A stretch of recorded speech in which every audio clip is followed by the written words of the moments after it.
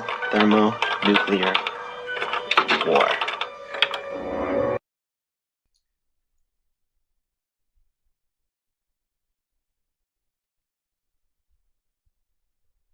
Hey there, HackerFrogs. Just waiting for my avatar to come on screen. And we're here to do HackerFrogs AfterSchool today. We're here to do HackerFrogs free hacking. We're hacking all the things. So it is Friday, so TGIF everybody. And let's talk a little bit about what we're going to be covering on today's stream. Thank you very much to Franz and AtVow and Supreme Overlord and Space Station Net and Sick in the Mind for coming in nice and early to do the pre-stream.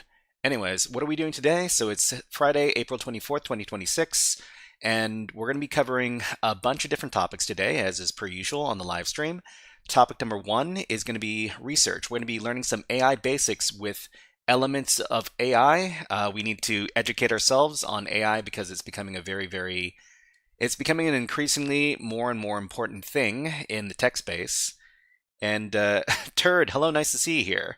I want to move to Canada. I mean, it might be possible. I'm not too sure about your particular circumstances, but hello and welcome to the stream, Turd.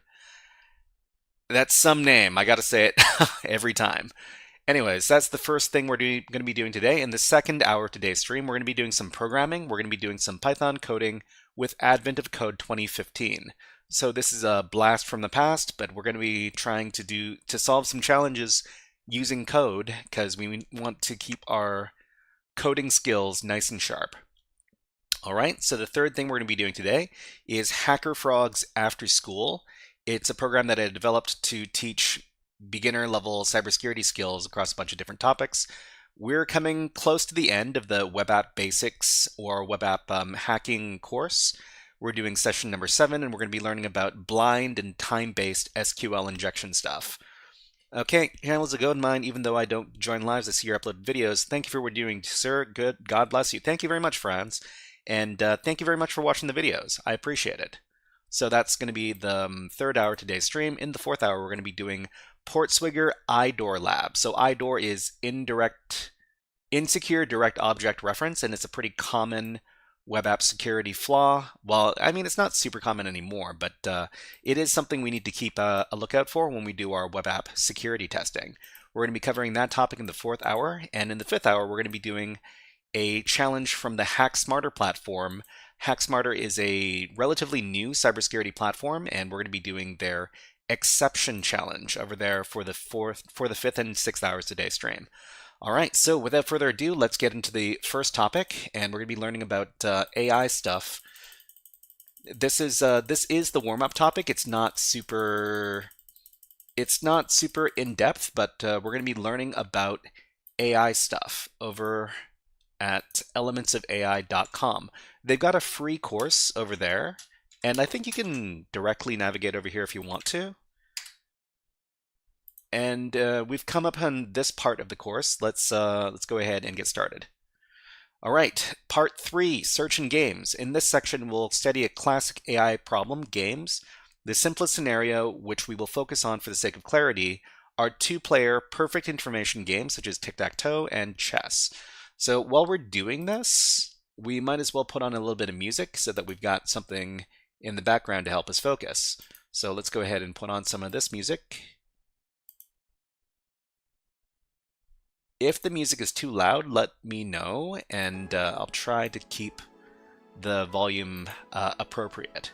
Anyways, so we're talking about tic-tac-toe.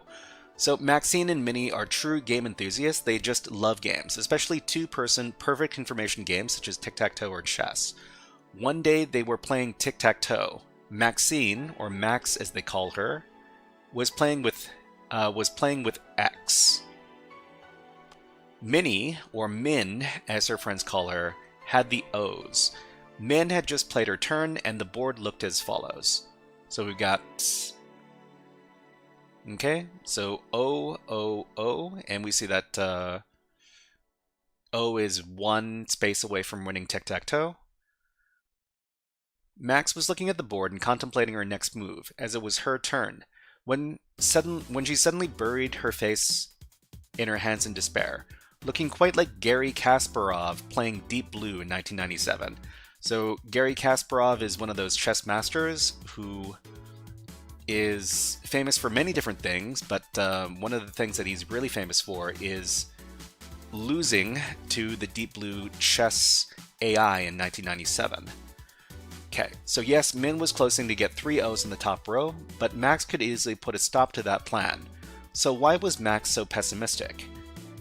Okay, so if X has to play, X would play here, and then O would play... Well, I mean, I'm pretty sure that the game has to end in a stalemate after that. So I guess that's why the person was being pessimistic. Game trees. To solve games using AI, we will introduce the concept of a game tree. The different states of the game are represented by nodes in the game tree, very similar to the above planning problems. The idea is just slightly different. In the game tree, the nodes are arranged in levels that correspond to each player's turns in the game so that the root node of the tree, usually depicted at the top of the diagram, is the beginning position in the game. In tic-tac-toe, this would be the empty grid with no X's or O's played yet. Under root, on the second level, there are all the possible states that could result from the player's first moves, be it X or O. We call these nodes the children of the root node. Each node on the second level would further have its children nodes, the states that can be reached from it by the opposing player's moves. This is continued level by level until reaching states where the game is over.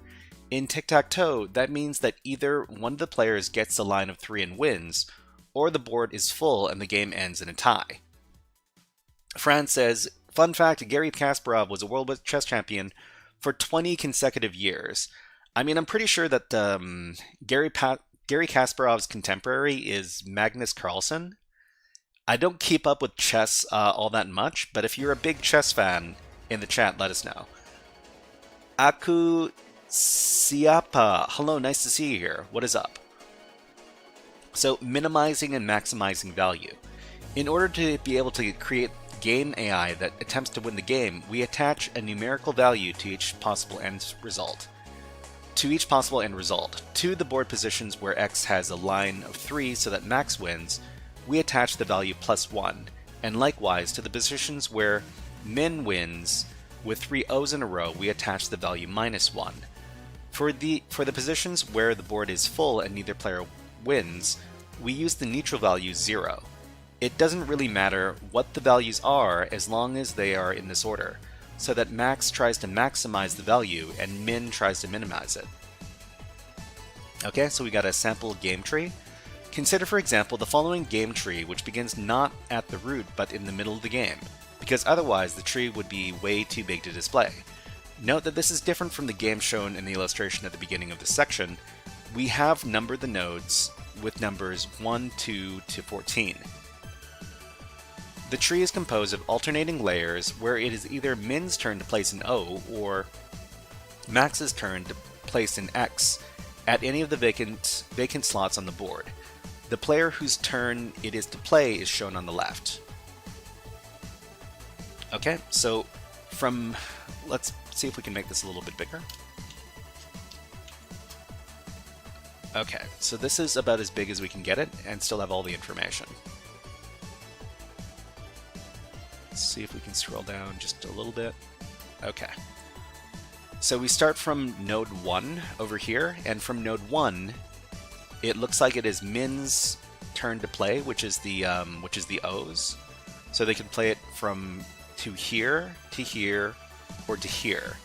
And then from this position, it would be Max's turn, or the X's turn to play, and that leads to either this, or these over here. So we can see that the game states are all mapped out. And let's make the text a little bit smaller. So the game continues at the board position shown in the root node, numbered as 1 at the top, with Min's turn to place O at any of the 3 vacant cells. Nodes 2 to 4 show that the board positions resulting from each of these 3 choices, respectively. In the next step, each node has 2 possible choices for Max to play X each. And so the tree branches again. When starting from the above starting position, the game always ends in a row of 3 in the nodes 7 and 9. The winner is Max, who plays with X, and in nodes 11 to 14, the winner is Min, who plays with the O. Note that since the players' turns alternate, the levels can be labeled as Min levels and Max levels, which indicates whose turn it is. Being strategic. Consider nodes 5 to 10 on the second level from the bottom. In the nodes 7 and 9, the game is over, and Max wins with 3 X's in a row. The value of these positions is +1. In the remaining nodes, 5, 6, 8, and 10, the game is also practically over since Min only needs to place her O in the remaining cell to win. In other words, we can know how the game will end at each node on the second level from the bottom. We can therefore decide that the value of nodes 5, 6, and 8, and 10 are also -1. So 5, 6, 8, and 10 are -1, 5, 6, 8, and 10. So let's locate these. So 5, 6, 8, and 10. So this is a -1 value because this directly leads to a game state where Min wins. And if Min wins, the value is going to be -1. So these all lead directly to a win by Min. Okay, here comes the interesting part. Let's consider the values of the nodes one level higher towards the root, nodes 2 to 4. Since we observe that both of the children of 2, that is nodes 5 and 6, lead to Min's victory, we can without hesitation attach the value -1 to node 2 as well.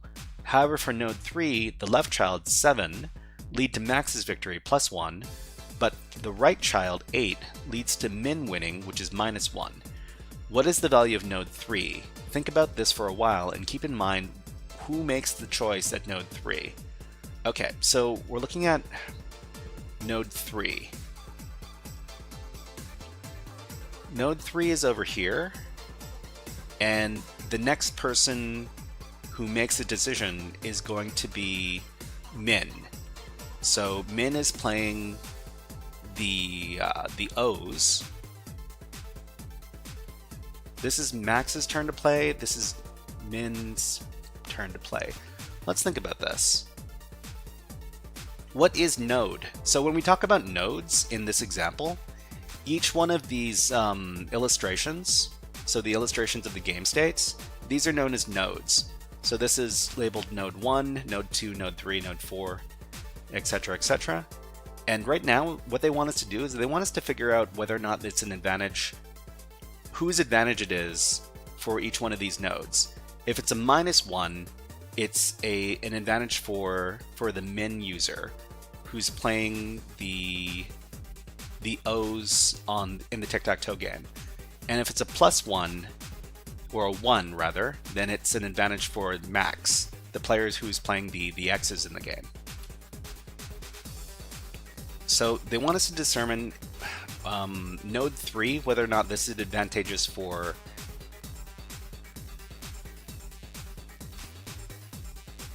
if this is advantageous for Max or Min. Is it so let me think. So this leads to a -1 victory only. So the other nodes, no.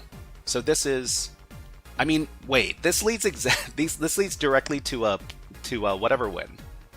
This leads directly to a Max win because of X. So this has to be a +1.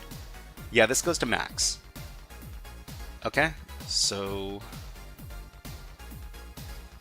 since it's Max's turn to play, she will of course choose the left child, node 7.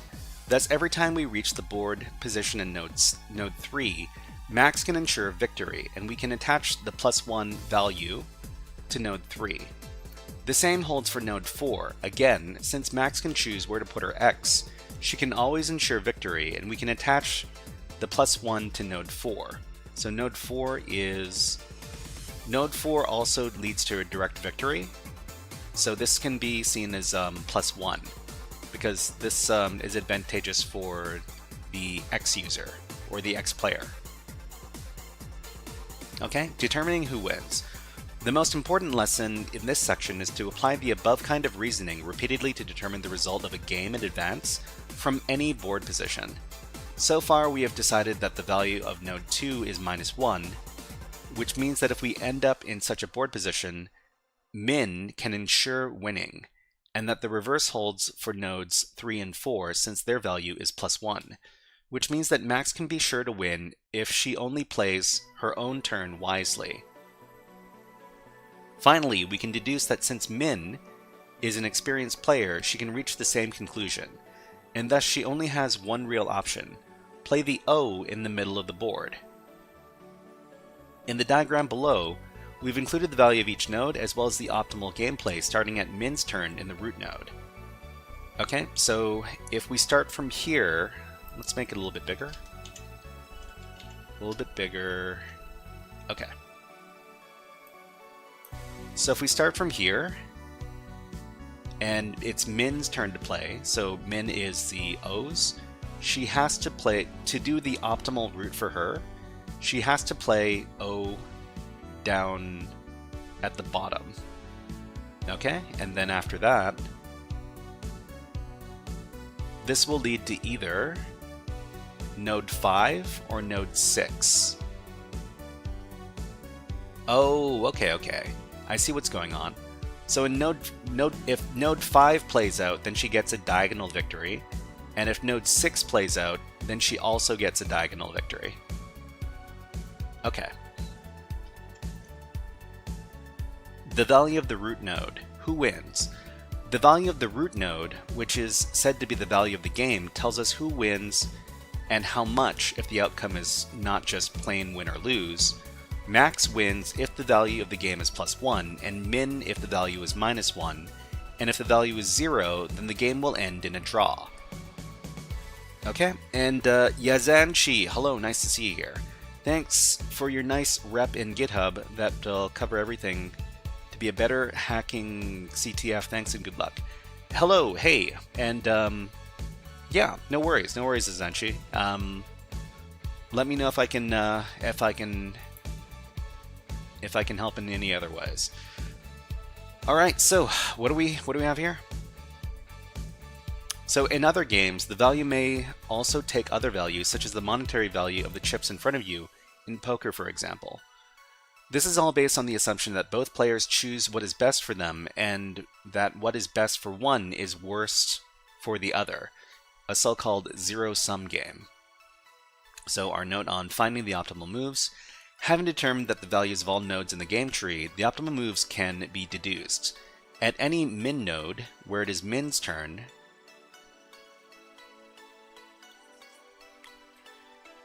the optimal choice is given by the child node whose value is minimal, and conversely, at any max node, where it is max's turn, the optimal choice is given by the child node whose value is maximal. Sometimes there are many equally good choices that are, well, equally good, and the outcome will be the same no matter which one of them is picked. Okay, so we're talking about the min-max algorithm. We can exploit the above concept of the value of the game to obtain an algorithm called the min-max algorithm. It guarantees optimal gameplay in, theoretically speaking, any deterministic two-player or two-person perfect information zero-sum game. Given a state of the game, the algorithm simply computes the value of the children of the given state and chooses the one that has the maximum value if it is max's turn, and one that has the minimum value if it is min's turn.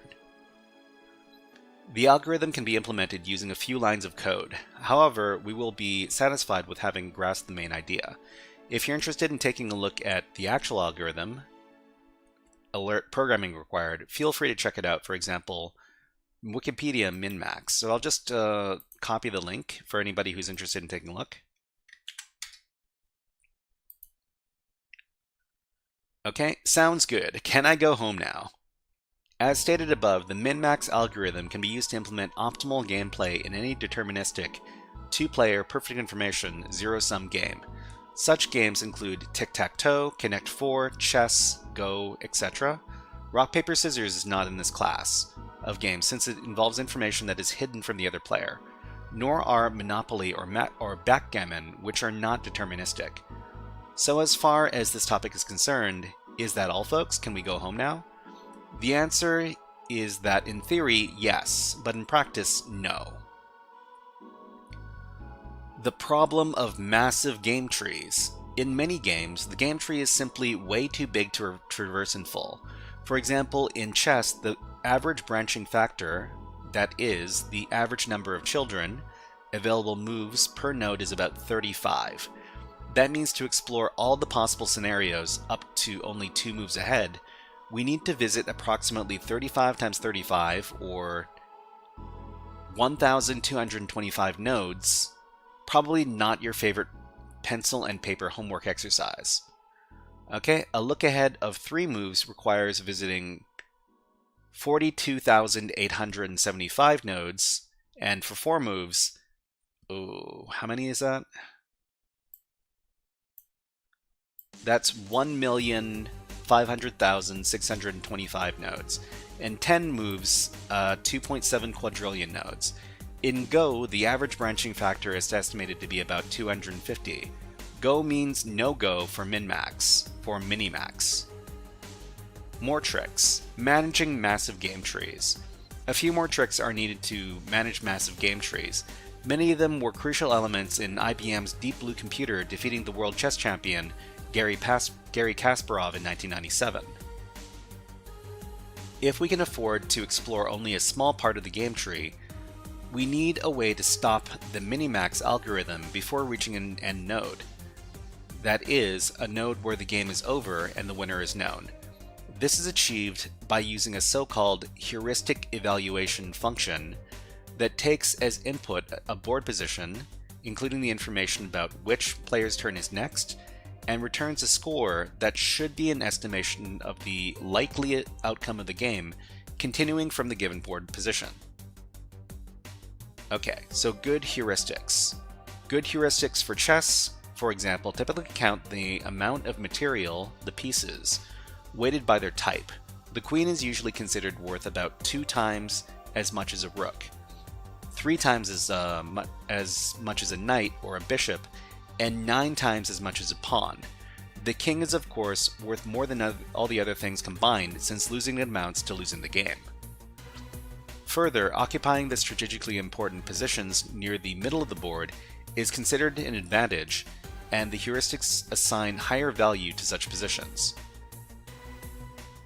The minimax algorithm presented above requires minimal changes to obtain a depth-limited version, where the heuristic is returned at all nodes at a given depth limit. The depth simply refers to the number of steps that the game tree is expanded before applying a heuristic evaluation function. Okay, so we got an exercise now. Exercise 7. Why so pessimistic, Max? So let's return to the tic-tac-toe game described at the beginning of this section.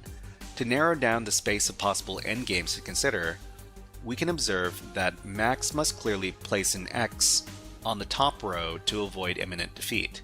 So X had to play here, because if they didn't, they would have ended the game immediately.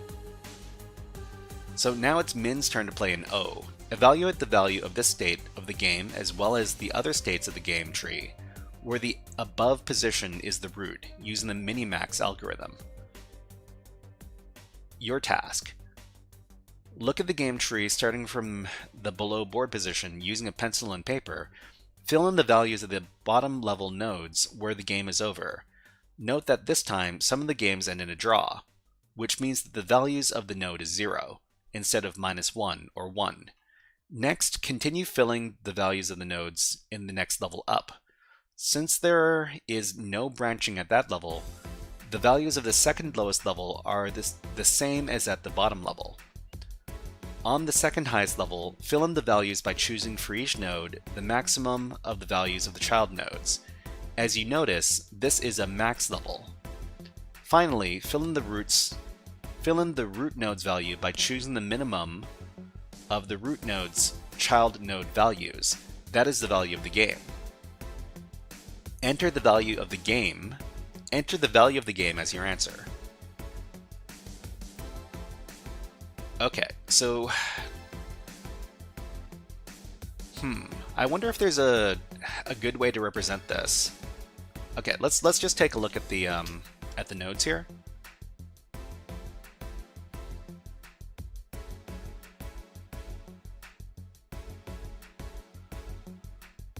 So we see here that O wins. O wins. So this O is min. So this is -1, -1, -1, -1. -1, -1, -1, -1. This is 0. This is 0. And there are no states. There are no states where max can win anymore. So these are the same values as the ones below it. So this is all. This is also -1. This is -1. This is -1, and this is 0, and this is 0. So from this position, from this root node position, this is a -1 position, because there's virtually no way for max to win from this position. So the answer is -1. Submit. Okay, that answer is correct. So the value is -1, the values at the second node. The second level are 0, 0, and -1. The values at the third level are -1, 0, -1, 0, -1, -1, which are the same as the values at the bottom level. As you can see, max has all the reason to be serious, since by playing the bottom right corner, min can guarantee a win.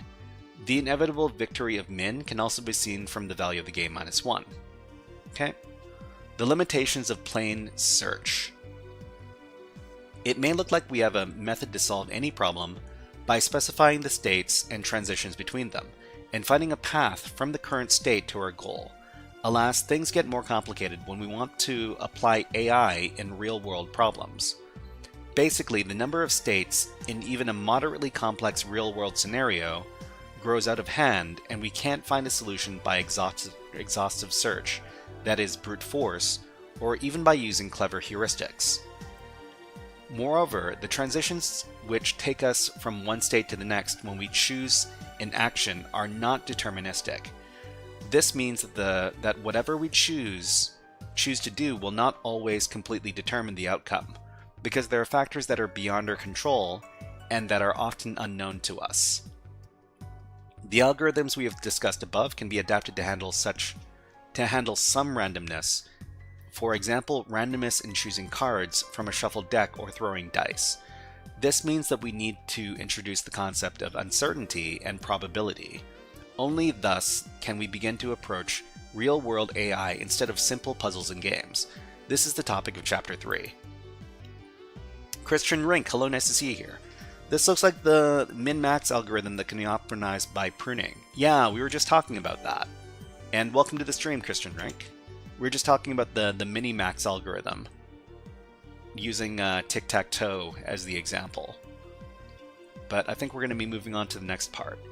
Okay, after completing Chapter 2, you should be able to formulate a real-world problem, such as a search problem, formulate a simple game as a game tree, and use the minimax principle to find optimal moves in the limited size game tree. Okay, and we'll start the next chapter, Real-World AI. Okay, so we spent like 25 minutes talking about these games, but maybe we'll have more AI-related stuff here. So real-world AI, so this is Chapter 3 of 6. In this course, if you want to take a look at what we're looking at, this is the link.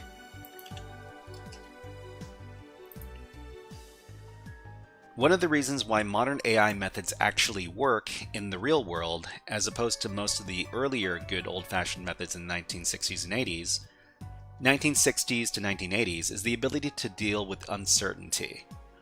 In Chapter 3, we'll go over the following sections. Click below to get started. We've got odds and probability, we've got the Bayes rule, and we've got the naive Bayes classification. I think I've heard of the word of the Bayes rule before, but we'll figure it out. Okay, so we'll start this first one, odds and probability. Let's make this a little bit smaller. Okay. So odds and probability. In the previous section, we discussed search and its application where there is perfect information, such as in games like chess. However, in the real world, things are rarely so clear-cut.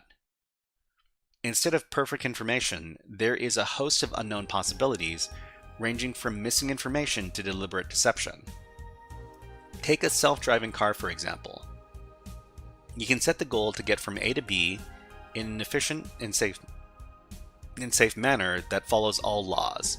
But what happens if the traffic gets worse than expected? Maybe because of an accident ahead. Sudden bad weather? Random events like a ball bouncing on the street or a piece of trash flying straight into the car's camera. A self-driving car needs to use a variety of sensors, including sonar-like ones and cameras, to detect where it is and what is around it. These sensors are never perfect, as the data from the sensors always include some errors and inaccuracies called noise. It is very common then that one sensor indicates that the road ahead turns left, but another sensor indicates the opposite direction. This needs to be resolved without all stopping the car in case of even a slight amount of noise. Probability. One of the reasons why modern AI methods actually work in real-world problems, as opposed to most of the earlier good old-fashioned methods in the 1960s to 1980s, is their ability to deal with uncertainty. Okay, so the history of dealing with uncertainty. The history of AI has seen various competing paradigms for handling uncertain and imprecise information. For example, you may have heard of fuzzy logic. Fuzzy logic was for a while a contender for the best approach to handle uncertain and imprecise information, and used in many customer applications such as washing machines, where the machine could detect the dirtiness, a matter of degrees, not only dirt or clean, and adjust the program accordingly. However, probability has turned out to be the best approach for reasoning under uncertainty, and almost all AI applications are based, at least some degree, on probabilities. SysOS, hey, it's nice to see you here. Christian Rink says, Dear God, Bayes' rule, ever heard of the Monty Hall problem? Yeah, the Monty Hall problem, I have heard of that. It's about revealing wrong answers and how that affects probability. And it's kind of like I think it's considered like a paradox. Like you would expect the probabilities to remain the same, but the probabilities actually change. Anyways, let's continue. Okay, probabilities, we got some cards. Why probability matters. We are perhaps most familiar with applications of probability in games. What are the chances of getting 3 of a kind in poker? About 1 in 47. What are the chances of winning the lottery? Very small, and so on.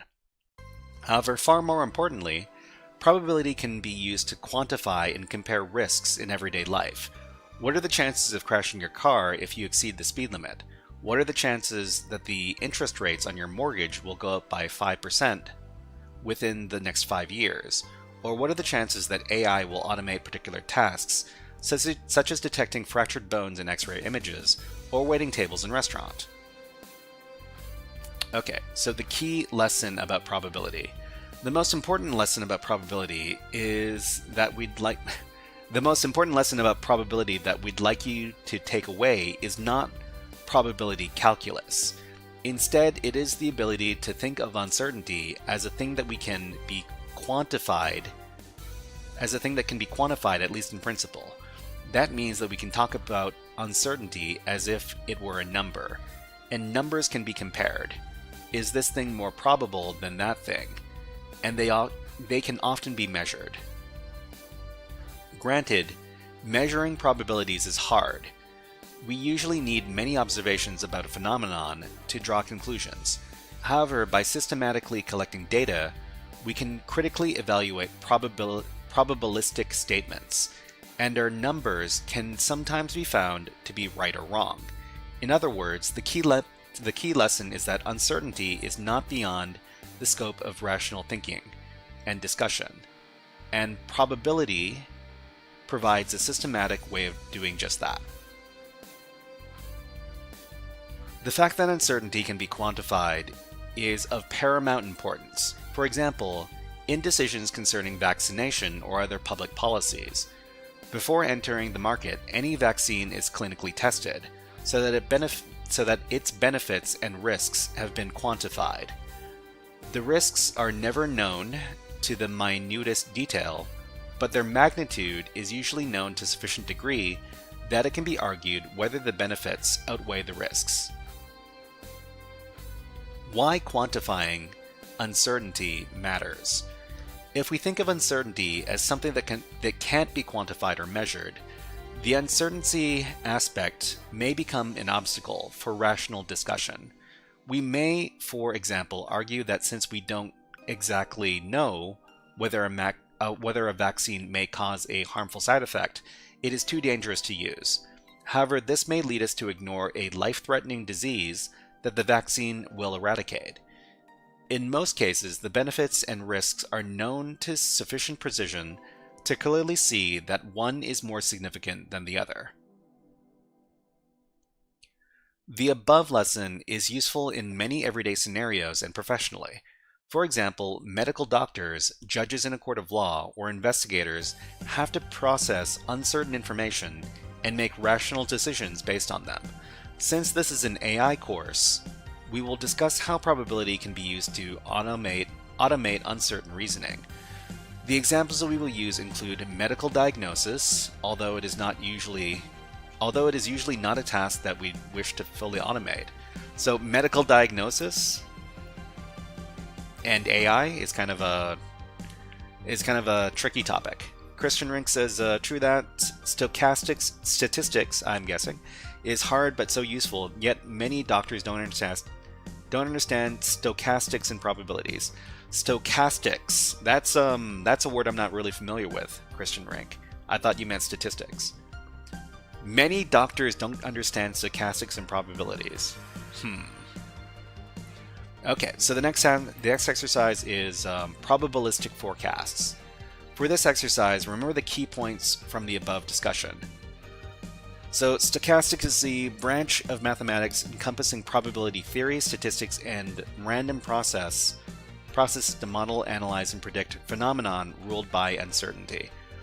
Stochastics means statistics and probabilities. Oh, okay. I mean, thank you very much for letting me know what that means so that I can try to understand if it comes up later in the course. Thank you. For this exercise, remember the key points from the above discussion.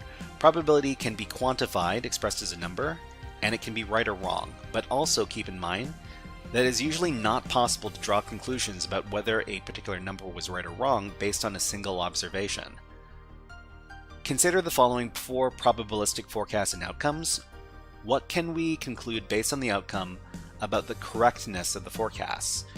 Can we conclude that the probability given by the forecast was indeed the correct probability, choose right? That the forecast was wrong, choose wrong? Or can we conclude neither way, choose cannot be concluded? Okay, so Space Station Net says it is the opposite of deterministic, representing phenomena where the outcomes are not fixed. Where the outcomes are not fixed? Oh, stochastic is the opposite of deterministic. Stochastic means the opposite of deterministic. Okay. Alright, so let's see. So the weather forecast says it's going to rain with a 90% probability tomorrow, but the day turns out to be all sun and no rain. So the probability given by the forecast was the correct one, choose right. The forecast was wrong, choose wrong, or we can't conclude either way.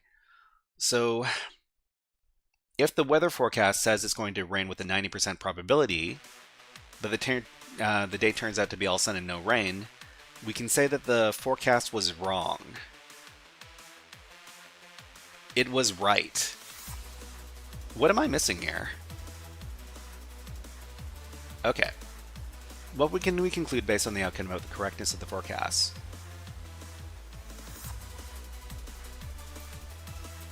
What can we conclude about the outcome of the forecasts? the correctness of the forecast. I mean, if the forecast says that it's going to rain with 90% probability, but it doesn't rain, that means the forecast was wrong.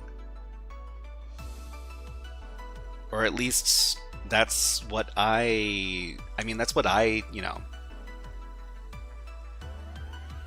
that's my, what is the word?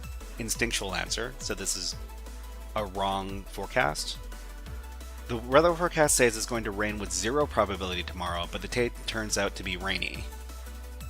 To rain, 0% probability, but the day turns out to be rainy.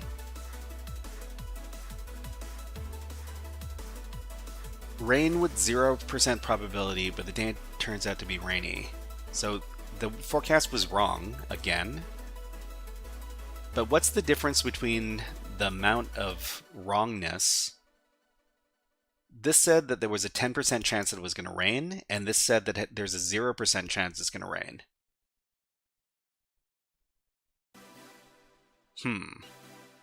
Okay, let's move on. Intuition is often wrong with stochastic.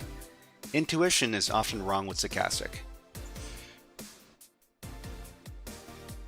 So the forecast says 90% probability. So there's only a 10% chance that it doesn't rain.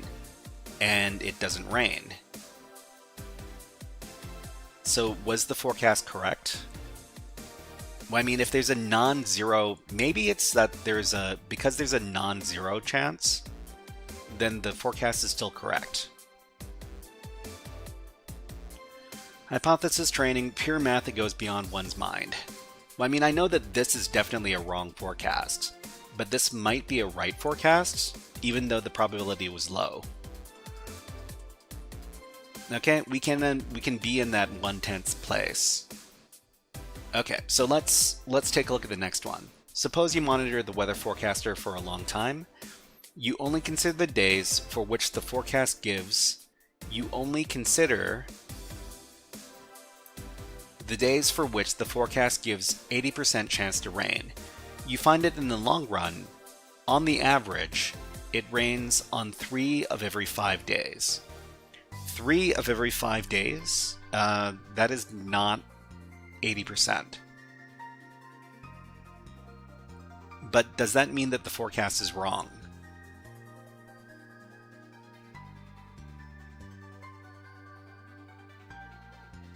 I mean, I guess in this case we can say that it cannot be concluded. Okay, and the last one. In the United States presidential election in 2016, a well-known political forecast blog, 538, gave Clinton a 71.4 chance of winning versus Trump's 28.6. However, contrary to the prediction, Donald Trump was elected the 45th president of the United States. So was this forecast right? Was it wrong, or can it not be concluded? It's not a way to cannot be concluded. That is not the way to derive a conclusion about the statistics. So there was a forecast. So the forecast was that Hillary Clinton would win over Donald Trump. But the actual result was not that Clinton won that election. So is this a right forecast? Is it a wrong forecast? That was for the previous question. Okay. Or can it not be concluded from this? I mean, samples of 1. We don't know the n, so the sample size, so it cannot be concluded. So I'm pretty sure. So this is kind of like this is in this scenario, like determining if Clinton's going to win versus Trump is going to win. It's kind of like a weather forecast. So we can say 71% sunny versus 28% rainy, but it turns out to be rain instead of sun. So does this mean that the forecast is incorrect? Or does it mean it is right? Or does it mean that it cannot be concluded? Mohammed, hello, nice to see you here. What is up? We don't know the n, or so the sample size, and cannot be concluded. So does that mean that all of these cannot be concluded except for the 0% probability, but the day turns out to be rainy?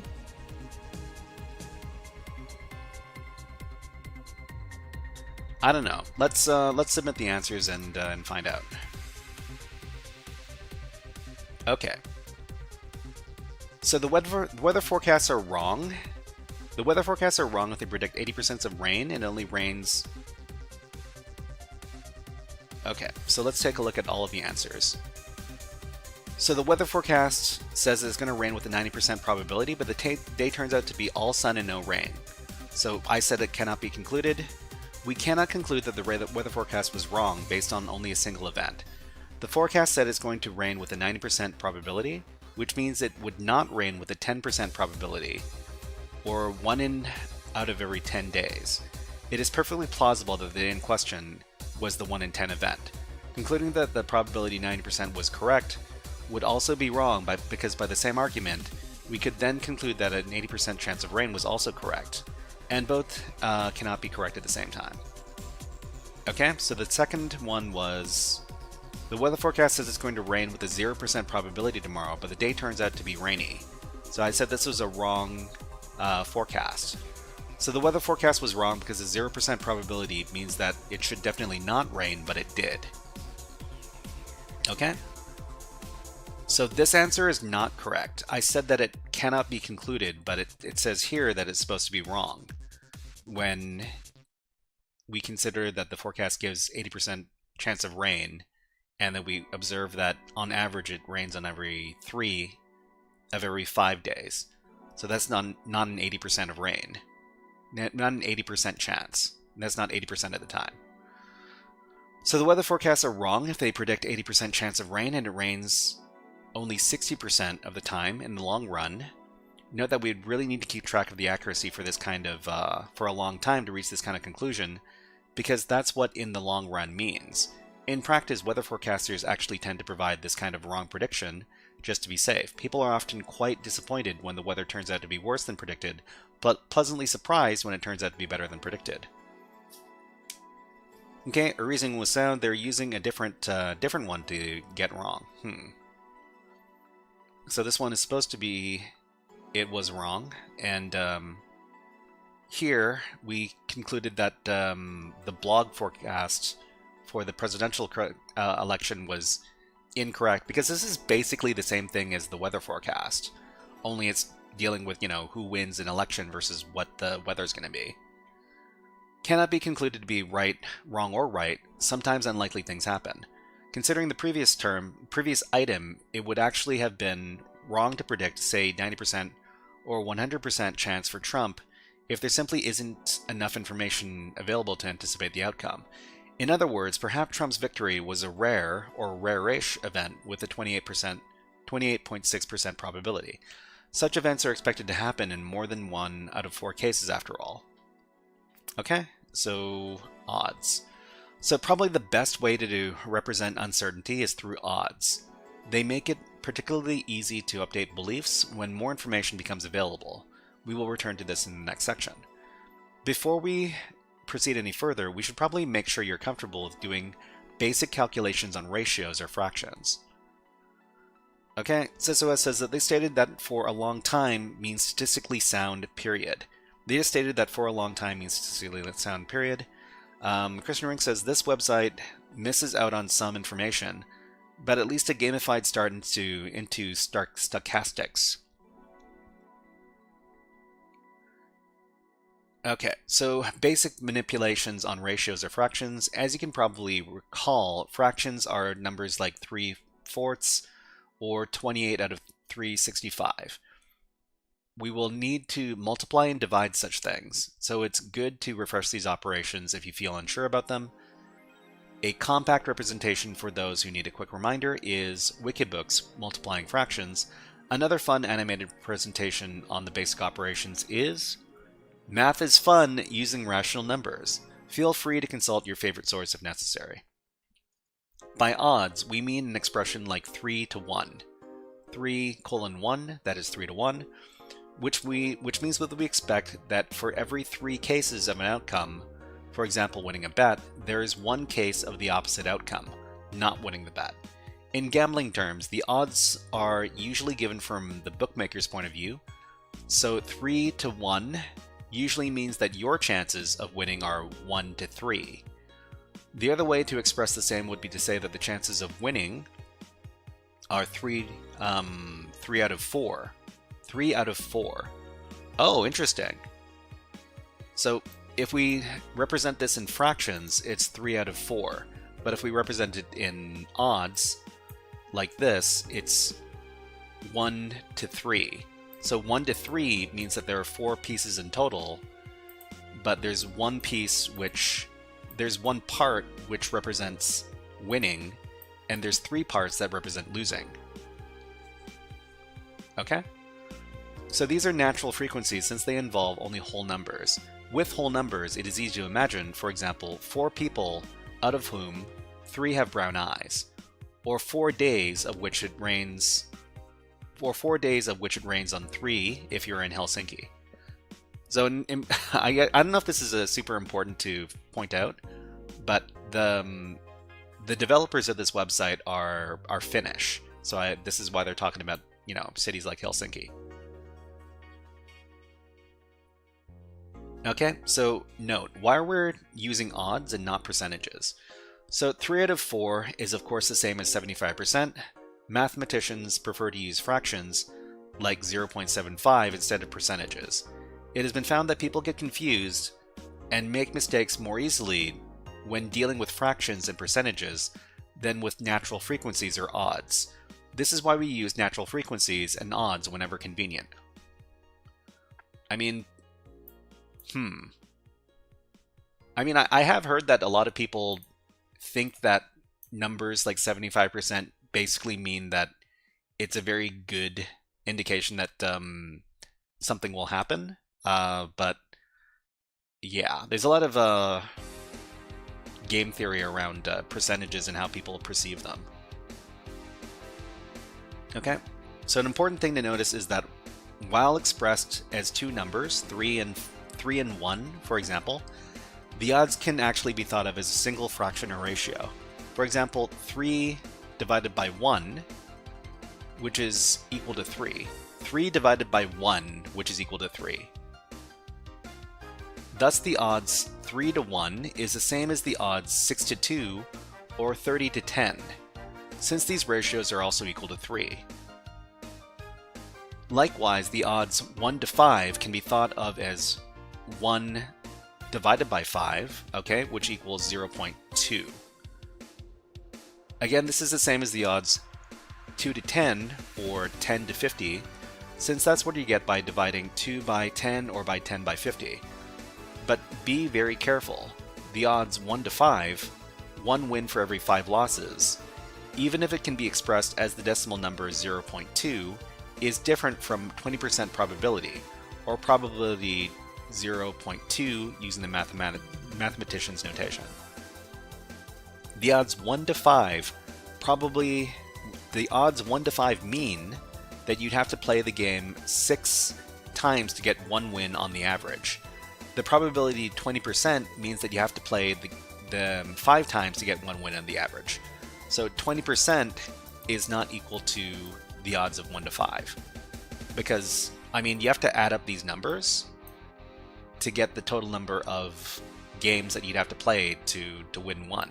So you'd have to play 6 in this case, 5 plus 1. So for the odds that are greater than 1, such as 5 to 1, it is easy to remember that we are not dealing with probabilities because no probability can be greater than 1, or greater than 100%.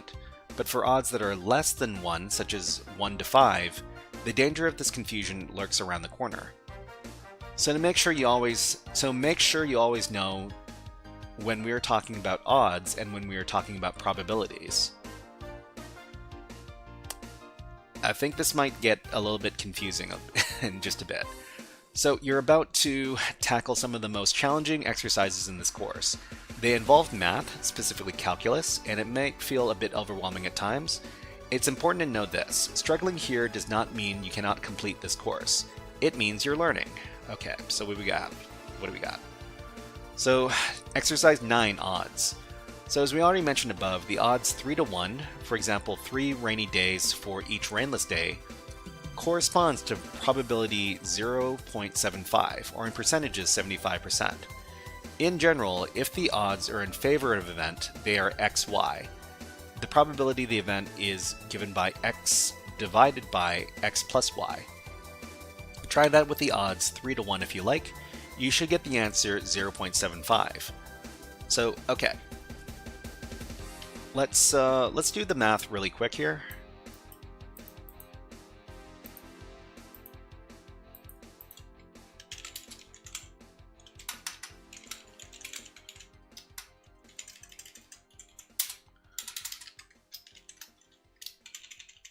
Okay, so x divided by x plus y. So we do that with the odds 3 to 1. So if our example is 3 to 1, it's going to be 3 divided by 4. So 3 divided by 4 is 0.75. So that kind of makes sense. So as we also pointed out, the odds 6 to 2 corresponds to exactly the same probability as the odds 3 to 1, because we let x equals 6 and y equals 2 and write them in the formula x divided by x plus y. And we get 6 divided by 6 plus 2, which comes out as 6 divided by 8 equals 3 divided by 4, which is 7.5. Okay, so let's, just for fun, we'll do this with these odds as well. So if we've got our odds 6 to 2, so it would be x, so 6 divided by 8. I mean, we could also express this as 3 divided by 4 if we divide these by 2, each of them. So it's 3 divided by 4, which is the same as this up here, which is 75%.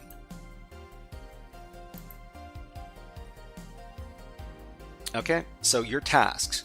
For the first 3 items, 1 to 3, convert from odds to probabilities expressed as natural frequencies. For example, 1 to 1 to 1/2, and give your answer as a fraction. For example, 2 out of 3. 1 out of 2, or 1/2, or 2 out of 3, or 2/3. For the last 3 items, 4 to 6, convert the odds into probabilities expressed as percentages. For example, 4.2%. Give your answer in percentages using a single decimal, for example, 12.2%. Hint, the calculations are to be calculated with the simple calculator, and the formula can be found above. Okay, so everybody, if you want to do this exercise along with us, and we got about 5 minutes left to do this one, and we've got ads running on Twitch, and when ads run on Twitch, we take a little break where we put on the birds. Let's go ahead and do that. How about this American Robin? Okay, we'll be back in about 60 seconds, but enjoy the music and enjoy the birds. I'm just going to take a little water break.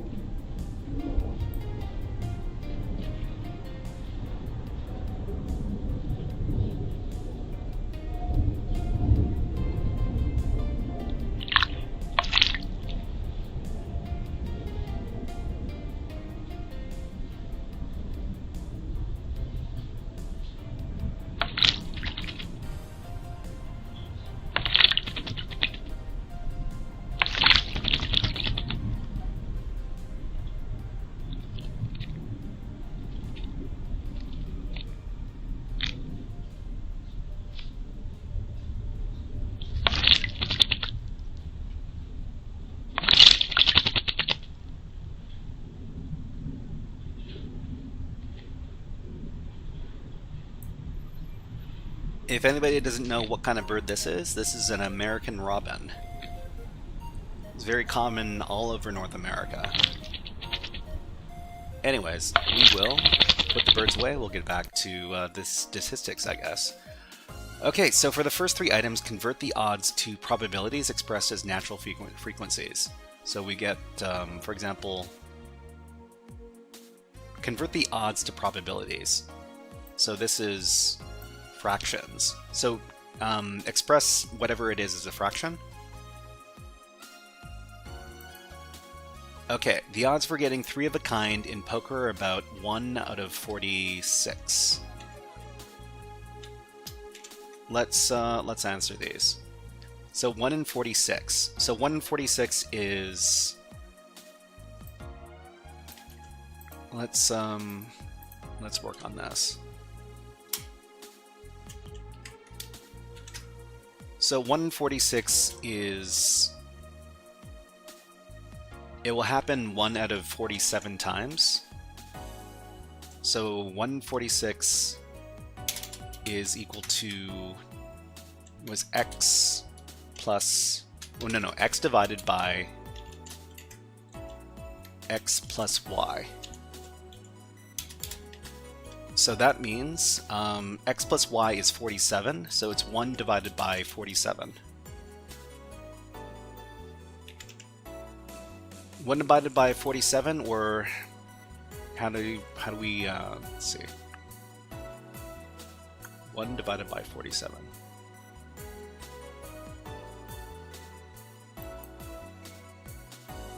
One divided by 47 is... Oh, I'm so bad at math. Hold on. Where's our calculator? You cannot simplify that. Oh, what? So, hold on. I need to read this thing again.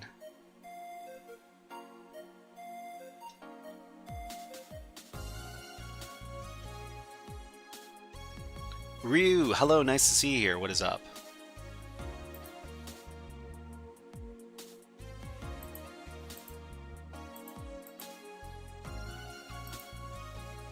Okay, so 1 divided by 47 is 0.21. So 0.21, we're supposed to convert these to... They want us to convert these to what?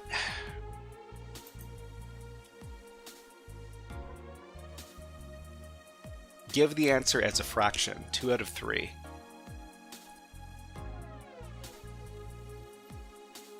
Oh, they want a fraction.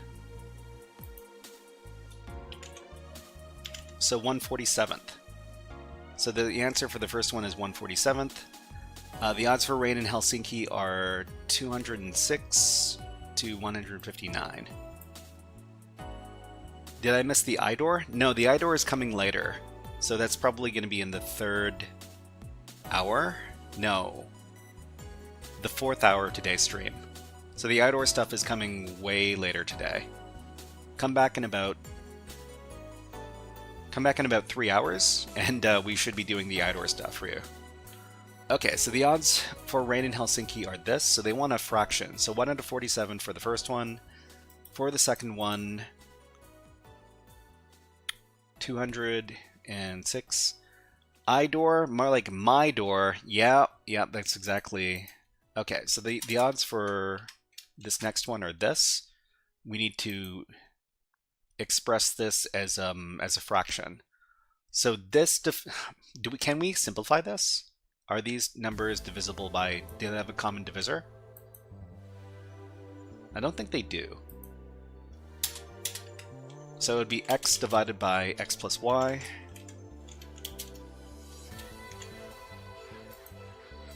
So x plus y in this case is like, this is like 206 divided by x plus y, which is 5,265.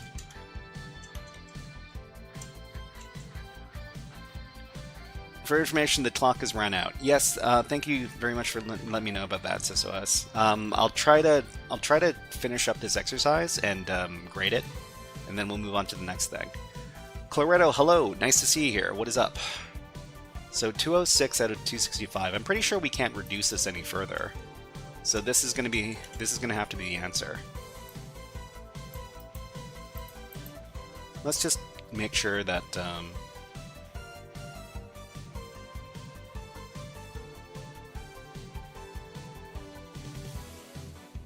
no, this answer is incorrect. So 159 plus 206 is 365. So 365. So 206 out of 365. Okay. Oh, that makes sense because that's the number of days in a year. Okay. I don't know why I don't get bored of your lives. So thank you very much, Inkanu. Thank you very much. So the odds for rain in San Diego are 23 out of 342. 23 to 342. Let's calculate these. So, I mean, it's the same thing each time. So it's x divided by x plus y. So it's going to be 23 out of... let's see. So it's 3, 5... 5 plus 7, 5, 7, 3. So it's 23 out of 375. We can't, I don't think we can reduce this any further. Okay, so this is the answer for the next one. So that's the first 3 questions, right?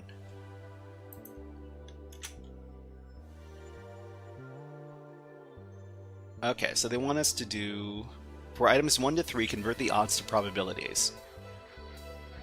Give your answer as a fraction, so we did that. For the last 3 item, convert the odds into probabilities expressed as percentages. So we want percentages for the last 3 questions. Okay, the odds of getting 3 of a kind in poker are about...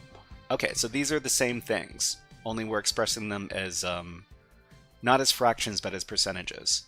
So 1 in 46, we calculated that to what? 0.02? How accurate do they want these decimals?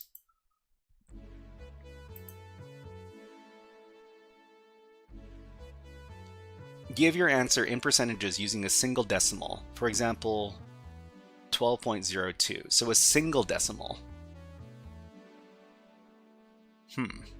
Probabilities, percentages. Oh, they want percentages. Okay, so for example, 4.2%. So in this example, this is 2.1%. Yeah, so this is 2.1%.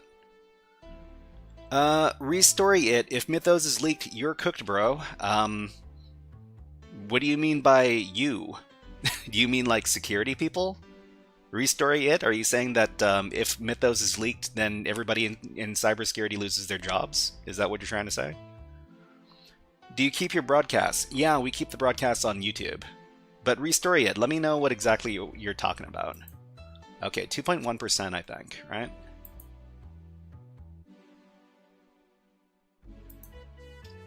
So 2.1, or do they want like a percent sign as well? Okay, the odds for rain in Helsinki are this number, and we calculated this is the number, so 206 out of 365. Let's calculate that.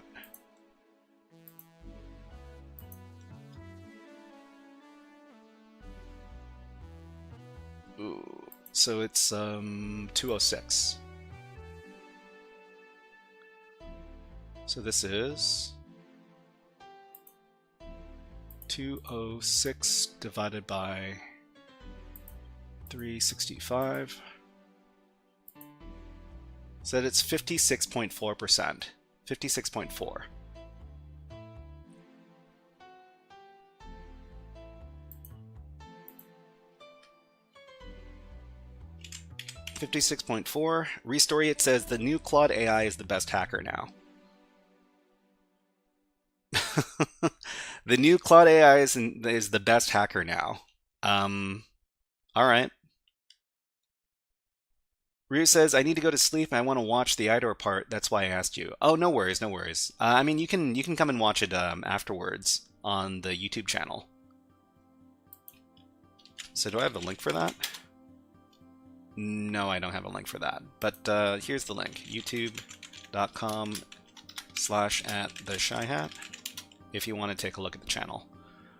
Okay, for the odds for rain, and the odds for rain in San Diego are 23 out of 342. Okay, so we calculated that is 23 out of 375. 23 divided by 375. So 23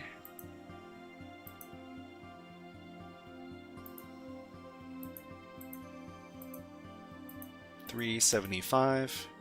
Let me just double check those numbers. 23 through 375.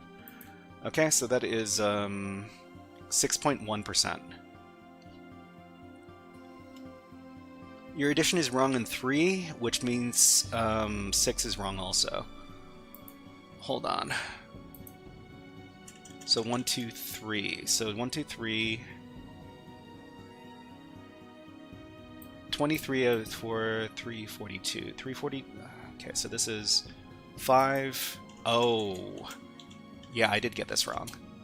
So if we add these two numbers together, it's 5 and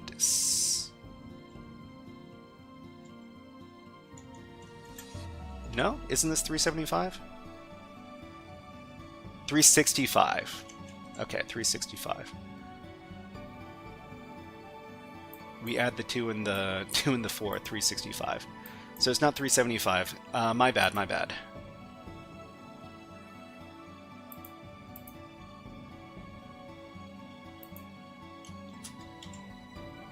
Okay, so it's 23 divided by 365.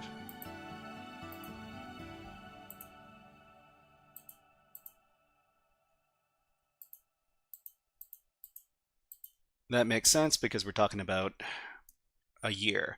So 6.3%.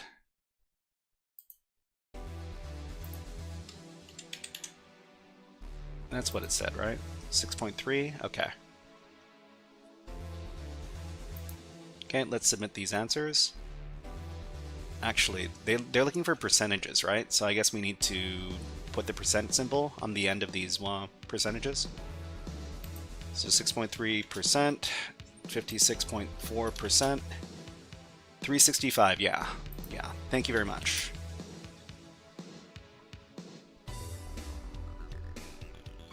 Okay, and we'll submit this. And did we get this stuff correct? Correct. 6 answers correct. But yeah, thank you very much, BS Repellent, for letting me know about my math error. Okay, so we're going to so the Bayes rule is going to be the next thing we're going to be learning about. We're not going to be learning that today because we've run out of time. But if you wanted to do this on your own, IDOR and web hacking, I'm scared. Well, I mean, it doesn't need to be scary if you learn about it. Okay, so we'll put 60 minutes on the clock for this next section. So we're going to be doing some coding. So the coding we're going to be doing is from Advent of Code. It's a Christmas event, but it doesn't need to be Christmas to do these challenges. So for each one of these challenges, we're going to try to write up a little Python script to solve the programming challenge. But before we go on, let me go ahead and set this up. So this is going to be a write-up I'm doing for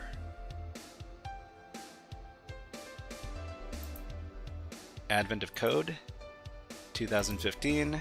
We're trying to keep track of all of our write-ups over here on our GitHub.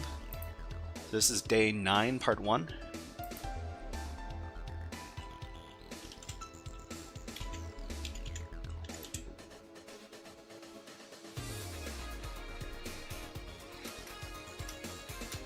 Day 9, part 1.md. Okay, so we're going to record a number of different things when we do our write-ups. We'll record the URL where we can find the challenge. We'll record the concept we need to understand to finish the challenge, the instructions for the challenge, and the method or the code to solve the challenge. So for this, it's going to be day 9 over here. The concept, we don't know what it is yet. The instructions, let's go ahead and read these instructions. Okay, so one thing we need to do is we need to change up our overlays when we switch sections. So this is topic number 2. Topic number 3 is on deck. So day 9, all in a single night. Every year, Santa manages to deliver all of his presents in a single night. This year, however, he has some new locations to visit. His elves have provided him the distances between every pair of locations. He can start and end at any 2 different locations he wants, but he must visit each location exactly once. What is the shortest distance he can travel to achieve this? Okay, so he can start and end at any 2 different locations. He must visit each location exactly once. What is the shortest distance he can travel to achieve this? For example, given the following distances. Okay, so London to Dublin, London to Belfast, and Dublin to Belfast. The possible routes are therefore, so visiting 3 different locations, London, Dublin, and Belfast. The possible routes are Dublin, London, Belfast, London, okay, so there's all this stuff. The shortest of these is going to be London to Dublin to Belfast, which is 605. So I'm guessing this is measured in kilometers. And so the answer is 605 in this example. What is the distance of the shortest route? So to begin, get your puzzle input. Dijkstra, is this Dijkstra? I mean, I don't know what Dijkstra is. I'm learning all this stuff new. Okay, so we've got our instructions. Let's copy the instructions and put them in our write-up. It doesn't matter what the distance is measured in, they're weights on a graph. Okay, so we got our instructions here. The concept we're doing in this challenge is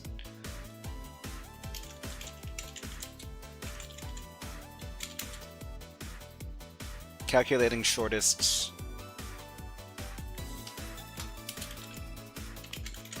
distances. Well, I'll probably update the concept as we go along. Okay, so what we have here is we've got we're gonna have a bunch of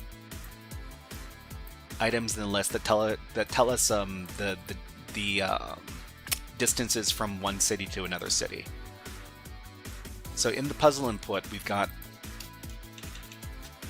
a bunch of different cities. So Tristram to Alpha Centauri, Alpha Centauri, Snowdon, Tambi, Faerun, Norath, and we need to do calculations where we visit each one of these cities exactly once. Okay, so Automod does not like me today. Oh, really? Sick in the Mind says have to implement Dijkstra in that Python farming game to solve the maze. Oh, okay.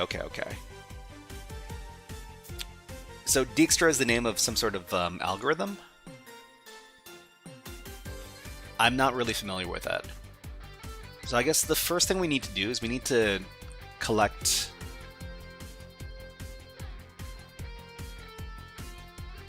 we need to process this information here.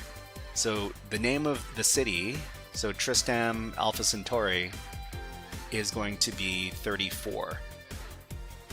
Tristram, so the first, I guess what we could do is we could parse these all as like list items. So first list item, second list item, and third list item. And the first list item represents the origin. The second list item represents the destination. And the third list item represents the distance. Some common algorithm for shortest path routing. Oh, okay. Alright, so let's get out of here. We've got the beginning of our script over here. It's pretty standard. What we do here is we take our input and then we turn it into list items. So the list items are all going to be called, the lines in the input are all going to be put into this format input list. And then it comes out to something that looks like this if we print them all out. So I guess what we need to do is we need to format this further so that we only have the names of the 2 cities as well as the number.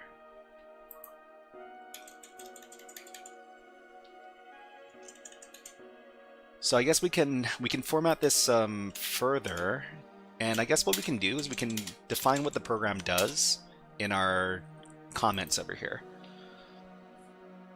Okay, it's the name of a famous Dutch mathematician, computer scientist. He had his shortest path algorithm before he had access to a computer, the initial one. It's based on, this is the base of TomTom. TomTom. I'm not familiar with that either. So in this program, need to calculate shortest distances between multiple cities. So I guess the first part of the program is just TomTom is a sat-nav brand. Oh, satellite navigation. Okay. So how do we implement this Dijkstra's algorithm?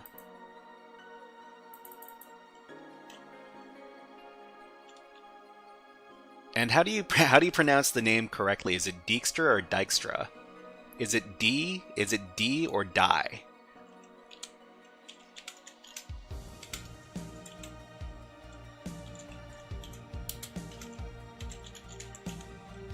Dijkstra. Okay.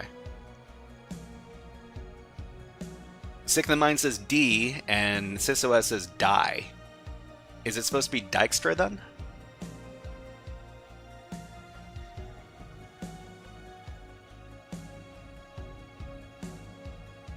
It's die. Is it die? Is it die? Am I saying it correctly if I pronounce it Dijkstra? Let me know.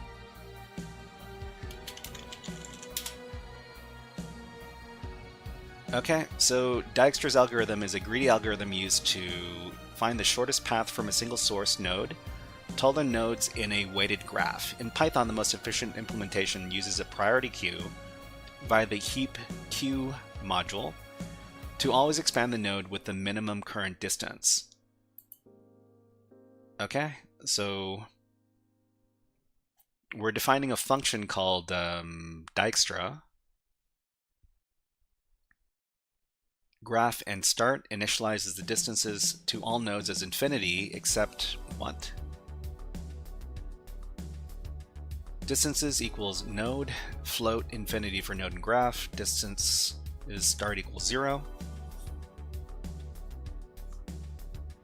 I've been saying it wrong. I mean, everybody's pronunciation for these foreign language names, it's gonna be, English is a tough language sometimes.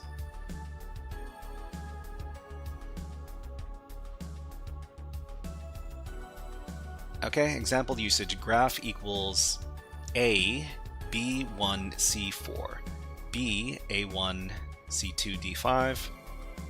So I mean, these should include the distances between all of the different nodes, right? So A should include B, C, and D, but in this first one, D is omitted.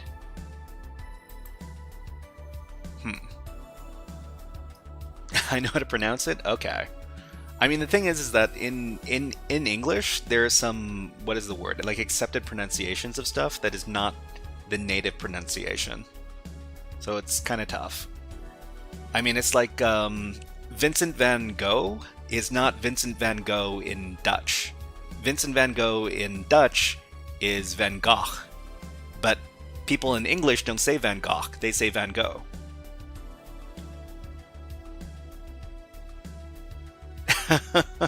Not even close.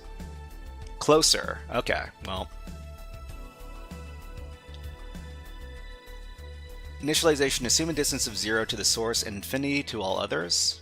Distance of 0 to the source. Relaxation. For each neighbor in the current node, calculate the distance from the source through the current node. If this is smaller than the previous known distance, update it. Greedy choice. Always process the node with the smallest tentative distance first.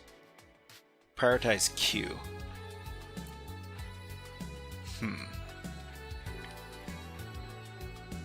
Cypher says, in my country, I've never heard go, only goff.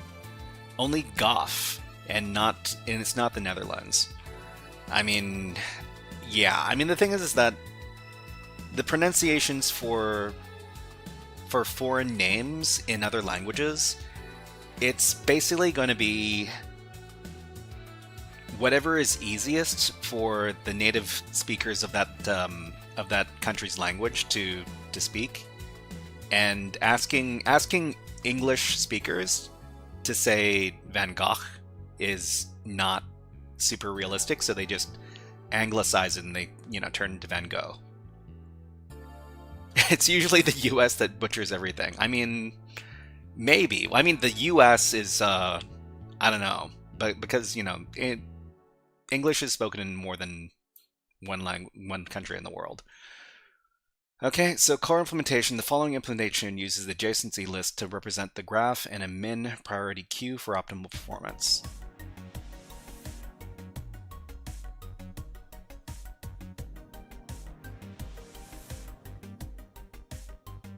Okay, Dijkstra's shortest path algorithm in Python. Let's do a little bit of reading over here.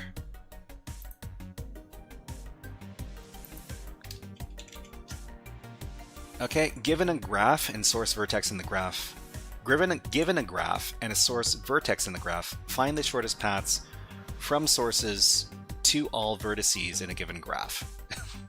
That's a lot of instances of the word graph. Dijkstra's algorithm is a popular algorithm for solving many single source shortest path problems, having non-negative edge weight in the graphs. Thank you very much.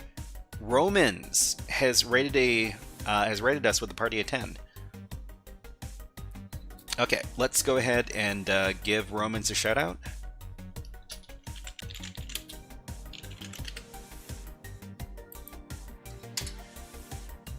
Welcome in, writers. My name's The Shy Hat. I do cybersecurity content on Twitch and on YouTube. We're currently learning about Dijkstra's algorithm, which is all about calculating shortest paths.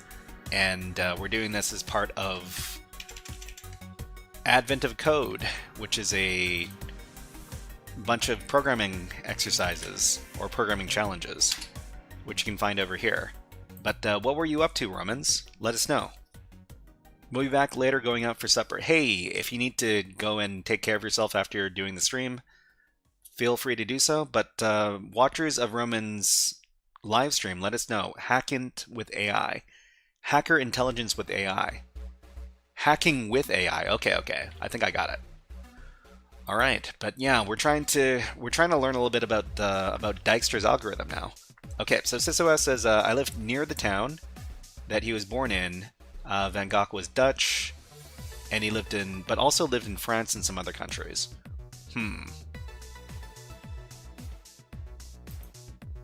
Okay, so Dijkstra's shortest path algorithm in Python. Dijkstra's algorithm is a popular algorithm for solving many single source shortest path problems having non-negative edge weight in the graphs. That is, it is to find the shortest distance between two vertices on a graph. It was conceived by Dutch computer scientist Edgar W. Dijkstra in 1956. Used in OSPF, Network Engineering Represent. Oh, is it? And what does OSPF stand for? Let me know. Azokin, thank you. But yeah, Romans, if you need to go and get supper, go ahead and get that supper. You must be in Europe? You must be in Europe if that's the case. Edsger. Edsger? CST. Iowa. Okay. Supper. Oh, okay. I see. You're in Central Standard Time in North America. No worries.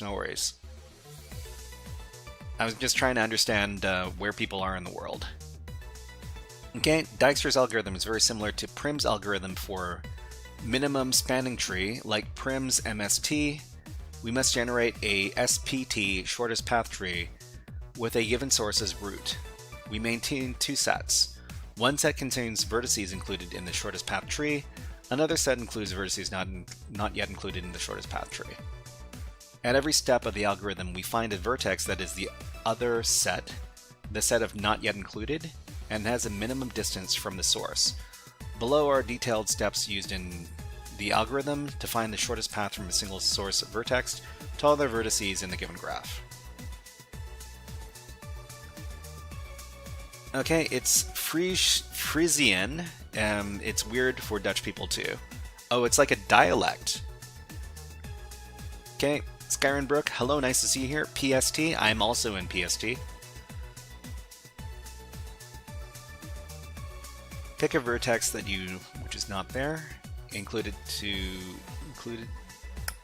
U to SPT set. Update distance of all adjacent vertices of U to update the distance values. Iterate through all adjacent vertices. For each adjacent vertex V, if the sum of the distance value of U from source and weight of edge UV is less than the distance U minus V is less than the distance value of V, then update the distance value of V. Let's not dive into the whole Frisian language debate. To be short, it's not a dialect. It's not, well, I mean, what is a dialect and what's not a dialect becomes kind of fuzzy sometimes. But let's play some new music.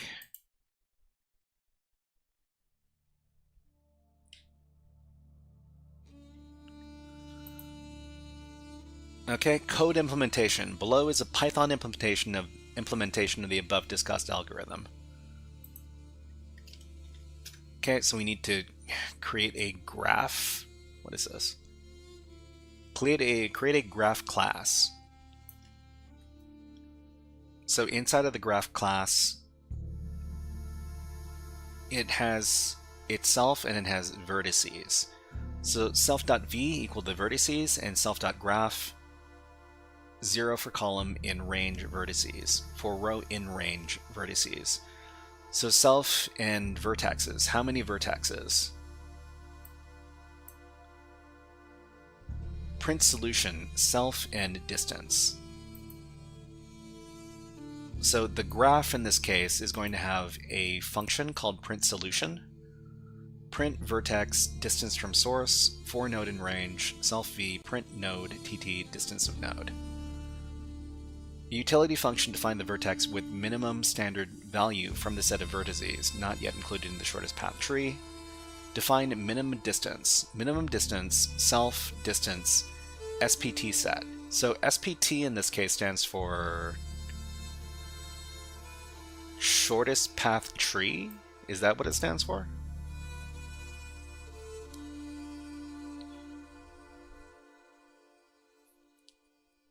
Okay, it's the mother of shortest path algorithms.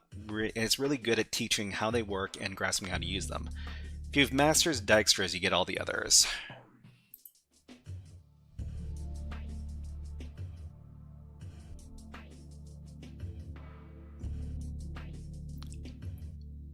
Okay, so let me just play around with this code a bit. So I'll just copy this.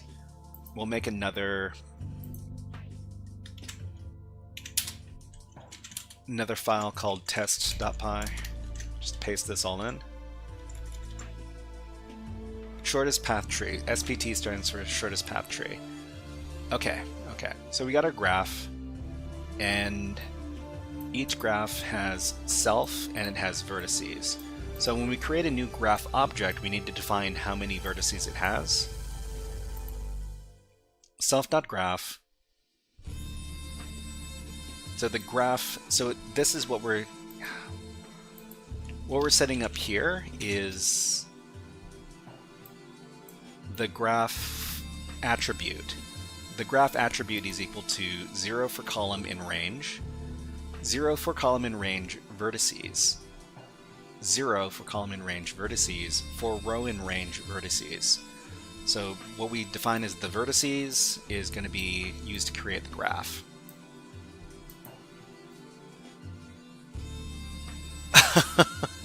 For people who want to know how the name is pronounced. Okay, so print solution. So print solution is a function that the graph class has. Or I guess this would be considered like a method. self and distance. Self and distance. So print vertex distance from source. For node in range, self.v, self.v, which means vertices, print node, tt tabs, and then distance node. Utility function to find the vertex with the minimum distance value from a set of vertices not yet included in the shortest path tree. So min distance. Min distance is another function. We got self, distance, and spt set. So spt set, initialize minimum distance for the next node. Minimum equals 1e7. 1 to the power of 7? I'm not good with scientific notation. So it's 1 exponent 7. Okay, have you seen the animation on the Wikipedia article of the Dijkstra's algorithm? It can be illuminating how it works. I mean, yeah, let me take a look. Where is that? Let me take a look at the Wikipedia article.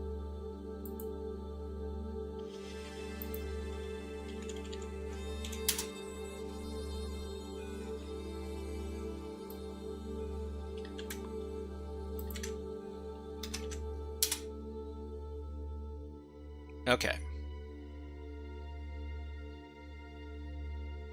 Ah, okay. So this actually shows you how to pronounce the person's name. So this is Dijkstra's algorithm. Okay. On the side, the animation. So we've got, well, let's make this bigger. Can we put this in its own tab? So the animation looks like this.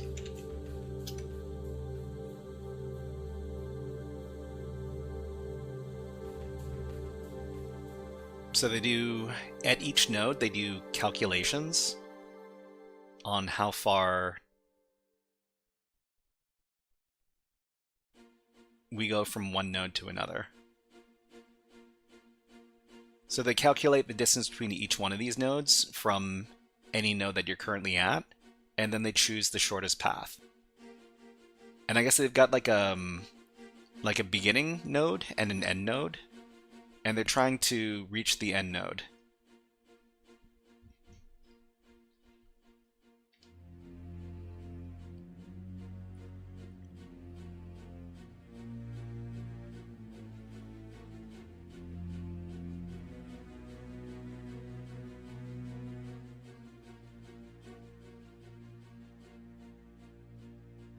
So we starting from, so this turns out to be 7, this is 9, this is 14. So we choose 7, then we calculate this is 9, and this is 22, so we choose this node.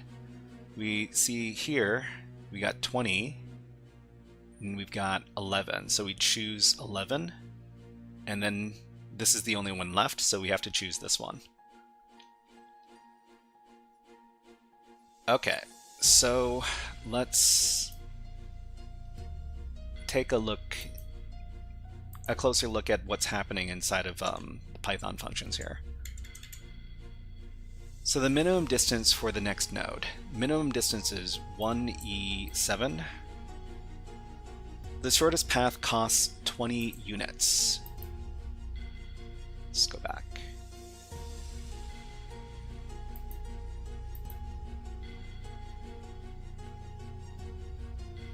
So this is 0 units, this is 7.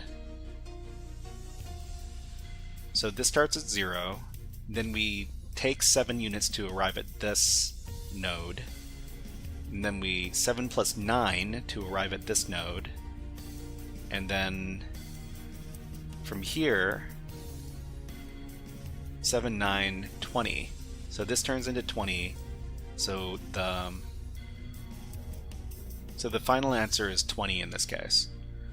We exhaustively look at it by looking at the cheapest option at each moment. So the shortest path costs 20 units.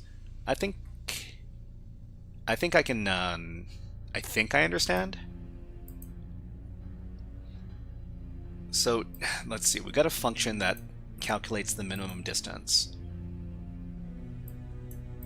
Minimum distance, you got minimum defined up here. So for v in range, self.v, for v in range, self.v. So for v in range, self.v is going to be the vertices. If the distance of v is less than min, and what was that word again? Something something tree, something something tree set, false. Minimum equals distance.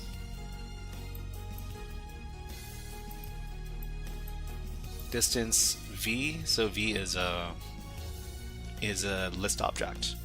Shortest path algorithm. Brouhaha! Hello, nice to see you here. What is up? Minimum distance. Min equals distance of v, and minimum index is equal to v. Return minimum index. Function that implements Dijkstra's single source shortest path algorithm. So shortest path algorithm. Shortest path algorithm, and we've got shortest path tree. Represented using adjacency matrix representation. So Dijkstra function, self in source. Distance equals 1 exponent 7 times self.v, which is the number of vertices. Oh, it's like OSPF Cisco routing packet tracer nightmares. I mean, I guess this kind of has similarities between trying to figure out the distance, the shortest distance between nodes in a network as well, right? For C out, is this C out, or is this supposed to be count? For C out in range, self.v, pick the minimum distance vertex from the set of vertices not yet processed. U is also equal to src in the first iteration. OPSF uses Dijkstra, so yeah. U equals self.min distance and shortest path tree set. Put the minimum distance vertex in the shortest path tree. Update the distance value of the adjacent vertices of the picked vertex only if the current distance is greater than the new distance and the vertex is not in the shortest path tree. So we do a little for loop. So for v in range, self.v, if self.graph uv is greater than 0 and spt set v is equal to false and distance v greater than distance u plus self-graph uv. It seems like a lot of math. Okay, so Brouhaha says I actually did these in my discrete structures class. It's got super complex, super fast. Sorting too. I mean, I'm not too sure if I'm going to be able to understand all of the math that's going on under the hood here. So we got driver program. So we've got like a sample here, right? So G equals the graph object with 9 vertices. So 9 vertices. 2, 3, 4, 5, 6, 7, 8, 9. Okay, and then so what do these vertices represent here? So the distance from, what do these numbers represent? G Dijkstra. So Dijkstra is the Dijkstra algorithm starting from the 0th index, right? I'm assuming that's what it means. So if you start from index 0, what is the shortest path to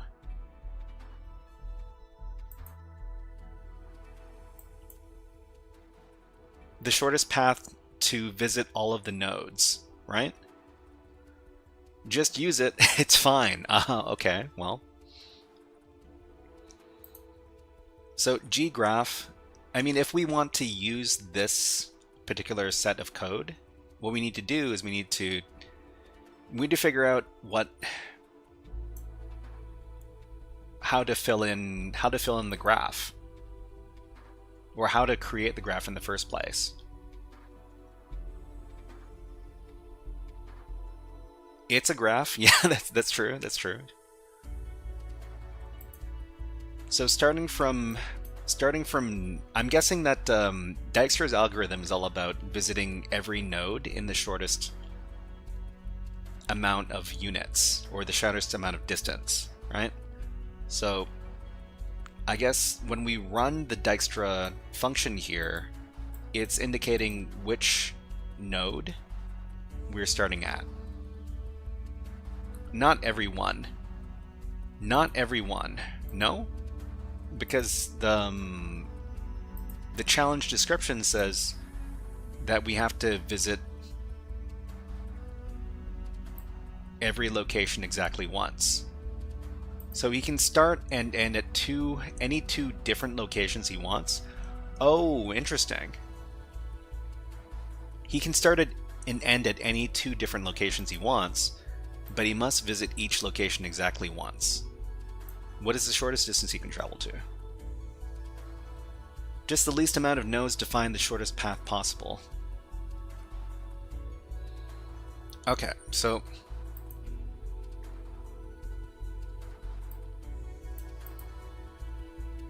for example, given the following distances, so if we only have 3 locations, so I'm guessing that's going to be 3 locations on the graph, right? So, I mean, if we think about it, like a graph up here, we've got 3 locations. We got London, Dublin, and Belfast. Let's make it a little bit bigger. So London, we'll call this L. We've got Belfast. We're going to call this B. And we've got, what's the third location? The third location is Dublin. And we're going to call this D. So if we put this on a graph, we've got London, we've got Belfast, and we got Dublin, and then we've got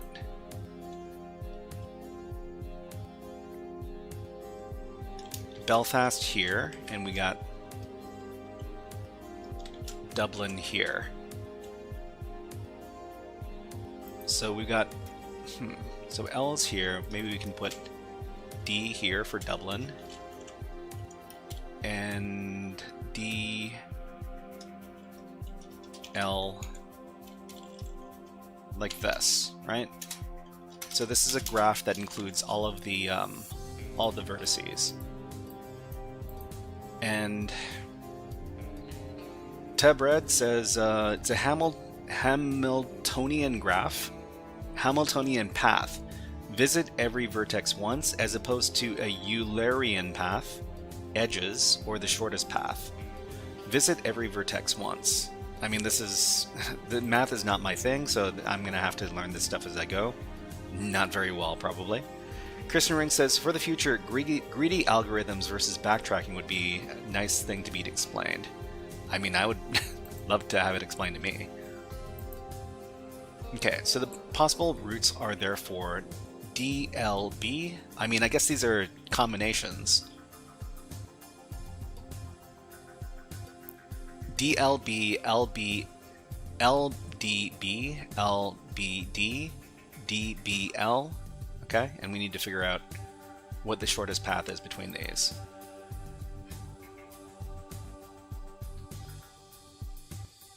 So the shortest of these is going to be the London, Dublin, Belfast route, which is 605.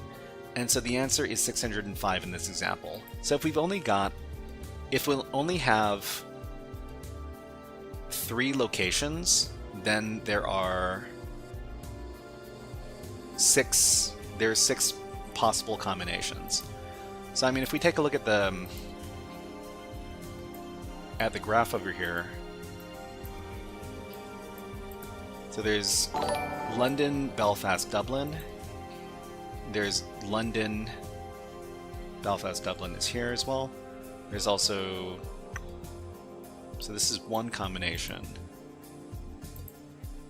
How do you, if we've got 3 separate locations and we need to put them in some sort of order, what is the mathematical method for figuring out what the number of combinations is?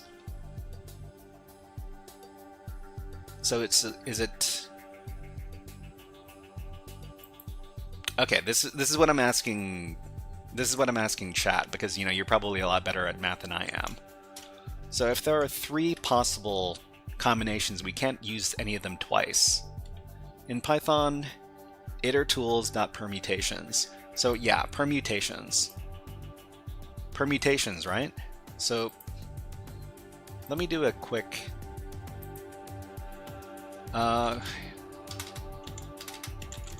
using math, how do we calculate permutations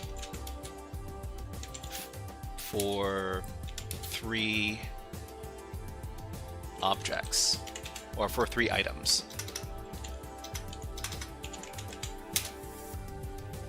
Combinations versus permutations.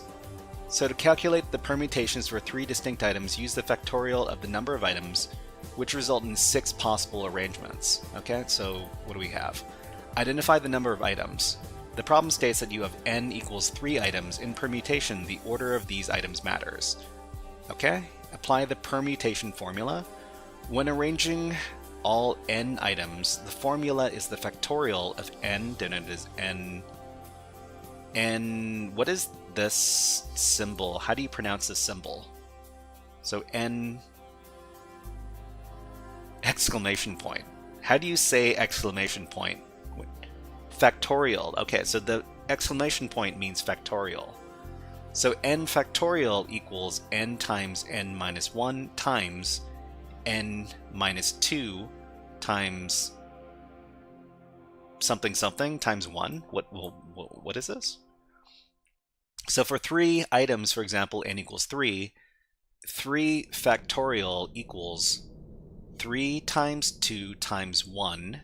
So this is n times n minus 1, which is 2, okay, times n minus 2, until n equals 1. Until, okay. So n minus 1, n minus 2, and then if we had like 4, it would be... Okay, let me... factorials get big fast. I mean, it's all about, it's kind of like exponentiation, kind of, right? So let's think about this. So, I mean, I'm less interested in solving the problem more than I am, like, learning about some new stuff, right? So factorials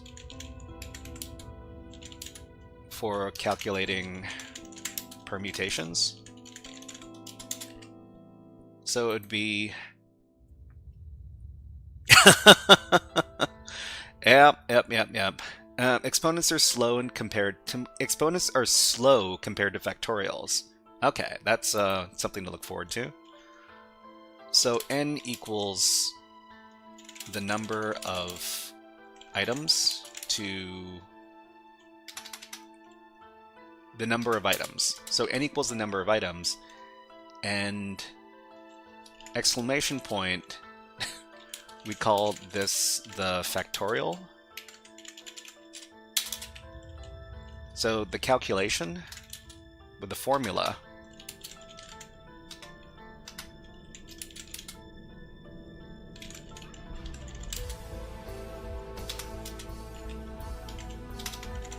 the number of permutations is, so n exclamation point, n factorial equals n times n minus 1 times n minus 2 until until, what was it? N minus x equals 1. Or something like this. Those are some really big numbers, SysOS Master. So I mean, let's try calculating a couple of these, right? So we'll do 3. So if n equals 3, then n factorial equals 3 times n minus 1, 2 times 1. So 3 times 2 times 1. So 3 times 2 times 1 equals 6. So this is the number of permutations. Those are each one step more. Okay, now if I recall, a combination has no preference on ordering. A combination has no preference on ordering because a combination can have like the same object twice, but a permutation cannot have the same object twice. I think that's the what is it called? The definition. So if n equals 4, then n factorial equals 4 times 3 times 2 times 1. And 4 times 3 is 12. 12 times 2 is 24. So the permutations, if there are 4 objects, is 24 objects. And we'll do it for 5, just to finish it off. So if n equals 5, then n factorial equals 5 times 4 times 3 times 2 times 1. So this is 20. 5 times 4 is 20. 20 times 3 is 60. 60 times 2 is 120. So if you have 5 objects and you can put them into every possible combination of 5 objects, then you get 120 permutations. 5 times 24. 5 times 24? Hold on. Let me redo my math. 5 times 4 is 20. 20 times 3 is 60. And 60 times 2 is 120. 5 times 24. 5 times 24? I mean, we could also do it like this, right? So it's 2 times 3, which is 6. And 6 times 4, which is 24. I mean, we get the same answer, don't we?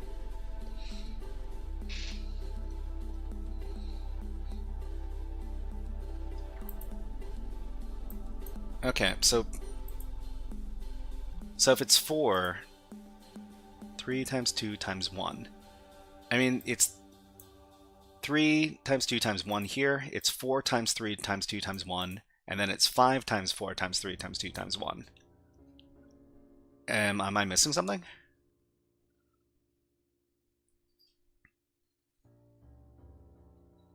Okay, so, but you already did 4.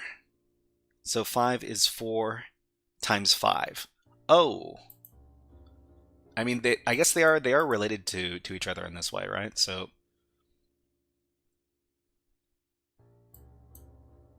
So we've got if n is 3, and we know if the factorial of 3 is 6. So 6 times 4 is 24. So 6 times 4 is 24. And then if we want to do it for 5, it's 5 times 24. So 5 times 24 is 120. And then the factorial for this 120, it would be 120 times 6.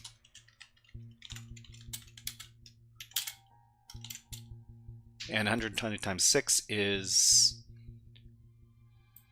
this is 12 times 6, 12 times 5. 12 times 5 is 60. 60 plus 12. 60 plus 12 is 72, so it's 720. So we go from 120 permutations to 720 permutations. Hex Psycho has just rated the channel with 5 viewers. Welcome in, Raiders. And welcome in, Hex Psycho. 120 plus 600. 120 plus 600. Yeah. I think... Let's give a shout out to Hex Psycho. Welcome in, Raiders. My name is the Shy Hat. I do cybersecurity on... Shout out... on YouTube and on Twitch. What were you all getting up to, Hex Psycho? Were you doing more Hack the Box stuff? Or are you doing something else? We're talking about math. Because we're trying to understand... we're trying to understand Dijkstra's algorithm.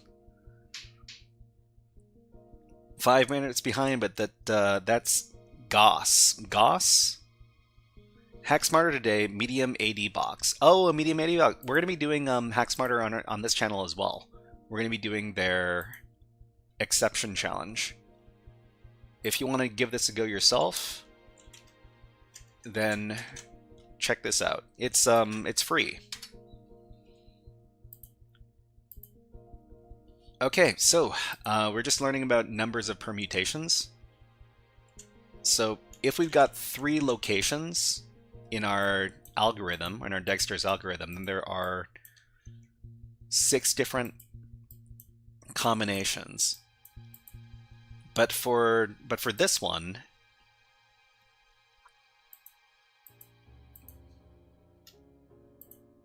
there's something like 8 or 9 locations.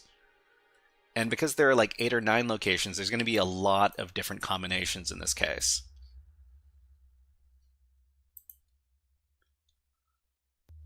I mean, I suppose one way we could do this is we could just calculate every permutation and then do the math on those permutations to figure out the shortest distance. But that might not be the best way to do it. So the principle of what we're trying to figure out here is we're trying to figure out this algorithm over here.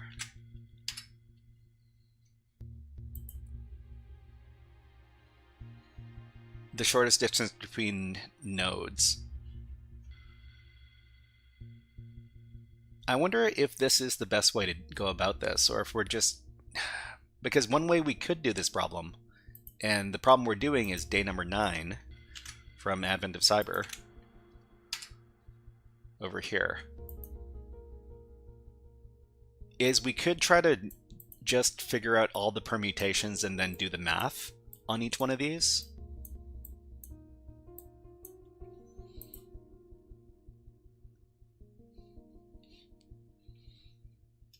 That's probably not the most efficient way to do this problem, though. So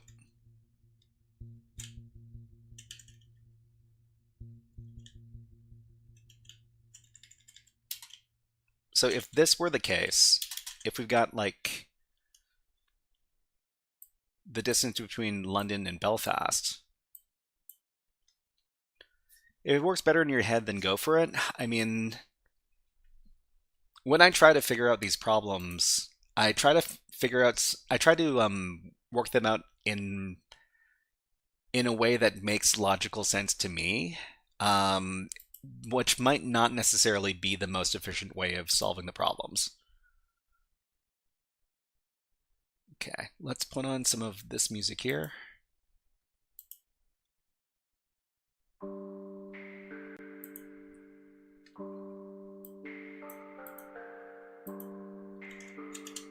So we could write a program which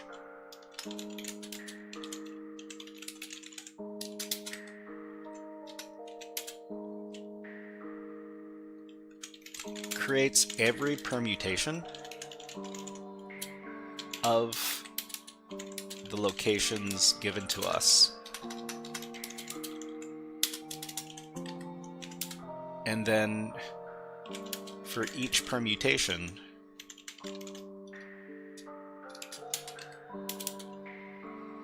For each permutation, calculate the distance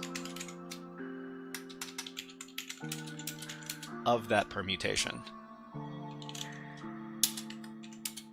Then, at the end of the program, go through the list of distances.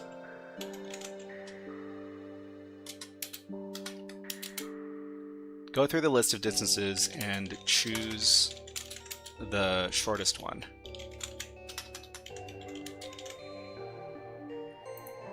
So in this case, we have all these locations here. What we would need to do first is we would need to get the number of unique locations. So the number of unique locations we would go through, we have to go through the strings. And I'm almost out of time for this exercise, but I haven't even really started writing the code yet. Okay, we'll just save this, and then we'll go back into our code here. So in this program, we need to calculate short distance between multiple cities, with each city being visited once. So I think what I'm going to do for this program is step 1. Use the following steps.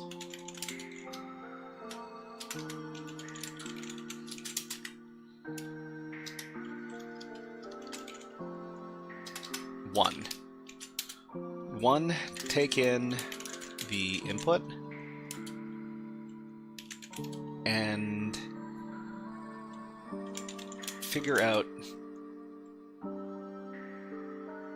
the number of unique cities. Get the measurements, preferably in centimeters, of course. Take in the input and figure out the number of unique cities in the data set. Okay, number 2.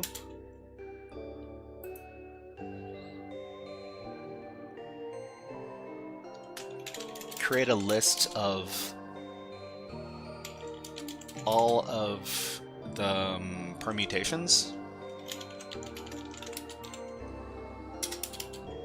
of the cities. And number 3, Kristen Rink says, worth noting for the math, it makes a difference whether the object is put back or not. The math changes. If the object is put back or not. Put back or not. So, I mean, in this case, is it considered to be put back? So we got London to... Where's the example? London to Dublin, 468, and then London to Belfast is this, and then Dublin to Belfast is this. So if we visit these, the shortest route is this one over here. So Belfast to Dublin, which is 141. So this is 141. And then Dublin to London is 464. So these two numbers are added up, and we get 605. So wait, Belfast to Dublin, 141.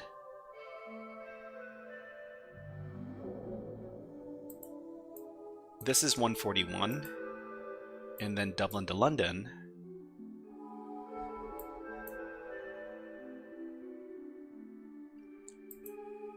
It should only be these two numbers added up, though.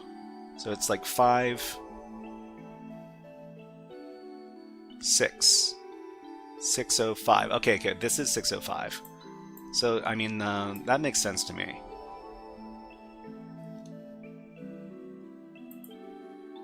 Okay, so the answer is 605 in this example. What if it's in the middle, though? What if it's in the middle? Which one? Then it counts towards the total destination.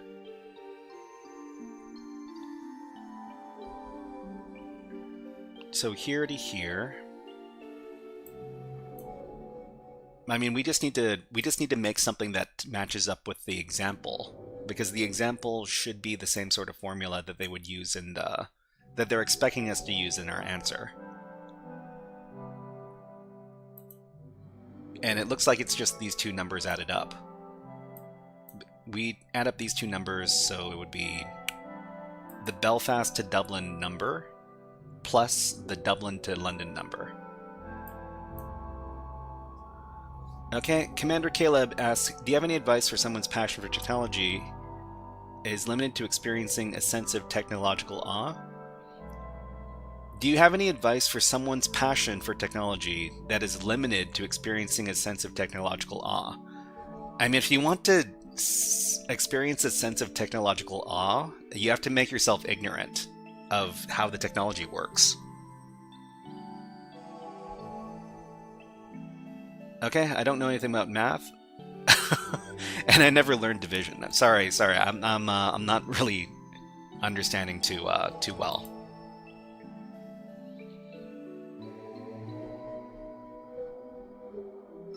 I mean, if you want to experience awe at all technologies, you have to not know how the technology works, because I mean, you can still experience some awe at technology if you understand how the technology works. It's just that it's more magical and more awesome if you don't understand how it works. So, I mean, tell me if you feel differently. I think you can still feel awe if you understand the technology. It's just that you probably feel more awe if you don't understand how it works, and it's just magic. So, anyways, I'm gonna have to spend a lot of time thinking about this problem, but we have to move on to another topic because we've run out of time. But I'll probably be coming back to this. But in the meantime, we'll just keep this. We'll keep the code around.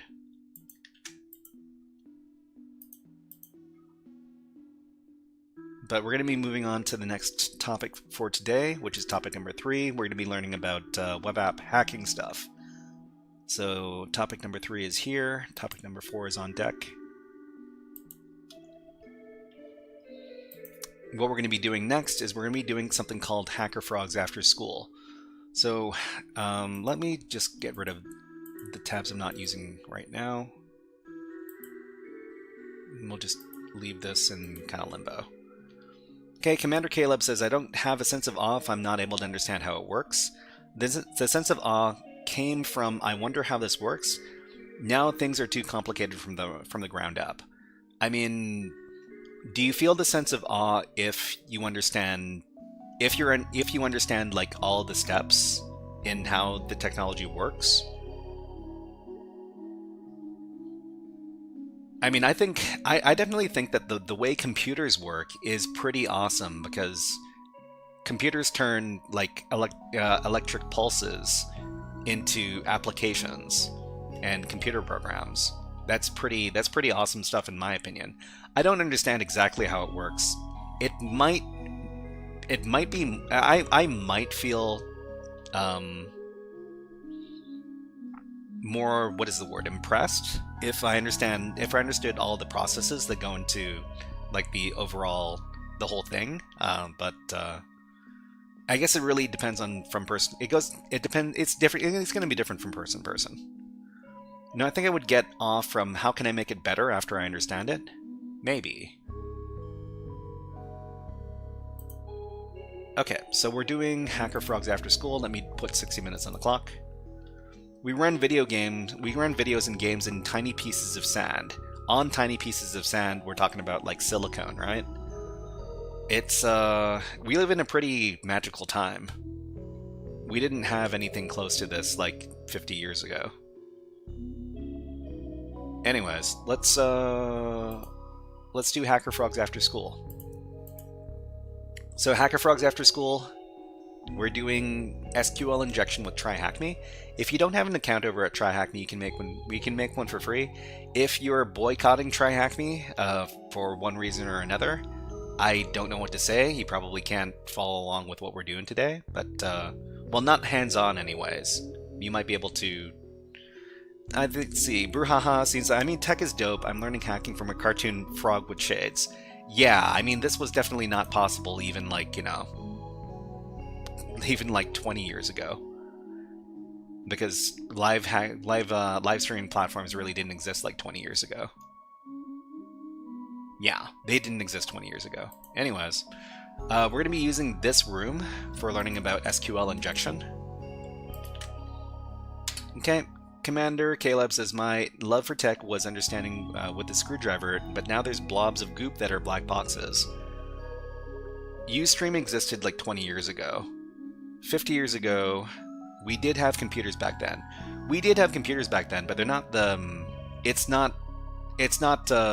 it wasn't like modern general computing for the world populace. It was very specialized computing for very specialized people. Okay, so what we're going to do is we're going to try to get back to where we were in the previous session. But before that, let's do a recap of what we learned in the previous session for HackerFrogs AfterSchool. So this is the 7th Intro to Web App Hacking workshop. In the previous workshop, we learned about the following web app hacking concepts. We learned about SQL injection. SQL injection vulnerabilities can lead to sensitive data exposure, admin account takeover, web server takeover, and more. We learned about a bunch of different SQL injection types. The first of which was in-band SQL injection. So in-band SQL injection is a type of SQL injection where the results of the injected query can be seen in the output of the web app. It is considered to be the easiest type of SQL injection to exploit. Basically, this is database hacking. So if you get the database to return the results of your query, then this is considered to be in-band SQL injection. We also learned about error-based SQL injection, which is a type of in-band SQL injection where the error messages from the database software are returned to the web app interface. And we learned about union-based SQL injection. Union-based SQL injection uses the SQL union operator with the select statement in order to output additional database information from the web app.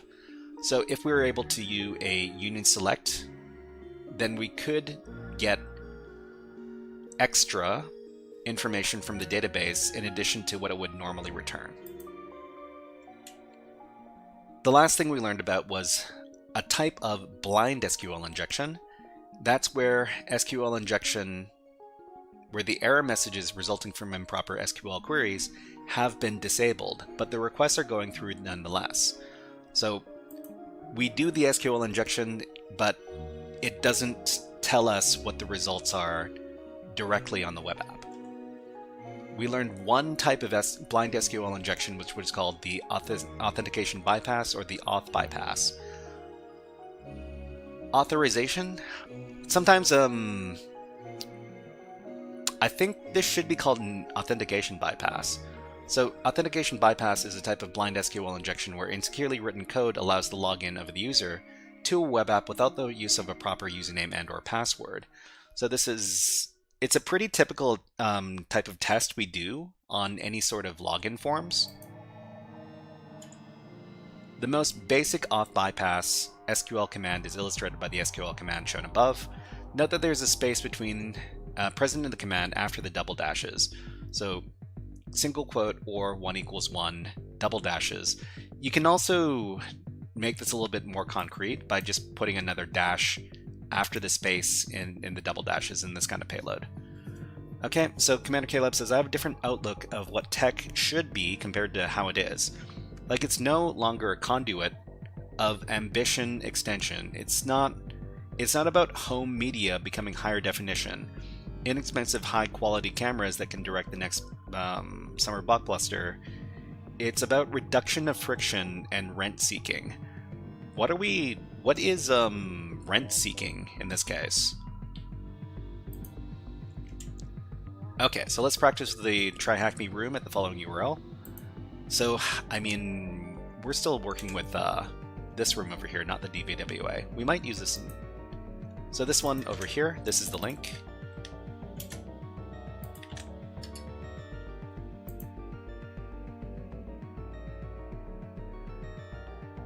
So let's read about, well, before we do this, let's go ahead and start up the virtual machine we need to use in this room. So this is going to be under task number 5. So click on task number 5. Okay, Commander Caleb says, turning what used to be one-time purchases into a monthly expenditure. For example, Adobe. Rent-seeking meaning money? I mean, I guess what we're talking about is we're talking about subscription services. So turning technology into subscription services. Okay, so under task number 5, there's a button labeled Start Machine. We can click on that. And that's going to start up the website that we need to use to access the challenge that we're going to use to learn about SQL injection. But while this is starting up, we can do a little bit of reading on blind SQL and I injection. SQL injection, Boolean based. So Boolean-based SQL injection refers to the response we receive in our injection attempts, which could be a true, false, yes, no, or on and off, 1 or 0, or any response that can have 2 outcomes. The outcome confirms that our SQL injection payload was successful or not. On the first inspection, you may feel like this is a limited response and can't provide much information. Marcel says, this is exactly why I'm switching to Linux. Ah, okay. But Marcel, that's there are a lot of different flavors of Linux, different Linux distributions. Let us know which one you're looking into. Okay. Still, with just these 2 responses, it's possible to enumerate a whole database structure and contents. So, practical. On level 3 of the SQL injection examples machine, you're presented with a mock browser with the following URL. So we've got a check user endpoint over here. Actually, can I make this bigger? Yeah. So a check user endpoint, and then we've got a username that we supply as a URL parameter. So username equals admin. So the browser body contains taken true. This API endpoint replicates a common feature found on many sign-up forms, which checks whether a username has already been registered to prompt the user to choose a different username. Because the taken value is set to true, we can assume that the username admin is already registered. Okay, Marcel has Marcel's talking about MX Linux. MX Linux. I've never heard of that one.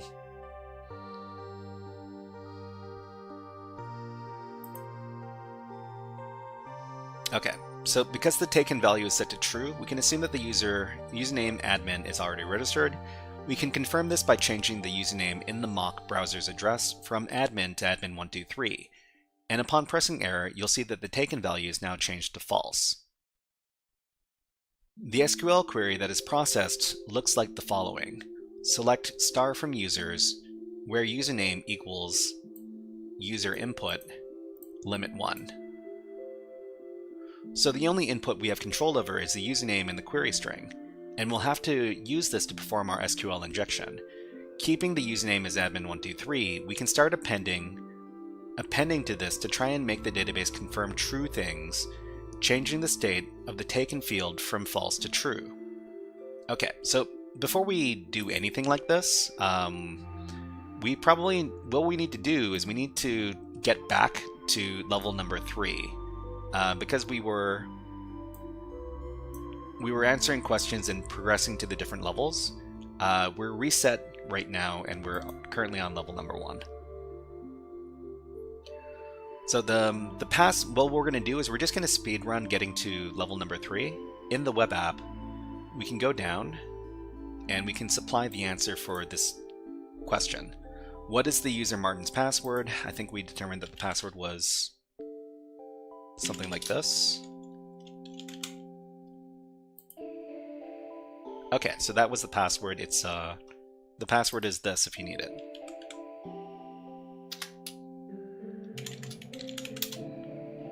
Okay, so under blind SQL injection, all we need to do to get to the next level is to give the SQL authentication bypass payload. So we talked a little bit about the authentication bypass payload last time. It looks something like single quote or 1 equals 1, kind of like this. So you can use this kind of payload on a bunch of different login forms, and if it actually lets you in, that means that there's a SQL injection vulnerability. But let me paste the payload into the chat if you want to. Oh, wow. My chat app doesn't like this. So Twitch will let this through, and YouTube will let this through. But the chat app that I'm using right now doesn't like me pasting this kind of payload into it. Okay. Anyways, so we would paste in our payload here, and then for the password we can do anything we want. Click on login, and then we get to level number 3. So now we're on level number 3, Boolean-based blind SQLI. Okay, so we'll just follow along with the tutorial here. So what they want us to do, and let's just make this a little bit smaller. So the reason why we're making this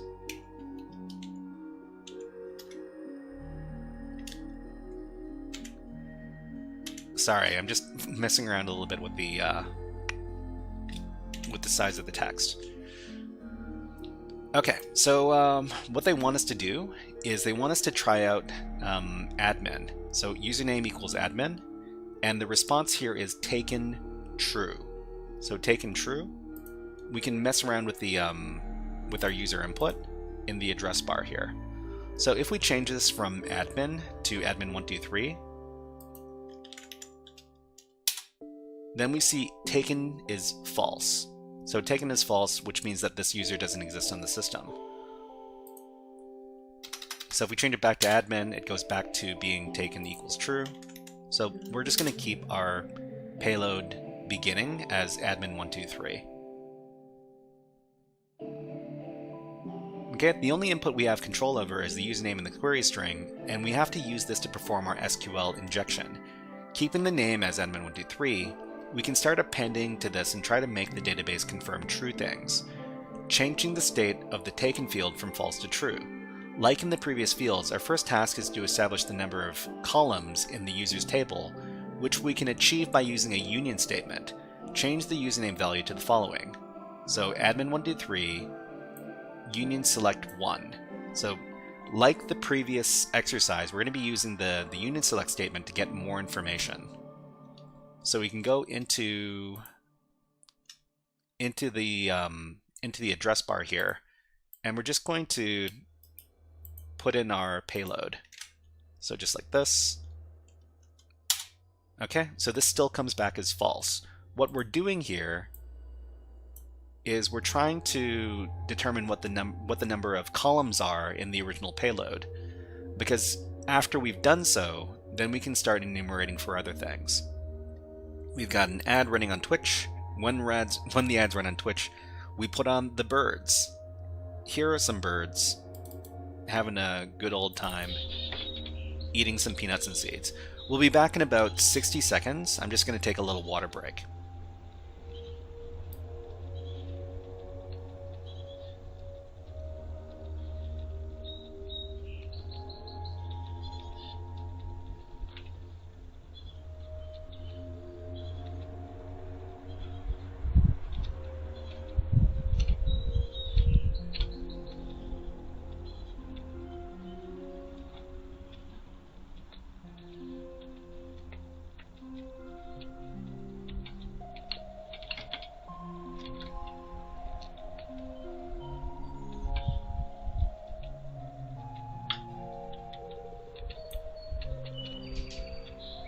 Christian Rink says, funny thing is that these are simple fundamentals about CY. CY. What does CY stand for in this case?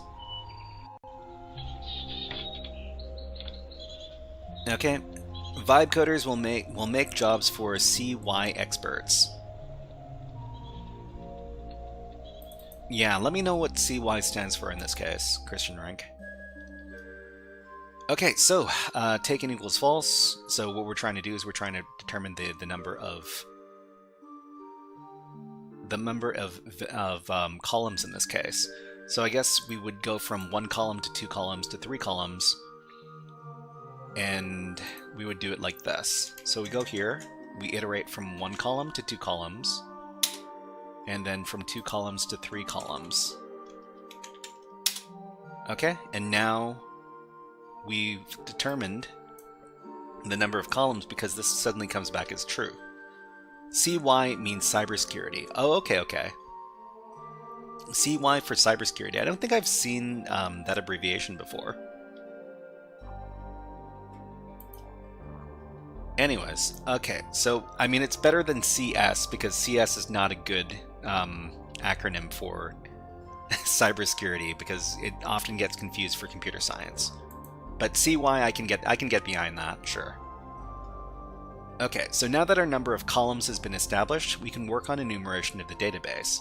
Our first task is to discover the database name, and we can do this by using the built-in database method, and then using the like operator to try and find results that will return a true status. Try the below username value and see what happens. Okay, so we've got this particular payload. Let's just talk about this before we put it into the application. Or C.S. Lewis, yeah, of course, because we are often talking about fantasy authors. So admin123, unit select 123. I mean, this is just the number of columns here. So where database like. So database. So the database there is the function that gives the name of the database, and like in this case means that there is something. There's something like this in the name of the database. So database like %sign here between the single quotes. This means like anything. So this will come back true no matter what, because the database is always going to be like any wildcard. In the context of AIs, yes, we are. Of course. Okay, anyways, let's so this is the payload. We're going to put this into the application. This will come back true. So here, replace this. Okay, this comes back as taken equals true. What we need to do from this point is we need to figure out what the name of the database is by making a bunch of guesses. And this is very, very tedious. And this is the reason why stuff like blind SQL injection, so Boolean-based or time-based SQL injection, is better left to automated programs. So what we would do here is we start like with this string. So this string is the wildcard that matches on anything. What we want to do is we want to slowly try to determine if the database name starts with the letter A. So it says if nothing else, use it from time to time to run. Use time to time the runtime. Time to time the runtime. That's the word time way too many times. Okay, so the database name starts with the letter A, and this will either come back true or false. So if it comes back true, that means that the first letter in the database name starts with the lowercase letter a. And if it doesn't come back true, that means it is not correct. So after we determine the first letter in the database name, we need to determine the second letter, and then the third letter, then the fourth letter, then the fifth letter. We have to do all of this, what is the word? we have to iterate through all the letters to try to find the correct values. I just learned about the watch command. It's so useful. Are you talking about the Linux watch command or the Linux Unix watch command? Watches can become a favorite of mine. I don't know anything about the watch command. But yeah, let's go back to the demonstration. Okay, we get a true response because in the like operator, we just have the value of %, which matches on anything as it's the wildcard value. If we change the wildcard operator to %, then you'll see the response goes back to false, which confirms that the database does not begin with the letter A. We can cycle through all the letters, numbers, and characters such as dash or underscore until we discover a match. If you send the below as the username value, you'll receive a true response that confirms that the database name begins with the letter S. So if we go over here and we change our payload to a %, this becomes false. So we're just trying to figure out what the first letter is. So we do B, we do C, and eventually if we do the letter S, then this comes back as true. So after we've discovered the first character, you would move on to the next character in the database name until you find another true response. For example, SA, SB, SC. Keeping on with this process, you discover all of the characters in the database name, which is SQLI_3. So if we can confirm this, we can go into the payload here and do SQLI_3, and this comes back as true. So we've established the database name, which we can use to enumerate table names using a similar method by utilizing the information schema database. Try setting the username to the following value. So let's take a look at this payload before we run it. So the thing we're doing right now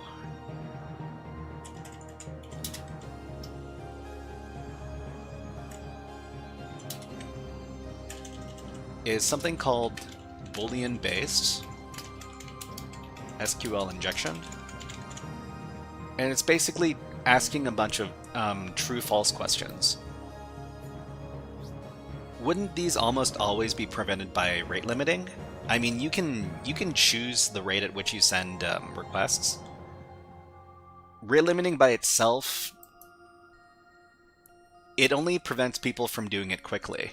It doesn't prevent people from doing it at all. Okay, Christian Rink says, in Germany we call cybersecurity students CY to set them apart from CS, computer science. I mean, I think that's a pretty good system. I might pick that up myself, because too many people say CS to mean cybersecurity, and it's too easily confused with computer science.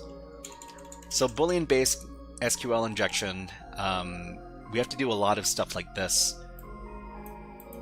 SQLI3, okay, where table schema equals SQLI3, and table name like a something something. So we're beginning this process anew, but we're not looking for the database name.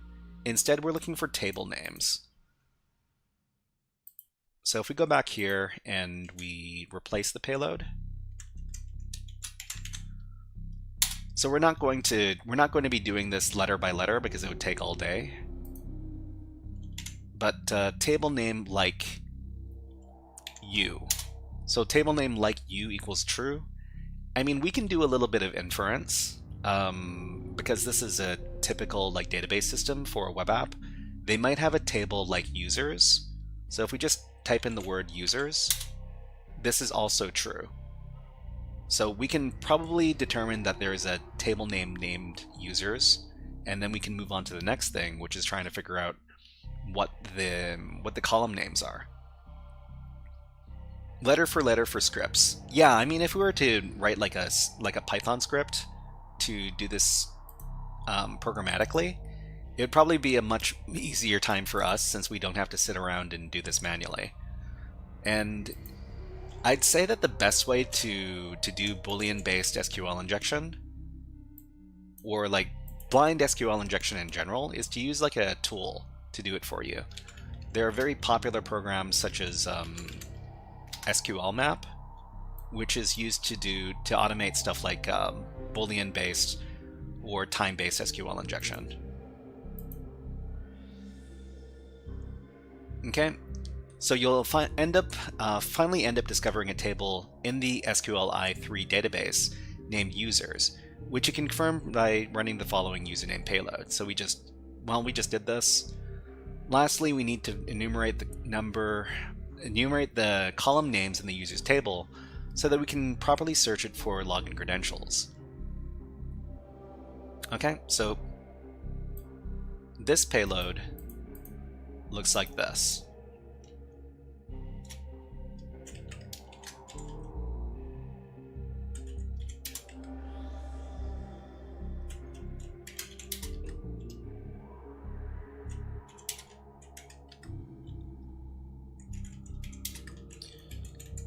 Okay, so we do the union select with selecting all of the columns to match up.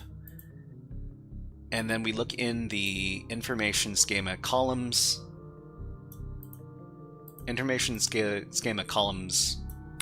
table, where table schema equals SQLi_3 and table name equals users and column name like something something. So we begin the process anew, but we're enumerating column names instead. I mean, if we've got a users table, we can probably infer that there's going to be column names like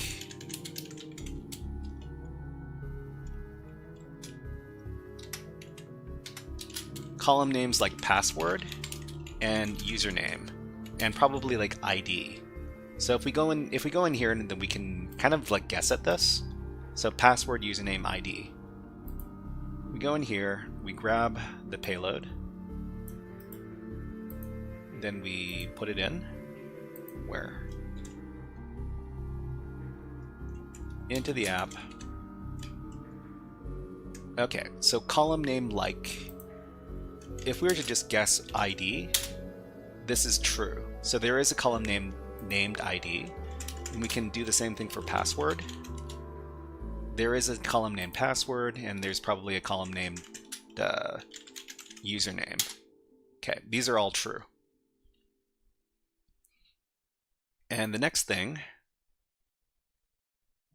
so for example, once you found the column named ID, you'll append that to your original payload. So, and column name like something, and column name is not ID. So, I mean, you could do this so that you're not finding the same stuff over and over again. So after you find the ID column, you omit this from the search results, and then if you were to discover like a username column, then you would omit that from the search as well. And Irem, hello. I don't know how to read that. Turkvar what? I do not know. Let me do a quick translation of this. I hope it doesn't translate to anything weird.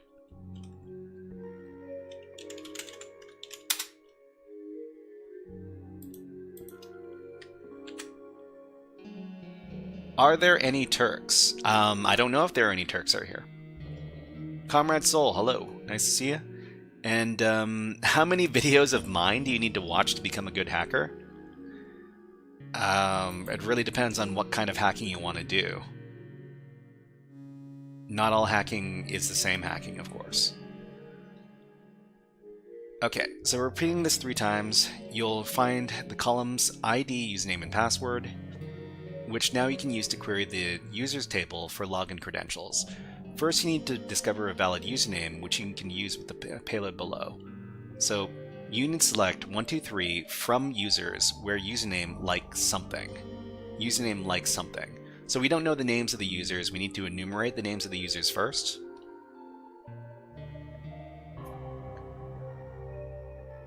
And let's just grab this. So the other thing we need to bear in mind is what they're asking for in this challenge. So they're looking for, I think they want us to log in. So we got the login username form here. We haven't touched it yet. So if we go in here and we So because this is like a usernames table inside a web application, there's probably going to be a username named admin. So we can probably, we could test this to see if it exists. It probably does. Where username like A. Username like A, this comes back true because A is an admin, but we can just fill in the entire thing with admin. And this comes back true as well. So we can refine this to something like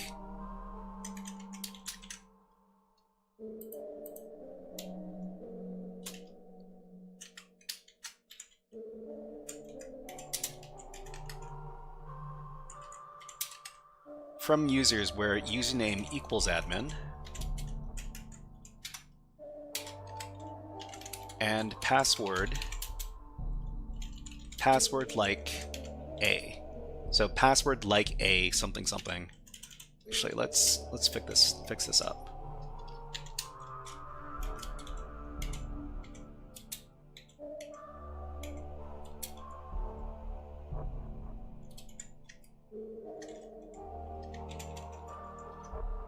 Okay, so from users where username equals admin and password like A. We'll grab this payload, we'll plug it in to the application. Okay, this comes back false. It comes back false because the username admin does not have a password that starts with the letter A. I think in this exercise they were looking for a password that was like a number. So we could do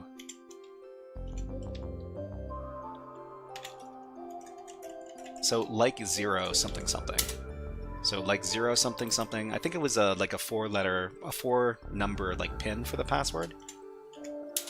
So is the password, does it begin with the number 1, number 2, number 3, number 4, number 5, number 6, number 7? Okay. So once you've cycled through all the characters, you confirm that the existence of the username admin and password like A. Password like A, cycling through all the characters, you'll discover that the password is 3845. So, wait, 3? This came back as false too. Oh, I think it's because they want something like where username equals password and password like. Wait, where's this? How is this different from my current payload?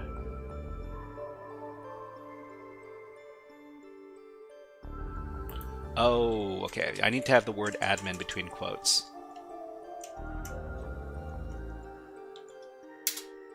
Okay, now it comes back true. So this was a typo on my part, everybody. So when you got typos, you got to use the typo emote. This one over here. Anyways, okay, so cycling through all the characters, you'll discover that the password is 3845. So 3...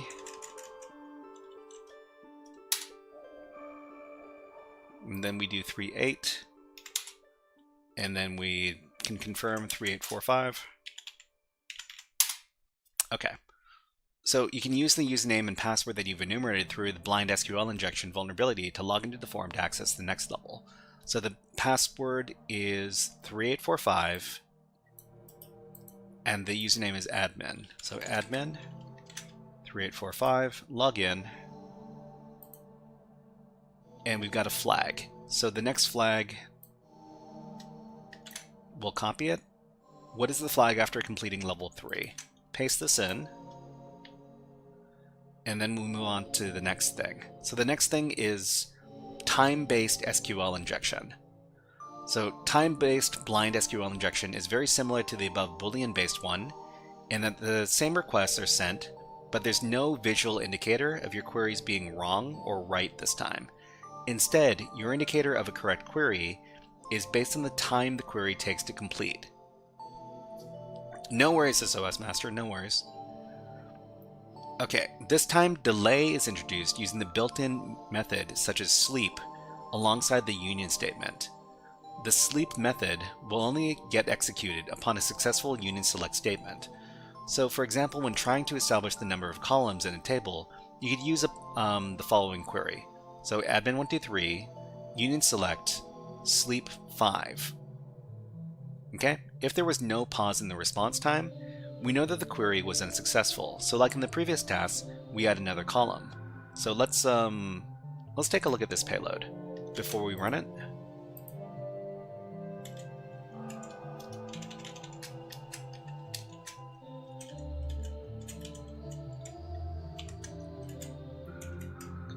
So we do admin123 like the like the previous payloads to supply the false statement, and then we do union select. Union select sleep 5. Union select sleep 5 means that there are no columns. So I mean, this is obviously not going to return. Well, it's not going to return true. If it returns true, then the system would wait 5 seconds as indicated by the sleep function here before it responds. So if we grab this payload and supply this to the application,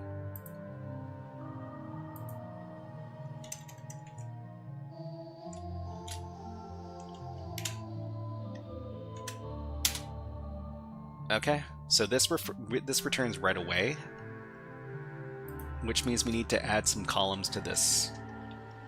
So sleep 5, unit select 1, sleep 5. Okay, and then return this. This returns request time instantaneous almost, so we need to add another column. So unit select 1, 2, sleep 5. This also comes back very, very quick, so we do unit select 1, 2, 3, which indicates 3 different columns in the original request. Okay, and then we'll add one more. 4. Okay, so what do they actually want us to do here? You can repeat the same enumeration process from the Boolean based. Sleep 5, 2. Sleep 5, 2. Oh, so this was only supposed to be 2 columns? Or 1 column?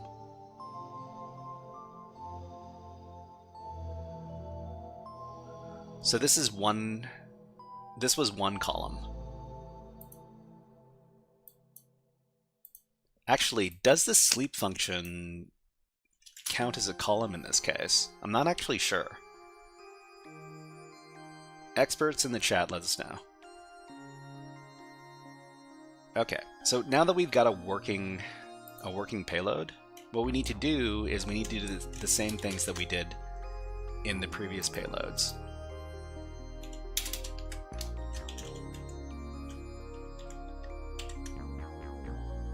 Nope, the sleep function doesn't count as a column.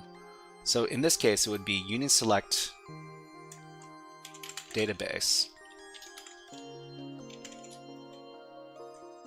Unit select database.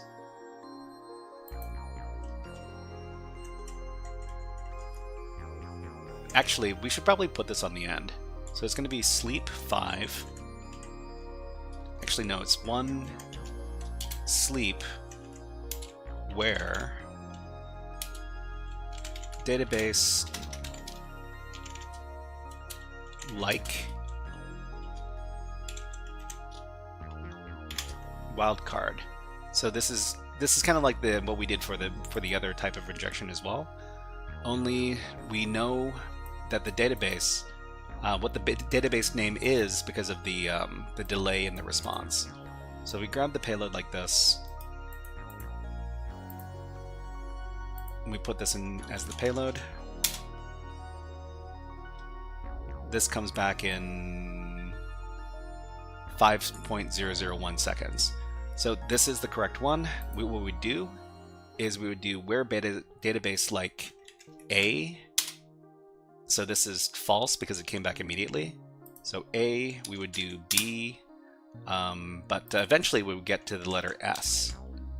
So when we submit the letter S, then it comes back.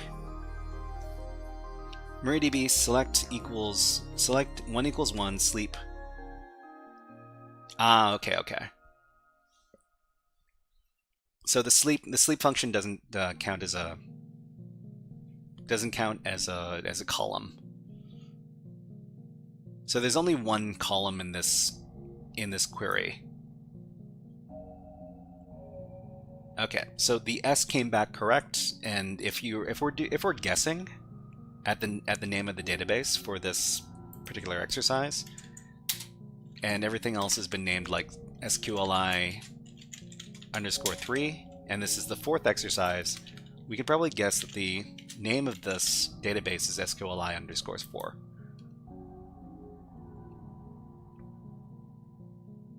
So the sleep function does... Hold on. It will in MySQL, it won't in others. So the sleep function counts as a column in MySQL, but it doesn't count in other oh geez. I guess it's like a case-by-case basis. Alright, SQLi _4, we'll test this out.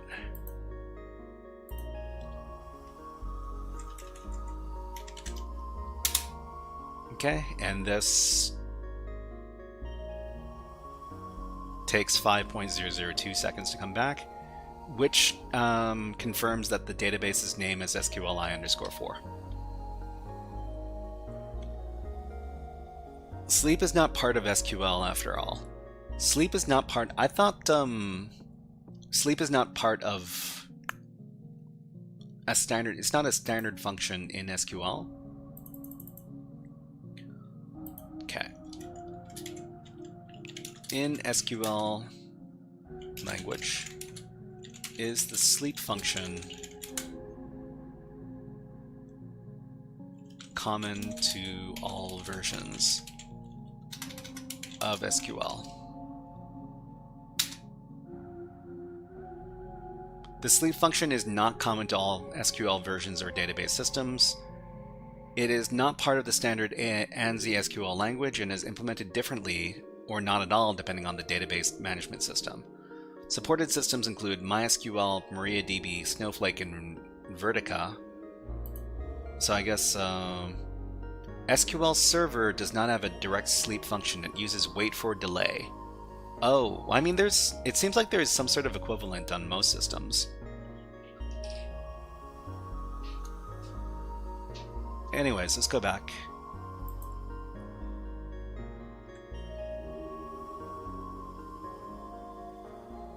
Okay, so using this kind of method, we can do something that is pretty similar to our Boolean-based SQL injections, except we determine the true or falseness of the queries depending on how long the requests take to come back to us.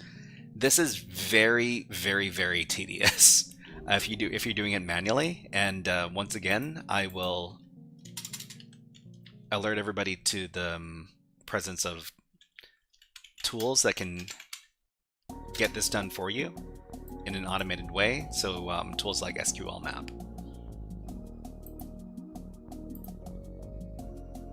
Okay, so what is the final flag after completing level 4? The final flag after completing level 4. I think what we need to do, we're just going to skip some of the process. So we know from the previous levels that there's going to be a table named users, and that we're actually looking for like the admin user. So the last thing we need to do is we just need to figure out the password. So the payload is going to look something like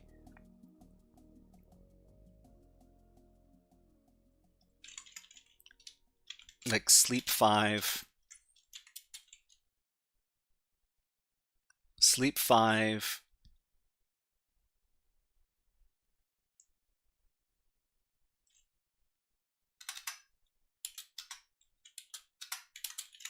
where Sleep 5, it's like 1 sleep 5, where username equals admin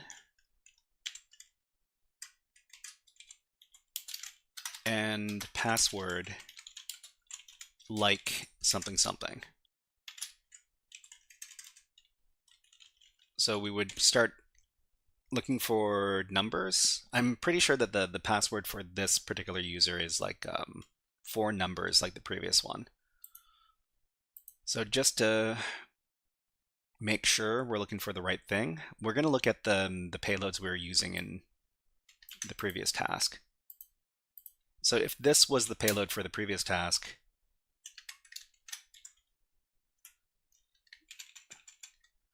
union select 1 sleep. Actually, sleep 5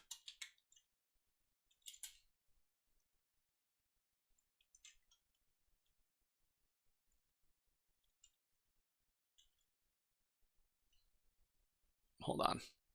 I need to reset my music.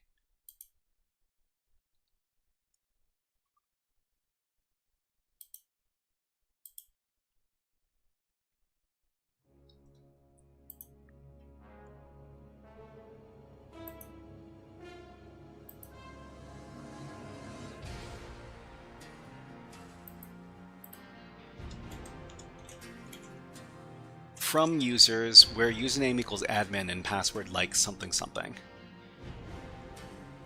So we'll feed this payload into the system, and what we're doing is we're trying to figure out what the password is.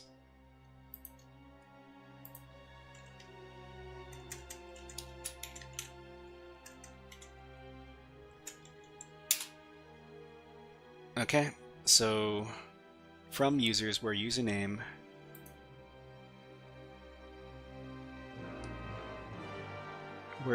equals password, where username equals admin and password like something.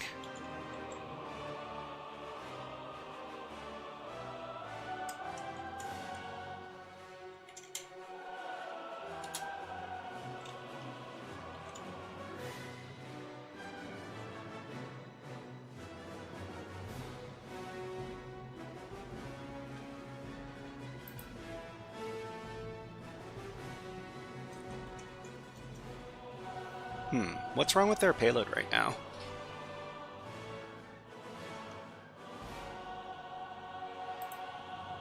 Because this should be coming back true, or this should be coming back delayed. But it's not coming back delayed.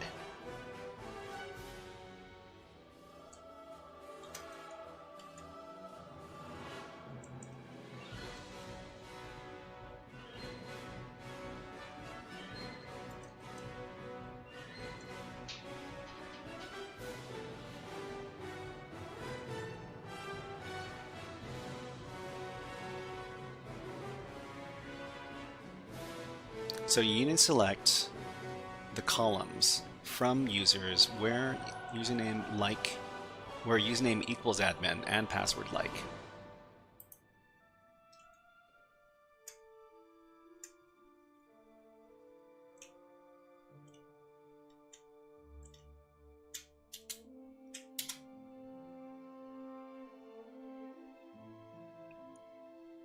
Oh, okay. I see where the problem was. The problem was that I didn't put a space between the equal sign and the quotes here, and that messes up the query. Okay, so where username equals admin and password like anything, so this will always come back true. But if we start another typo. So we do 0, so it doesn't start with 0. We do 1. We do 2, we do 3, we do 4. Okay, so it looks like the first digit is 4, because it got delayed. So the first digit is 4, then we do 4, 1, we do 4, 0, and it looks like the second digit is 0.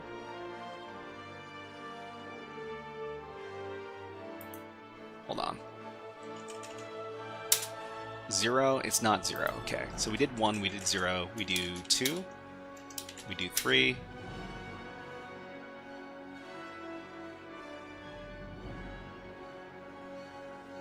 And is it 3? No, it's not 3. It's not 3, it's not 4. Is it 5?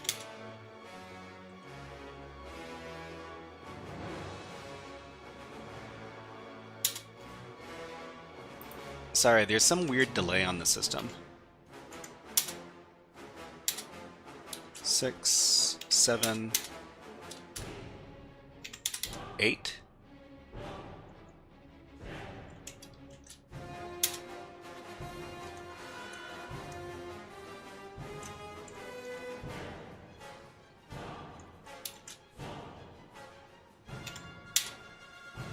Eight, 9.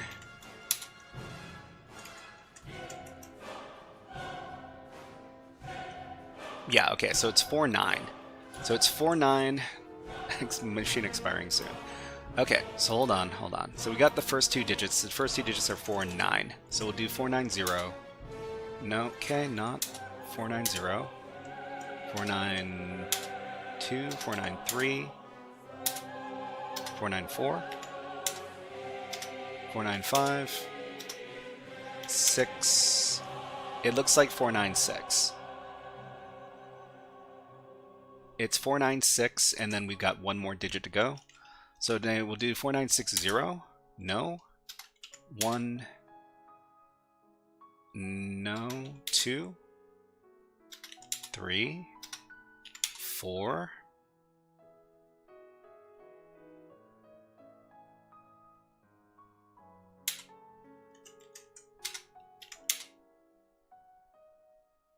Why is this not...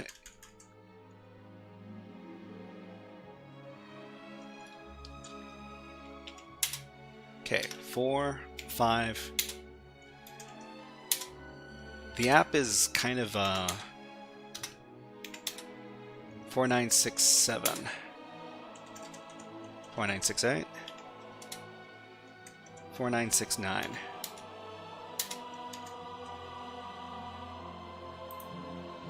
Yeah, the app's not super responsive here. 4960. It must have been one of these previous digits. 3, 4, 5, 6, 7, 8, 9. Man. Which one is it? Okay, so it's 4961. Why didn't it go through before?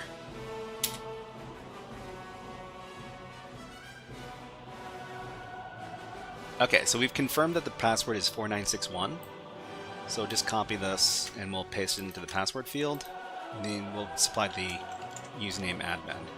We'll click on login and then we're finished. SQL injection master. So let's supply that last one. Okay. All right, how much time do we have left? We got about 5 minutes left so we can wrap up the topic. So I don't think we're using the application anymore, so we'll just close this up.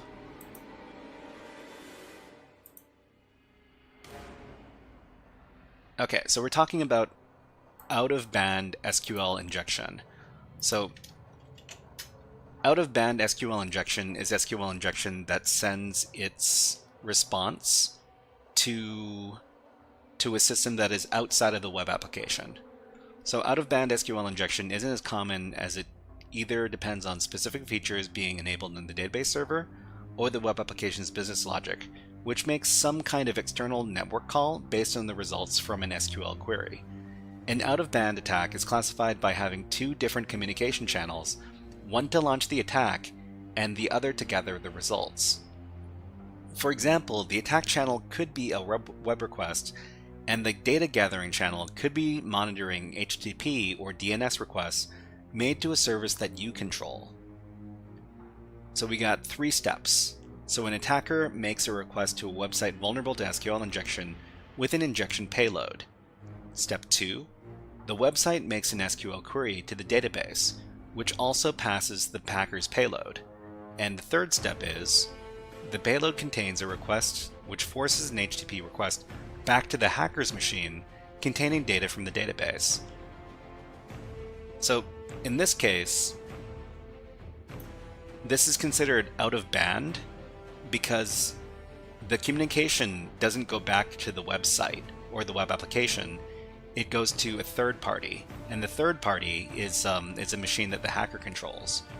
So the hacker makes the payload, the SQLi payload, to the website or the web app that is vulnerable to SQLi, which does the database query, but the database doesn't send the response back to the website. It sends it out of band to another, to a third location. Okay, so name a protocol beginning with D that can be used to exfiltrate data from the database. So we have 3-prong communication instead of 2-prong. So it's there are 3 parties involved. The hacker's client, well, the website or the web app, and the database. But in the out-of-band scenario, there's another entity involved as well. Name a protocol beginning with D that can be used to exfiltrate data from the database. That was DNS requests. DNS. DHCP. I don't know if DHCP can be used to for out-of-band attacks. I haven't heard of it.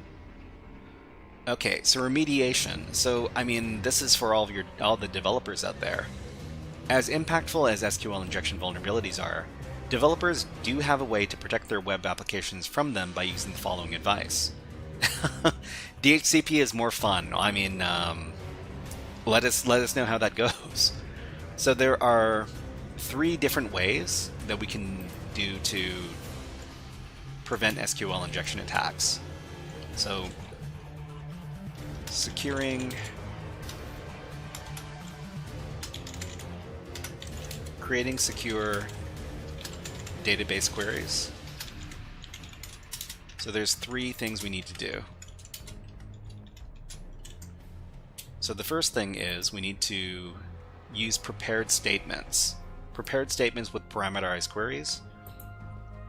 In a prepared query, the first thing a developer writes is the SQL query, and then any user inputs are added as parameters afterwards. Running prepared statements ensures that the SQL code structure doesn't change and the database can distinguish between the query and the data. As a benefit, it also makes your code look much cleaner and easier to read. Step 1, not using SQL Server. Step 2, something. Step 3, profit.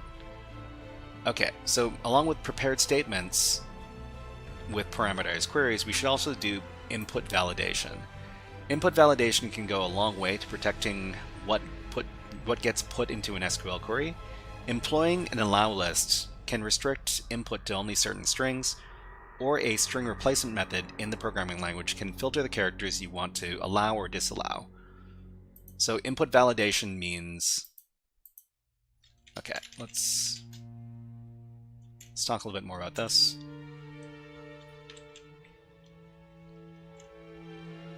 So the first one was prepared statements with parameterized queries. So the second thing we're talking about is input validation.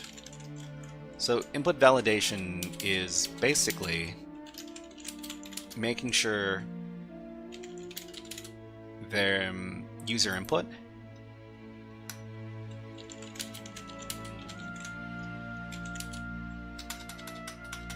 making sure that user input only contains certain types of characters. So, for example, you could reject any user input that isn't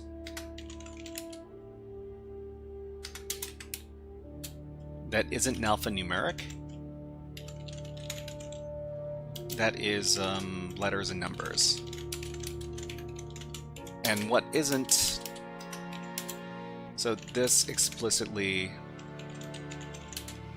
disallows special characters that are used in SQL injection.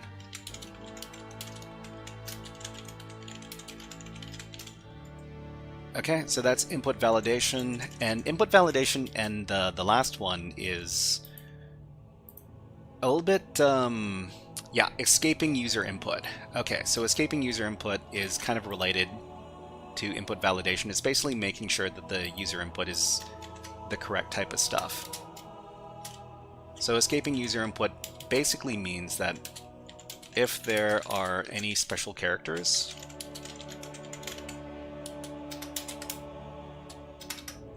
in the user input,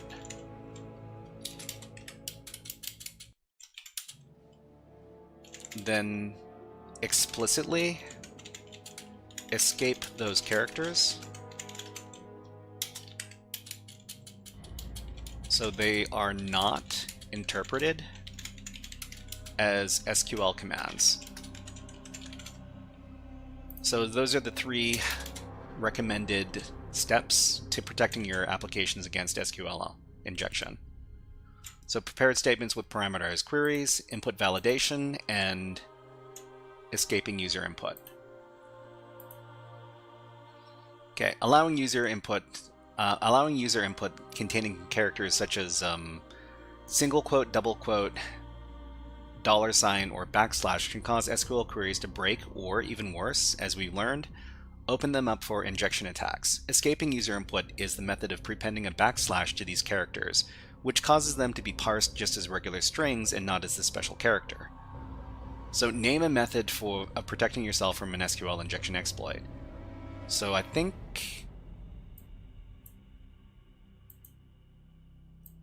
what they're looking for in this case is prepared statements, because I think this kind of matches up with the length of the string here.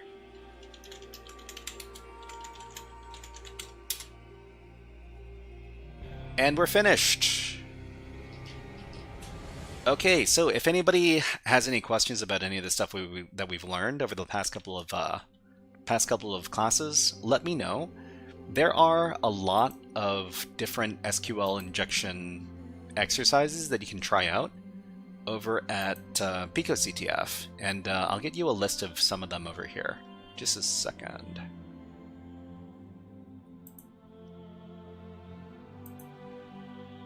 So this is web app hacking session number 7.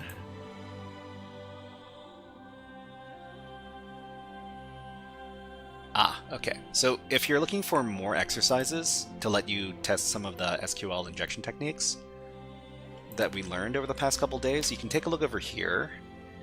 And we've got a link for the Try Hack Me DVWA room, which has a bunch of SQL injection exercises, along with PicoCTF. So PicoCTF has a few different challenges that we can try for SQL injection as well, such as the challenge called More SQLi and SQLi Lite. Okay, can we now hackser the leader of the free world? I mean, if you're talking about the President of the United States, his accounts have been hacked a few different times. Anyways, let's move on to the next topic. So the next topic is IDOR, so insecure direct object reference, and well, let's get the stuff for that.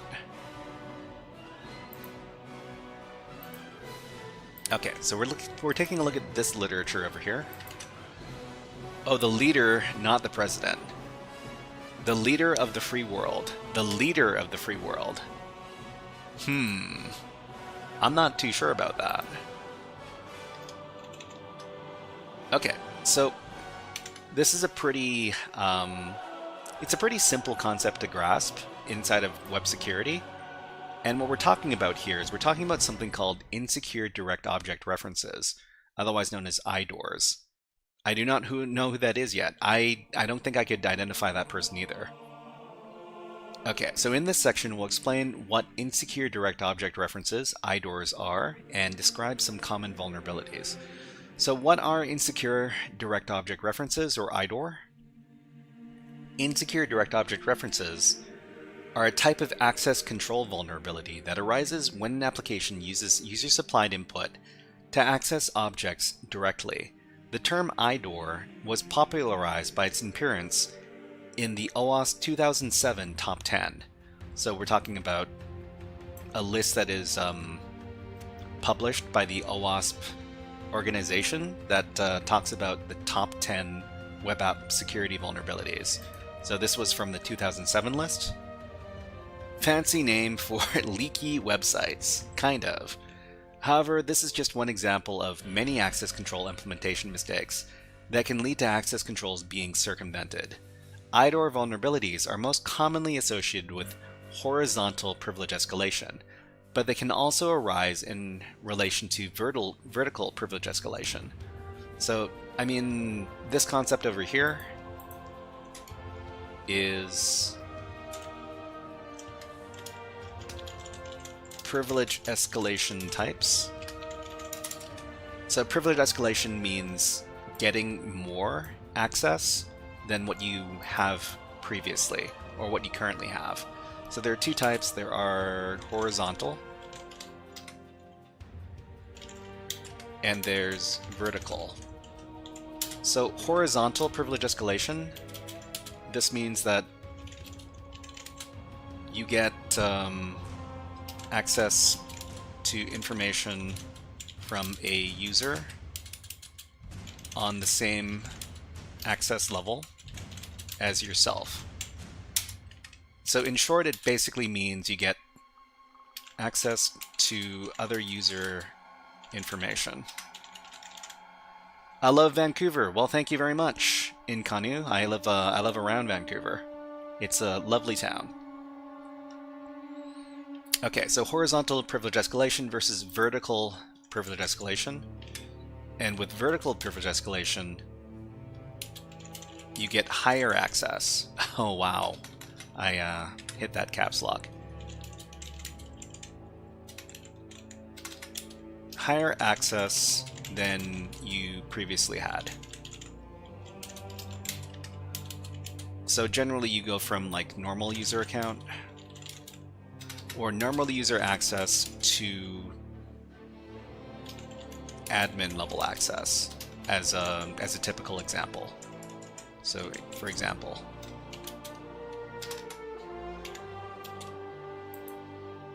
okay, so what we're saying here is that IDOR usually leads to horizontal privilege escalation. Since you're talking about IDOR, do you want to have want to talk about one sort of complex IDOR that I found? Well, let me know. So when you say that, when you say complex example of IDOR, are you talking about like a famous application, or are you talking about something else? Because if you're talking about actual illegal hacking stuff, then please don't let me know. Okay, so IDOR examples. So there are many examples of access control vulnerabilities where user-controlled parameter values are used to access resources or functions directly. So IDOR vulnerability with direct reference to database objects. Consider a website that uses the following URL to access the customer account page by retrieving information from the backend database. So https insecurewebsite.com/customer account customer number equals some number. So here the customer number is used as the record index in queries that are performed on the backend database. If no other controls are in place, an attacker can simply modify the customer number value, bypassing access controls to view the records of other customers. This is an example of an IDOR vulnerability leading to horizontal privilege escalation. So if your own customer account number is this, you might be able to see other customer accounts by changing the number from this number to any other number. And because this is just a regular old integer, we could probably like iterate on this. Okay. Oh, in HackerOne. Okay, yeah, Hacker. Zara, you mean the like the clothing company? Zara? Oh, like the Zara website? Here the customer number is used directly as a record index in queries that are performed on the backend database. Okay, we just read that. An attacker might be able to perform horizontal and vertical privilege escalation by altering the user to one with additional privileges while bypassing access controls. Other possibilities include exploiting password leakage or modifying parameters once the attacker has landed in the user's accounts page. For example. Anyways, we also have IDOR vulnerability with direct reference to static files. IDOR vulnerabilities often arise when sensitive resources are located in static files on the server-side file system. For example, a website might save chat message transcripts to disk using an incrementing file name and allowing users to retrieve these by visiting a URL like the following. Okay, so insecurewebsite.com/static and then some number.txt. So anytime you see some incrementing number in a web application, you can try playing around with that number to see if it can give you other people's, either other resources or other people's resources. So in this situation, an attacker can simply modify the file name to retrieve a transcript created by another user and potentially obtain user credentials and other sensitive data. So in Kanu, so you said that you found some sort of IDOR vulnerability in the Zara company website. Let me know about that. Okay, Inkanu says it was a cookie. It was in a cookie of a user's base64 encoded. And it was, oh, okay, so it's in somebody's cookie and it was base64 encoded. Okay, they're using this request to grab user PII and changing the data so post can get the request using email. This is the only identifier that you can change somebody's user. Oh, you can change somebody's user mail. That's interesting. Did you report the bug and did you get paid on that? Was that like a bug bounty? Okay, so we've got a lab over here that we can investigate. It's called Insecure Direct Object References. So if you're looking for the same lab yourself, it's resolved now. Oh, okay.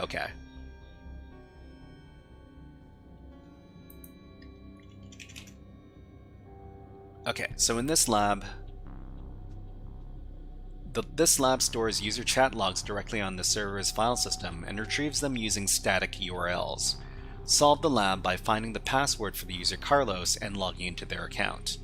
So we can start up a lab over here.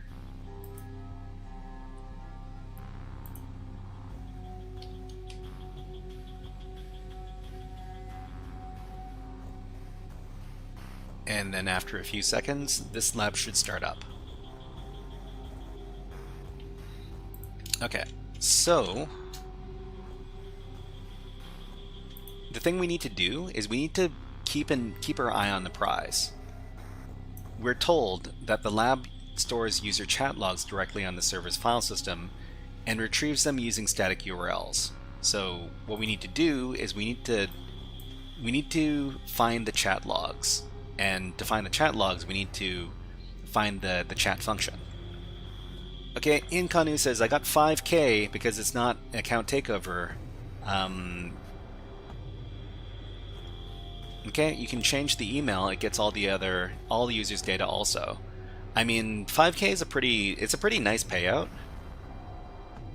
especially considering like how much time you took to find the bug. If you didn't take a lot of time to find that bug, then it's a pretty good payday. But if it took you a lot of time, then it might not be as worth it. But it's certainly worth it. Well, it's certainly worth more than not getting paid, for sure. Okay, so back at the lab, we can go to the live chat. because we're trying to look for chat logs. Okay, so let's see. My message, test, send. I'll be happy to answer any questions, but not from you. Okay? So the other thing we have on this application here is we've got a view transcript button. So when we click on this, it downloads something. So it downloads 2.txt. 2.txt.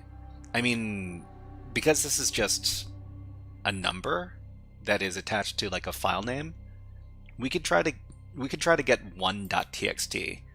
I wonder if we could do this inside of the browser. Probably. So we'll go over to the web developer tools, and we'll go over to the network tab, and then we'll reload the page.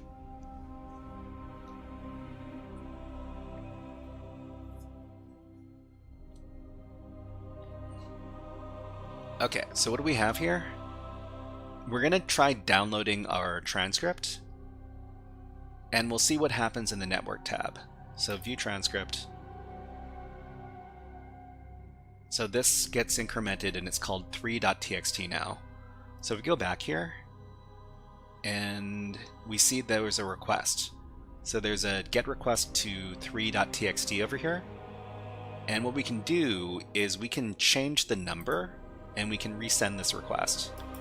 So we will, well, I think all we need to do, where are we? So we will edit and resend.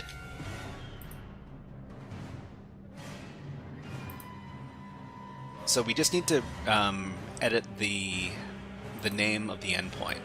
So the name of the endpoint, we're just going to change this to 1.txt, and then we're going to send this off. Okay, and I think it went through.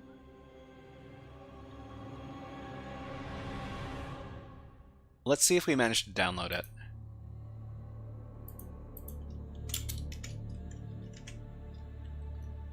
Okay, Inkanu says it's lesson to me not only the amount, because I kept telling beginners IDOR not only changing numbers in the URL, but in identifiers in a different way.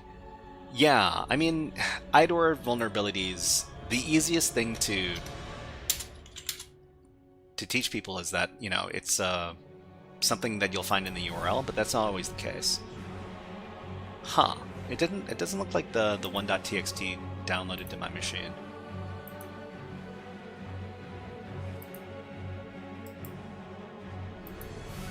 Resend.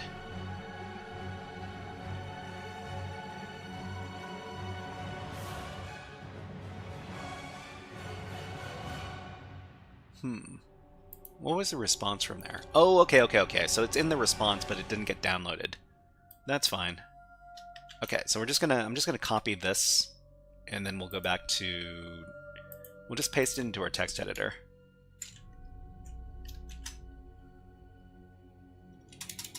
Okay. Hi Hal, I think I've forgotten my password and need confirmation. Sure, no problem, you seem like a nice guy. Just tell me your password. Wow, you're so nice. Okay.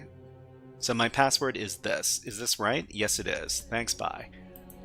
Okay, so this is the password that we found from the file that we downloaded using IDOR, insecure direct object reference. So I'll just copy this, and then we'll go over to the application My Account page. The goal of this exercise is to log in as the Carlos user. And we're assuming that the Carlos user is the password that we got. It doesn't say anything. It doesn't say in the chat who the user is. Yeah, it doesn't say this, so we just have to kind of guess. So username Carlos and password this thing. Log in. Did we log in?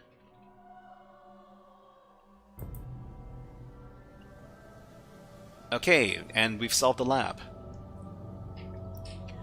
Alright, so this is the only lab they've got on PortSwigger that demonstrates IDOR. Or at least I think so. Hold on, let me do a quick check.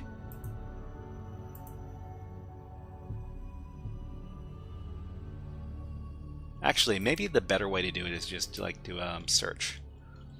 PortSwigger IDOR Lab. Okay, so testing for IDORs. There's also a section on here for testing for IDORs.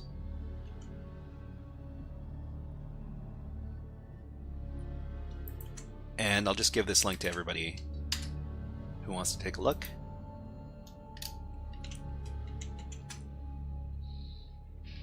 Okay, so steps. So these steps use the user ID controlled by request parameter. Web Security Academy Lab to demonstrate the process. Okay, identify parameters or other locations in which you suspect an IDOR vulnerability exists. In the lab, you would select My Account and log in using username Wiener and password Peter. Is this a different lab?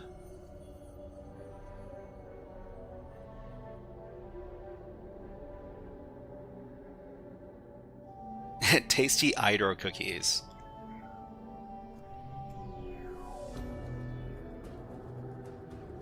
Oh, is this a different lab?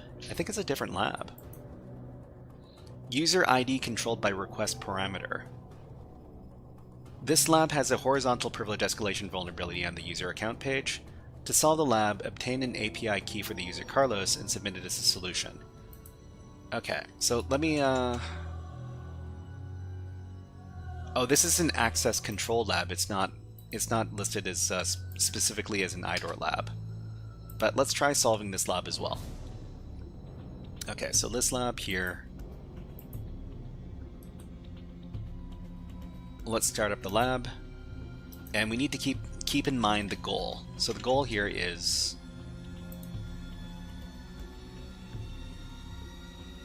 obtain the API key for the user Carlos and submit it as a solution. This lab has a horizontal privilege escalation vulnerability on the user accounts page, so we need to pay attention to this as well. And we can log in with our own credentials using the following, well, using these ones over here, Wiener Peter. Okay, so we're just going to go into My Account and we'll log in as our provided user. So Wiener Peter. Okay, your username is Wiener, your API key is this. So what we need to do is we need to find a way to access Carlos's API key. So I think the solution is right here.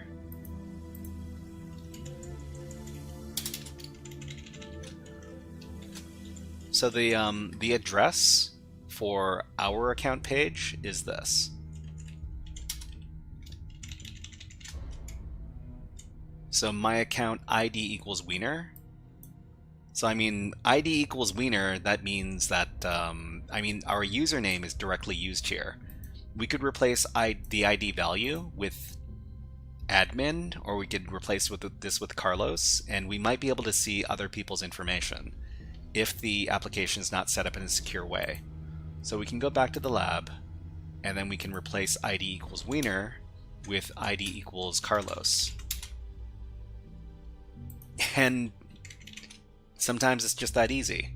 So your username is Carlos, your API key is this. Okay, so we'll just copy the API key and we will submit this as a solution up here.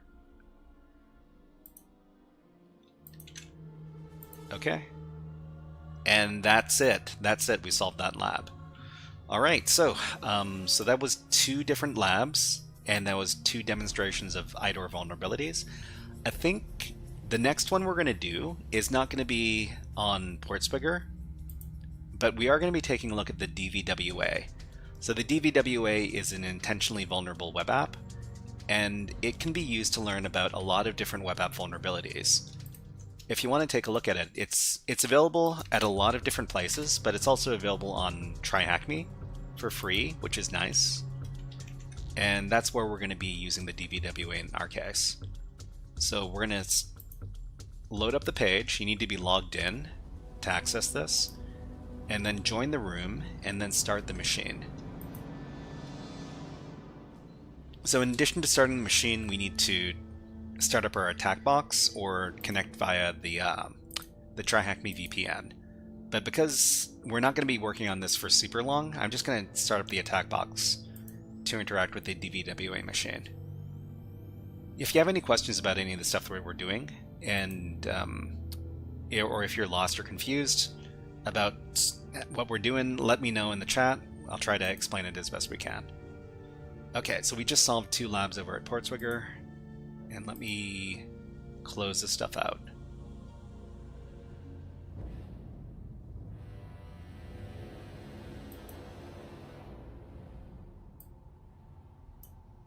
Okay, we gotta wait for the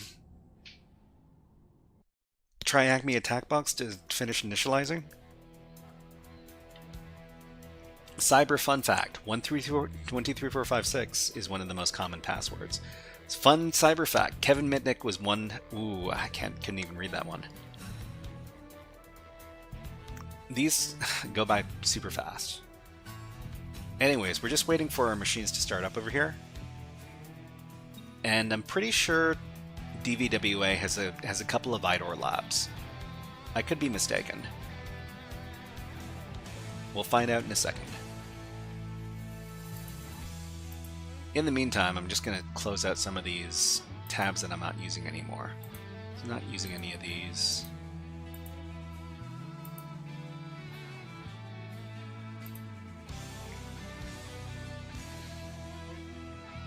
So does anybody have any good jokes?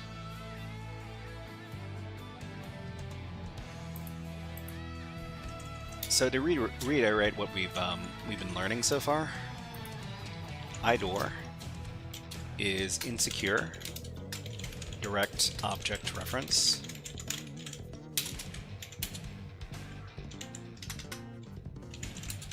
This means that the app is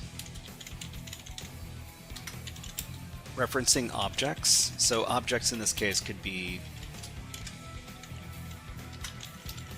web pages or files.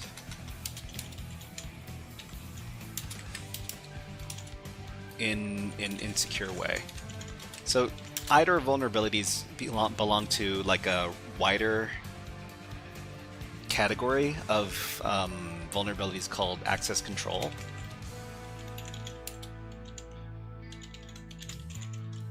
It's a type of access control vulnerability, and if there's an IDOR vulnerability in the application, it could be an example of something called broken access control. And broken access control is one of the most common web app vulnerabilities. I want to check to see if it used to be the most common web app vulnerability a couple of years ago, but I'm not too sure where it is now. I'm going to check the OWASP list. OWASP top 10. Okay, so OWASP top 10 web application security risks. This is something that we referenced a lot back when I was working as a security tester. So there was a new OWASP top 10 for 2025. So they update the list every few years. And let's see where broken access control is for 2025. So for 2025, broken access control is at the top of the list again. Okay. So the top 10, number 1 vulnerability is broken access control. So this is for 2025. I think the last one before 2025 was like 2020 or 2021. Let me see if I can find that. Okay, so 2021, number 1 was also broken access control. They also have a top 10 mobile API and LLM. Yeah, we're going to be taking a look at the top 10 LLM stuff next week. It's going to be a lot of fun. Okay, so broken access control in 2021. And the last one before that was 2017. They only have that in PDF form. Let's take a look at that PDF. I don't have access to this page. What? Hold on. Okay, 2017. So 2017, the first, okay.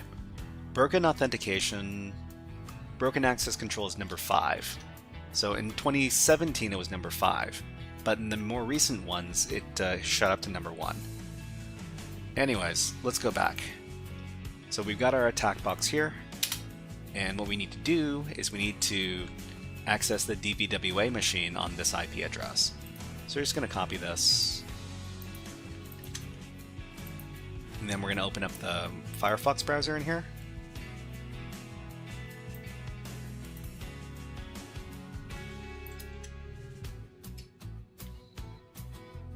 SysOS says that it still has SQLI and buffer overflow is nuts. Buffer overflow I'm a little bit more surprised about, but SQLI is still present on, well, especially legacy systems. So, I mean, if we take a look at the OWASP top 10 from 2025, let's just look at it. Let's just very quickly go over it. Okay, so broken access control is number 1. I mean, this was certainly the case when I was doing security testing. Security misconfiguration, this seems like it's a pretty broad category. Software supply chain failures. Software supply chain failures means that there's some sort of insecurity in something that that is being used to create the app or that the app uses. We also have cryptographic failures. So this is a bit surprising that cryptographic failures would be so high on the list. But then we've got injection over here. So injection could be OS command injection, it could be cross-site scripting, it could be SQL injection, any type of injection. Insecure design, authentication failures, software data integrity failures, security logging alerting failures, mishandling of exception conditions. Mishandling of exceptional conditions. I mean, some of these other categories I'm not really too well informed about, but let's continue. People are still rolling their own crypto. That's not the right way to do it. Anyway, so in the DVWA app, we can supply, I think the username is like admin, password. So username admin, password. Okay, and you know what? I'm going to put this attack box in its own browser tab. And we can do that over here at the bottom of the page. So there's a little button that's 2 arrows pointing away from each other, labeled View in Full Screen. Just click on that. They'll never guess my Vigonaire cipher secret. I mean, I'm pretty sure that if you do like a one-time pad, it should be okay, as long as you have a sufficiently long key. Or at least that's what I've heard. I've never tried it out myself. Okay, let's put on some new music. Keep on going. I've really enjoyed playing this game. Well, this game called Void Stranger. It's got a very nice soundtrack. I don't know when the next time I'm going to try playing it on stream is, though.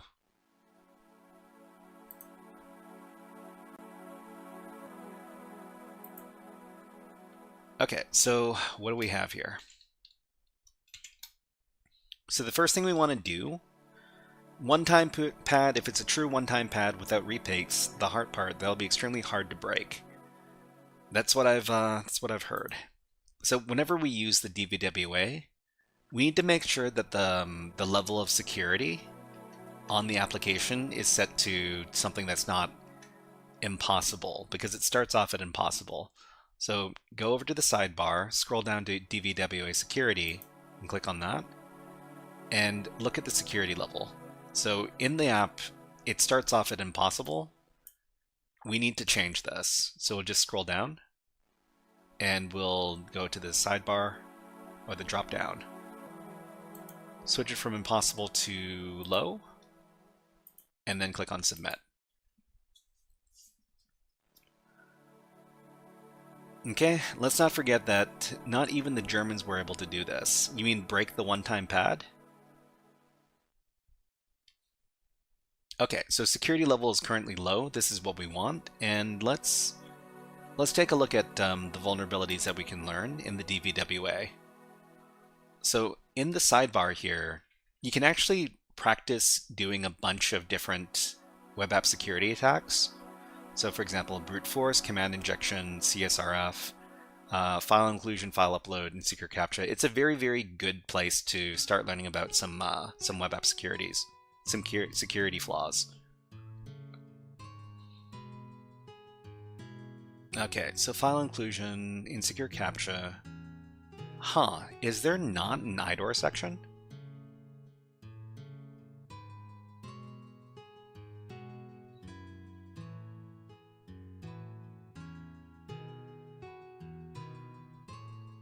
Command injection, brute force. Maybe I got this wrong. Let me see if I can find something for IDOR. Oh, you know what I should do? I should take a look at my own YouTube channel.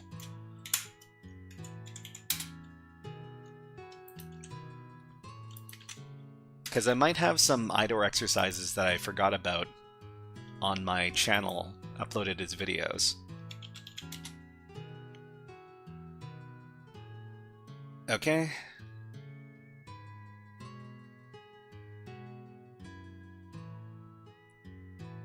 It looks like we might want to try taking a look at the EchoCTF platform. All right.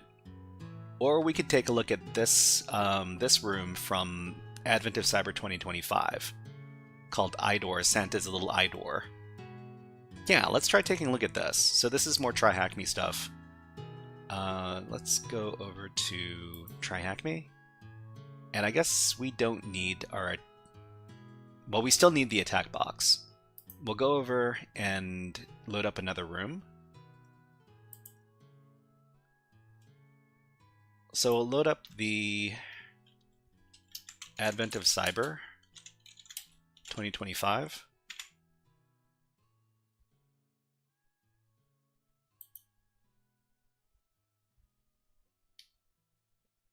Okay. Oh, this is the warm-up room. We're looking for, I think the room was called like Santa's Little IDOR, right? Day 5. IDOR, Santa's Little IDOR. All right, let's search for it.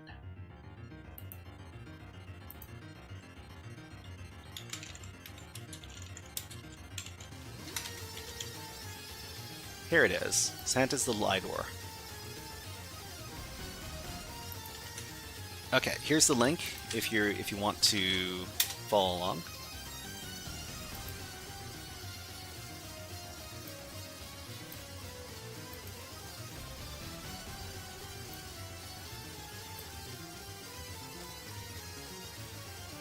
Okay, so the introduction. So the elves of Wareville are on high alert. So what we need to do in this exercise: understand the concept of authentication and authorization. Learn how to spot potential opportunities for insecure direct object references, or IDORs. Exploit IDOR to perform horizontal privilege escalation, and learn how to turn IDOR into SDOR. SDOR. I've never heard of this. Secure direct object reference. Sure. Okay. So we're going to start our target machine over here under task number 1. Yeah, under task number 1. Scroll down until you see this target machine icon over here, then click on Start Machine. You've reached your active machine limit. Okay, I'm going to terminate the DVWA task 1. Okay. And then we'll try starting the machine again.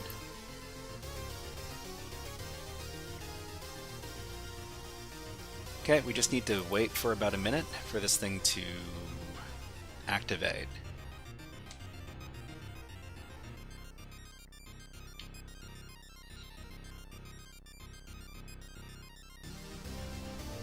Okay, so before we, while we're waiting for the machine to initialize, have you ever seen a link that looks like this?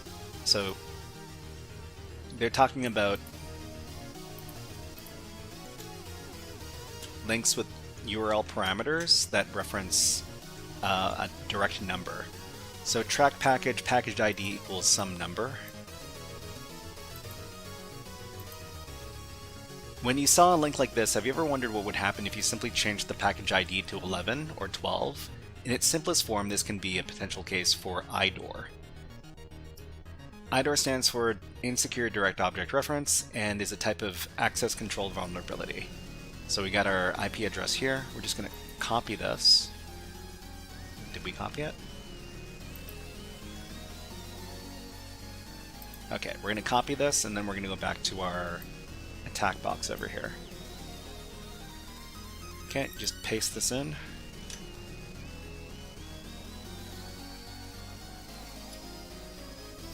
Oh, this is not the correct one.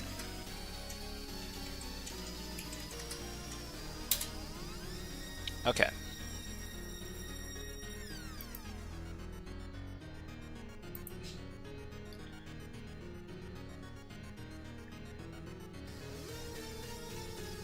Oh, we failed to open up our full screen. Let me try that again.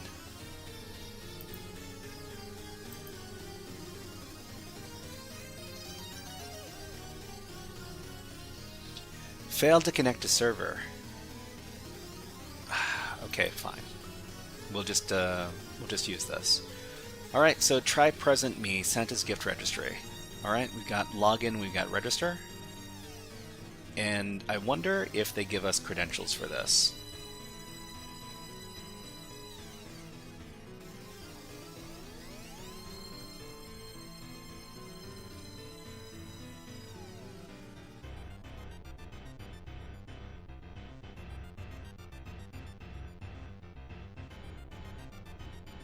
Okay, let me scroll back up.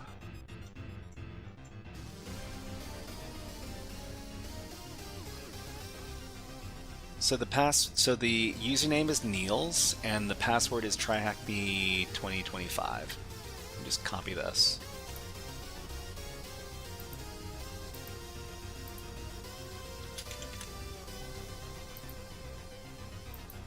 Paste in the password. Our username is Niels.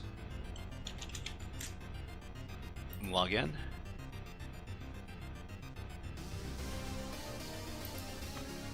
Okay. So we have our application over here, and what do they want us to do?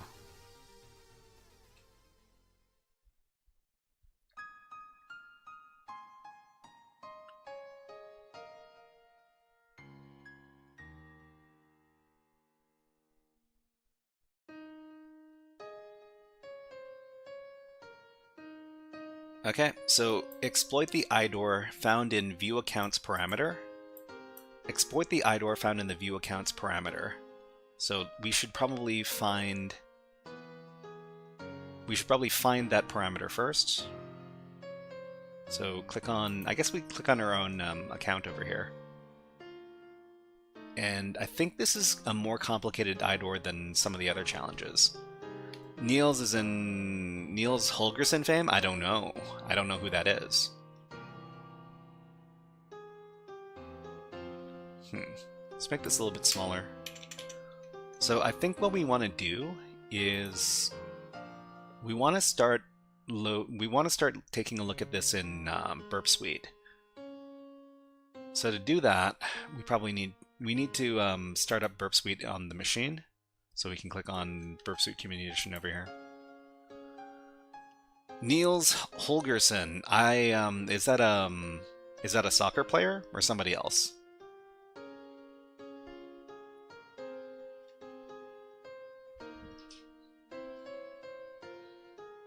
The Wonderful Adventures of Niels. Is that like a children's cartoon or something? I'm not sure. It's a cartoon. Oh, okay, okay. All right, so we're just going to start up Burp Suite over here.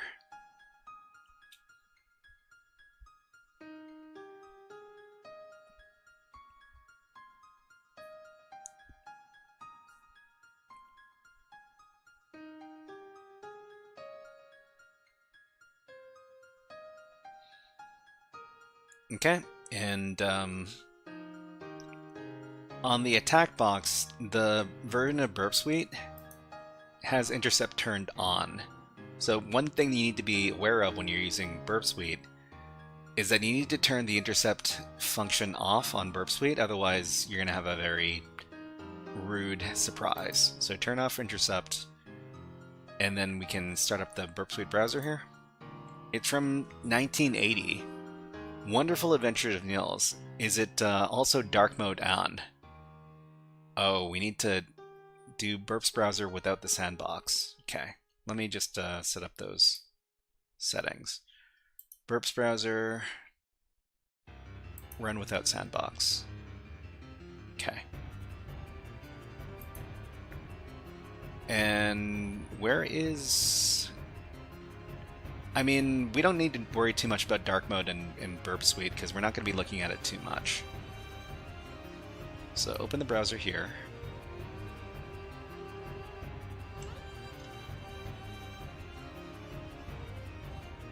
And the browser should open up in just a second.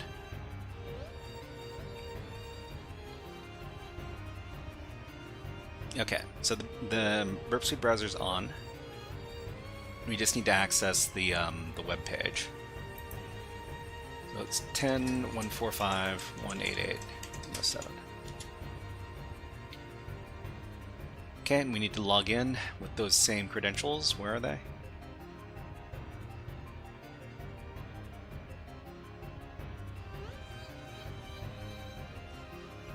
Okay, Niels, and try hack me this thing.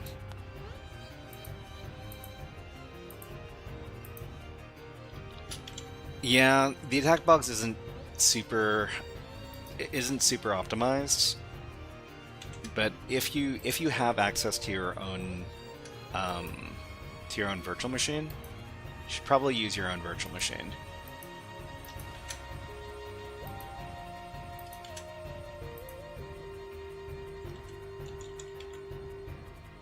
It's better than nothing. True, it's better than nothing. It's certainly very good for people who are new to cybersecurity. But when you can, you should probably move away from having to use stuff like this. Feels just like Proxmox VNC. Yeah, it's probably very similar. Okay, so we've got My Children. Manage gift wishes for your children. And you've got gift vouchers over here. So I wonder what kind of requests went to Burp Suite when we loaded up this page. So I'm just going to close this up. And then we'll go over to Burp Suite here. Proxy, HTTP history, and then we'll take a look at what function were we supposed to pay attention to?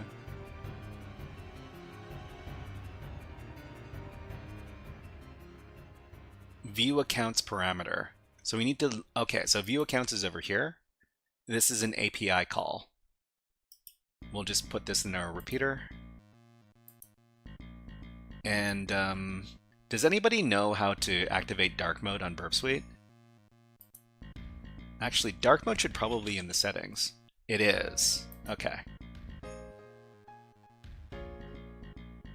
There you go. MC25, this is just for you. And sometimes you get tools you do not quickly install locally. Are we talking about the attack box? Why THM does not set that as a standard is beyond me. Anyways, I've saved your eyes, hopefully. Alright, so we got view account info user 10. So this is where our IDOR vulnerability exists. Can we make this a little bit bigger? I'm sure we can. So the first thing you need to do is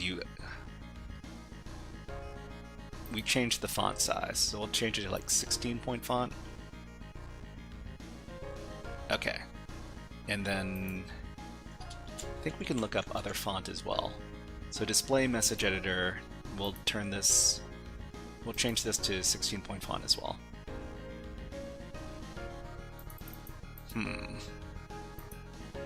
display 16. I can't get access to the display message, to the message display. Oh well.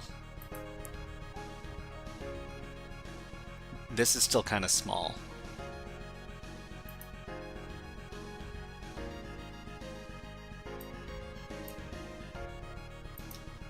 Can I drag this? This, okay. Change font. Change font, we'll change it to 16 point. Font size 9999. Font size 9999 or a user ID 9999? Okay, so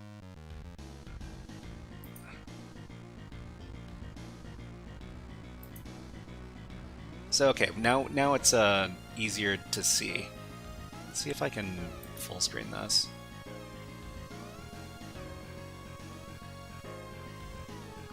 Still says failed to connect to server. Try hack me. Dang it. Okay, so request response. I think we can, well, we'll send this. Response comes back with big, what is it called? Oh, this doesn't work. Side by side is no good. Combined view. Okay.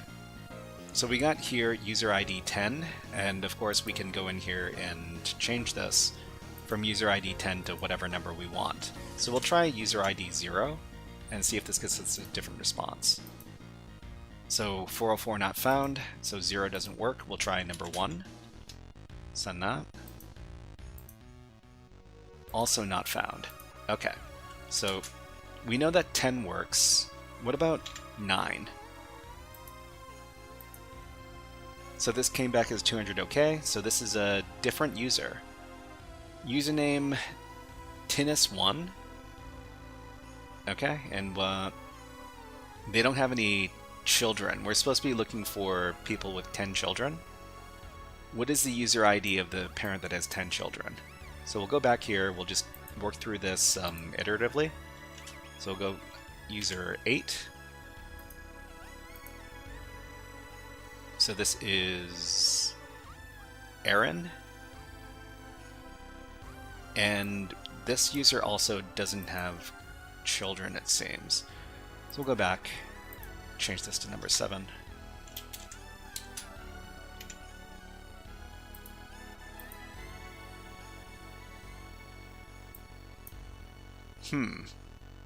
I wonder if I've got this wrong. For some reason, none of these users are coming back as having children. We'll go back to number 10. Yeah, okay. So we have children for this user. Anyways, so we can see that the answer is number 15 because I've done this exercise before. So let's go over to request number 15 then. Username ID 15. Send it off. And they've got a lot of children.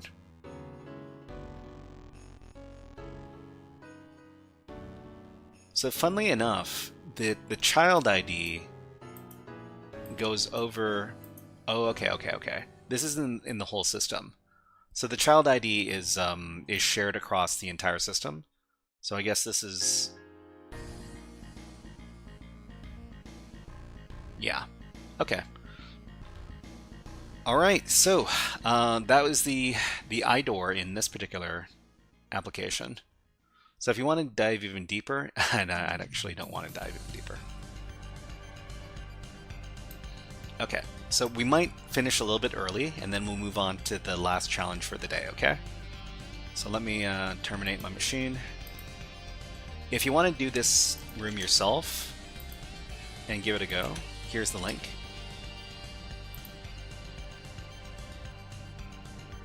Deep IDOR dish. Deep dish IDOR pizza. Is this what we're trying to talk about? Alright, so this is what I've been waiting for. We got to do like a Linux box challenge.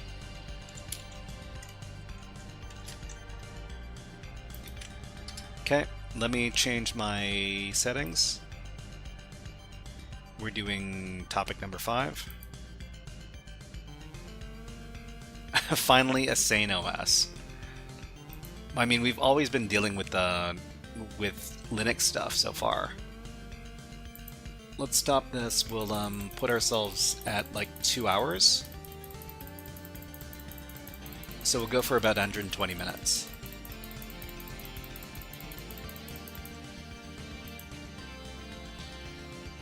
Okay, so what are we doing here? So this is the HackSmarter platform. HackSmarter is a relatively new cybersecurity education platform, and HackSmarter has a whole community. You can find him over at infosecstreams.com, which also has a bunch of other cool people who do cybersecurity content on Twitch and on YouTube. So this is the link over here. And let me just get the YouTube link for HackSmarter. HackSmarter goes as Tyler Ramsby on YouTube because that's his name.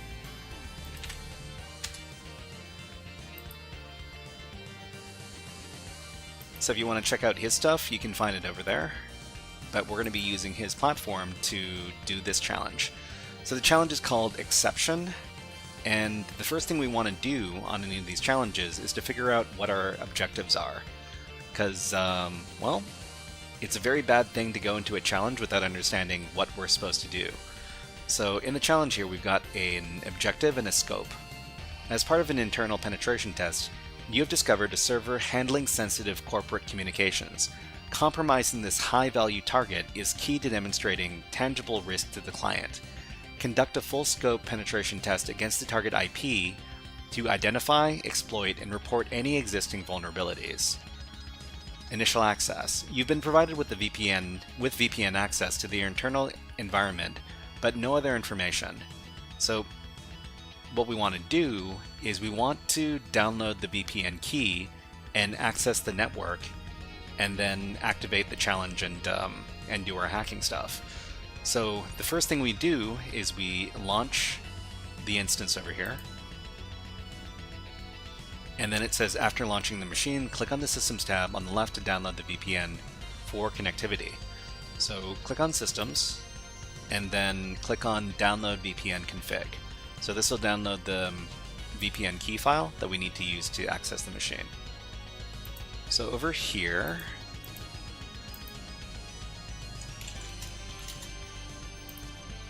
we should see that, what is the name of this challenge? Sorry, I need to take a look at what the name of the file was.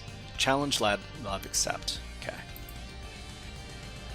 So we're just going to copy this, and we're going to put this in our VPN keys directory.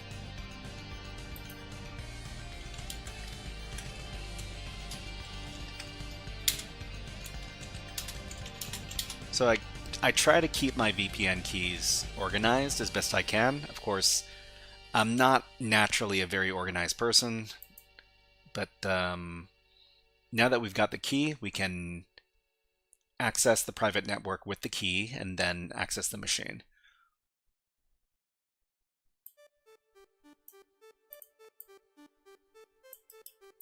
Okay, we use sudo openvpn. That's the common password that's the common program you'll find on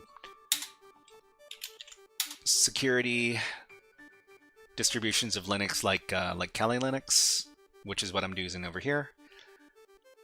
After we're connected, we should be able to access the network. There are a couple of ways we could tell that we do have a connection.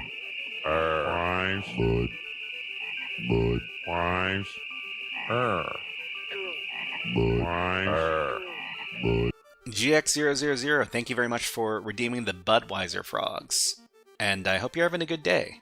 Happy Friday to you. GX000, our good friend Ipecac was looking for information about the B-Sides convention, or the B-Sides conference. Did he contact you? Did Ipecac contact you, GX000? Let me know. He was looking for early bird tickets. He's trying to scan me. Okay. All right, so we've got the ton 0 interface over here, and that probably means that we've got access to the network. So we'll try pinging this thing. So this IP address here. Ping. Okay, so because we're getting pings back from the machine, we can access it, and we'll just run a standard nmap scan to figure out what ports and services are exposed on this remote server. But GX000, how was your week? I know that you're pretty busy with B-Sides conference stuff. Hope you're doing okay. We got port 80 and we got port 22. So port 80 and 22 is a classic combination for CTF boxes. And we also have port 3000. So port 3000, I think, is associated with, is that Node.js or something else? We'll probably figure out when the nmap scan comes back to us. Good, I guess. Always busy. Can't stay long tonight. Oh, no worries, no worries. I appreciate you coming by. So what do we got? So port 22 is SSH, which is pretty standard. Could be Node, could be anything. It's not restricted. But I think... Is this Node? We got port 80, which is like a standard unencrypted HTTP port. We got 3000, which it's coming back as PPP, but I have no idea what that is. I mean, it looks like HTTP because it comes back HTTP 1.1.200. Okay.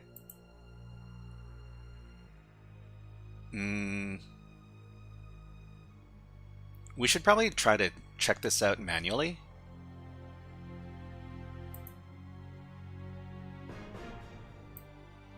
So we can just navigate in our web browser to the IP address. On port, let's try port 3000 first. This is some sort of application, so this is Rocket Chat. Rocket Chat. Rocket.chat. Is the name of the domain supposed to be rocket.chat?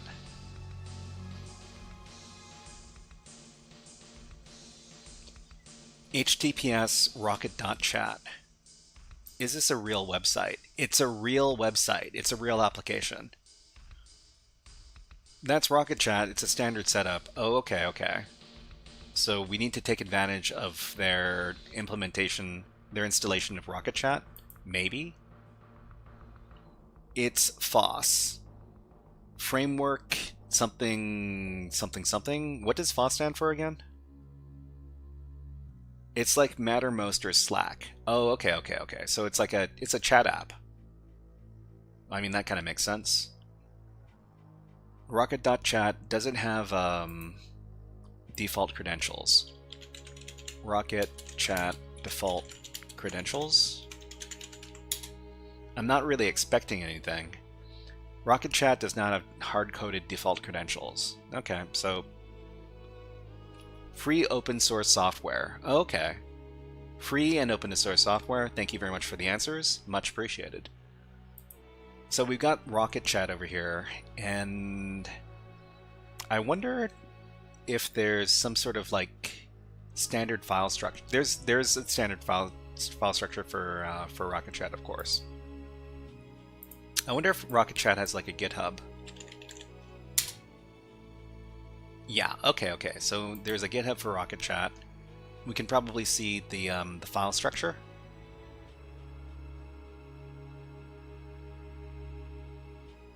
So there's there might be like a security.m.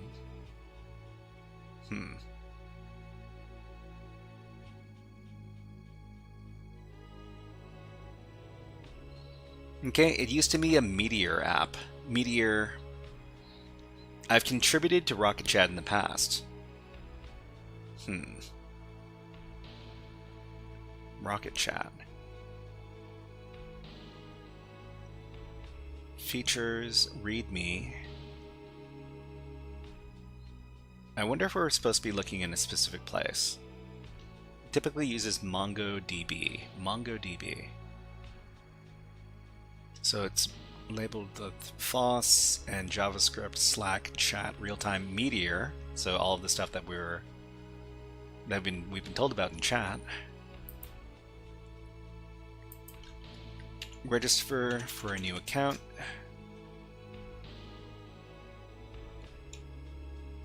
I'm not expecting anything to be super sensitive in the source code here, but I just wanted to look through it real quick to see if there's some sort of comment or something, you know, because this is pretty typical for CTF challenges. One thing that I like about Try Hack Me is that the labs that they host on Try Hack Me are usually pretty realistic, and they're not usually very like CTF-like, or at least they don't have a lot of like really gamified concepts. But it says here, discovered a server handling sensitive corporate communications. So sensitive corporate communications, we're probably talking about this chat app, the Rocket Chat. So another thing we can take a look at is the application on port 80. And the application on port, oh, there's an there's an LLM. What is this? Looks like it uses standard chatbot functionality.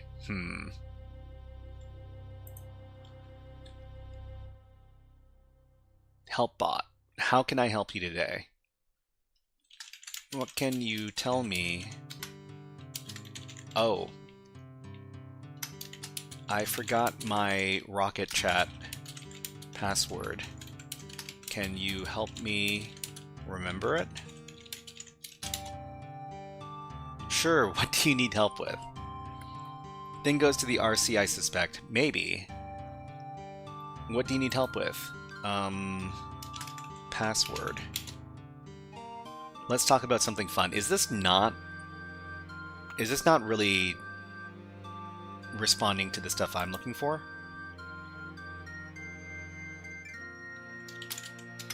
I want to reset my password.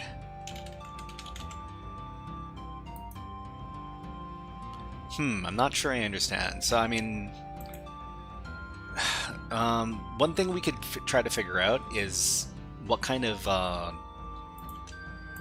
network web requests are being made by the chatbot over here. So we can take a look at this in Burp Suite. This is Burp Suite on Kali Linux as opposed to Burp Suite on the attack box, of course.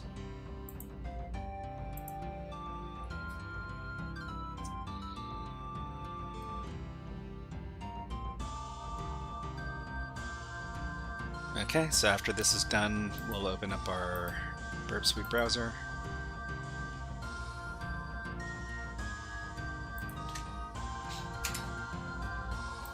Okay, so hi, I'm HelpBot. The other thing that we didn't do immediately was we didn't take a look at the source code for this.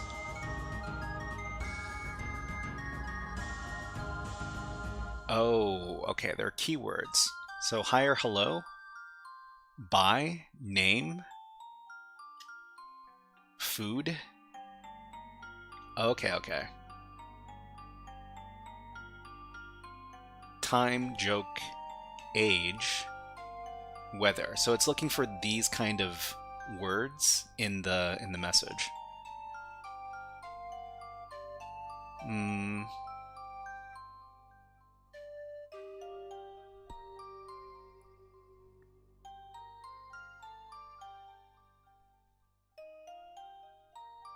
Okay, so I think,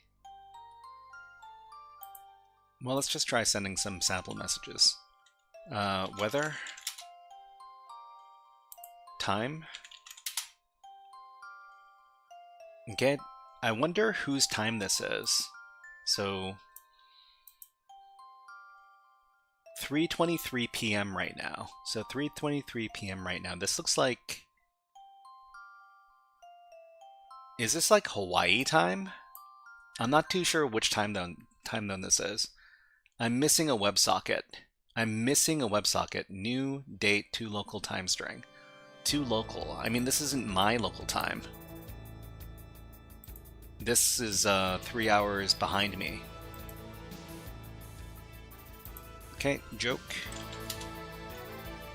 Why don't skeletons fight each other? They don't have the guts. Ha ha ha. Alright, so let's take a look at what happened in Burp Suite. So HTTP history. This doesn't really have anything for us to look at. What's the time zone of my Kali? Oh, you know what? You're right. You're right. My time zone, my Kali is not the same as my time zone. So it does match up with my Kali Linux time zone.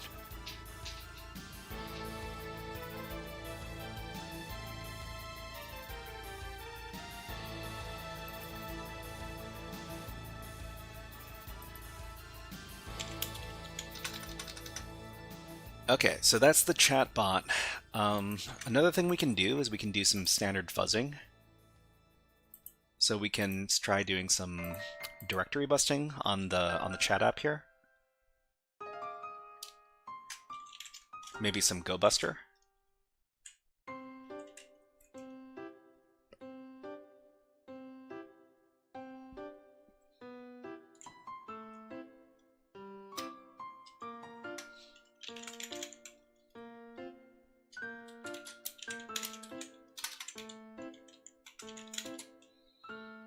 Okay, I'm just gonna grab an old GoBuster command I used before.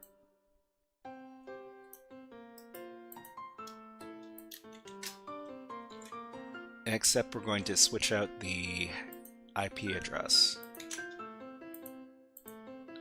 Oh, you know what this is a good opportunity to do? This is a good opportunity to try the Nuclei app. Huh. Error on running GoBuster. Oh, okay. I repeated the scheme. Okay, we got this running in the background. We can also run Nuclei, which is a vulnerability scanner. Call this our Nuclei app. I think it's Nuclei-T.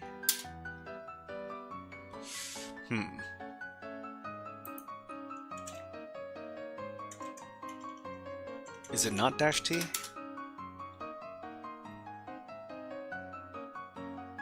Oh, no, this is the wrong IP address. Okay. No, this is the right IP address. Hold on, what's going wrong? Is it Nuclei-U or Nuclei-T? Nuclei help.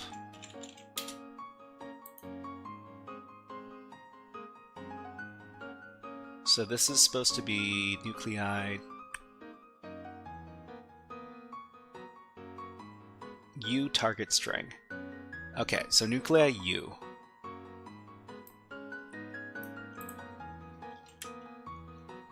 Thank you for reminding me when to grab that app. Oh, MC25, no worries. Okay, so it's Nuclei-U. Okay, so we'll just leave this running in the background. Let's take a look at what's happening on our fuzzing tab. So fuzzing, we haven't found anything. So there's just index.html. This is going really slow.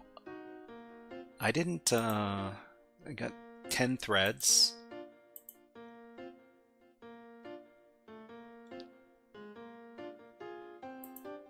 Okay. The other thing we can do is we can take a look at the app on port 5000 again, or port 3000. So this one over here.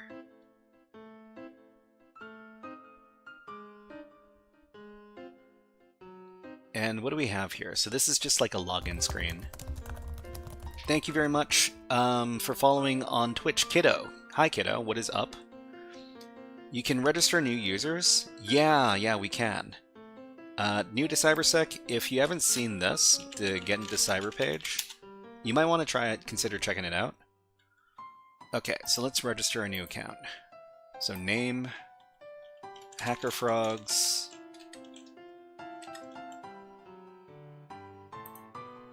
and the email is going to be hacker@frog.com, password, super secret password.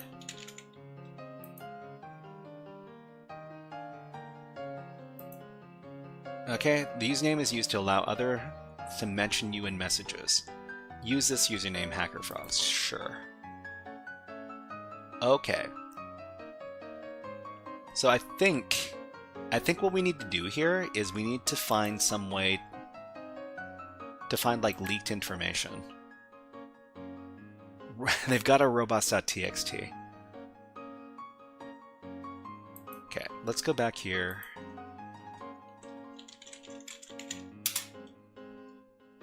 Do they have anything here?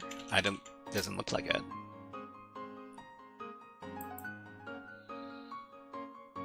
So index.h size 1. I mean, there's not very much information here.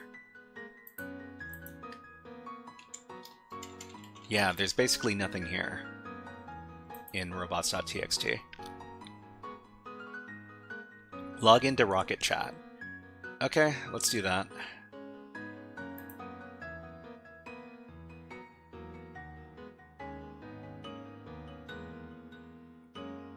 If you're an admin, feel free to change this content via administration layout home body clicking here. You're not authorized to view this page. Alright, I guess we need to log into the application then.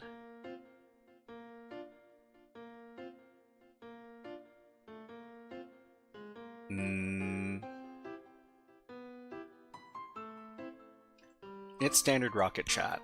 So is there like a login endpoint?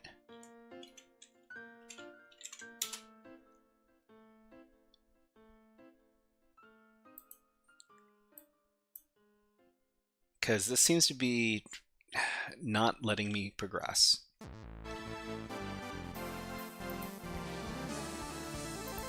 Actually, let's access this from our regular browser then. 3000. Okay, let's try logging in.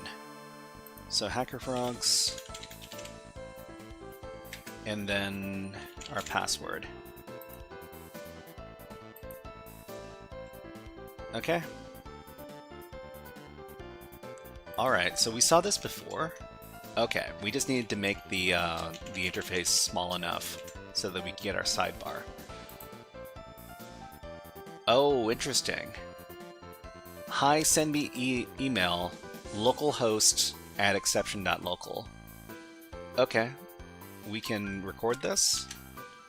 So this is going to be one of our email addresses that we can keep track of. Nuclei app is finished. Don't think it found very much.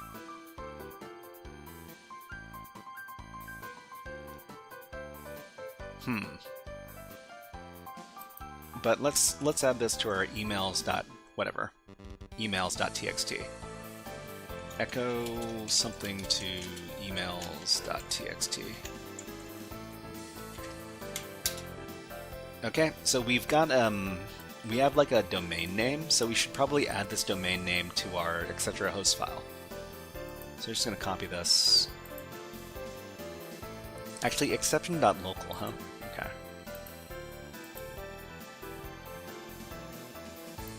Here's our regular text editor. We'll make a separate directory for this. Actually, let's not. Okay, we'll do sudo nano etc hosts.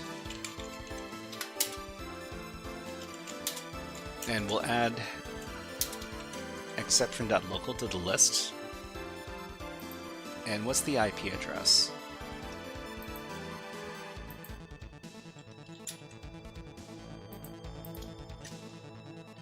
Okay, so we've got our domain. And let's try accessing it. Let's try it from here. exception.local. Okay. So it resolves properly. Hello. Okay. And what else should we pay attention to? We should probably pay attention to the username as well, because we've got our email address, and the email address has a username. So localhost. Let's copy that, and we'll add that to our list of users.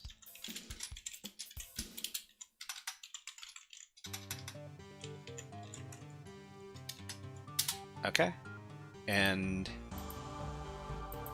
let's see if there's more information we can see here. So there's just one message. Let's just say hello.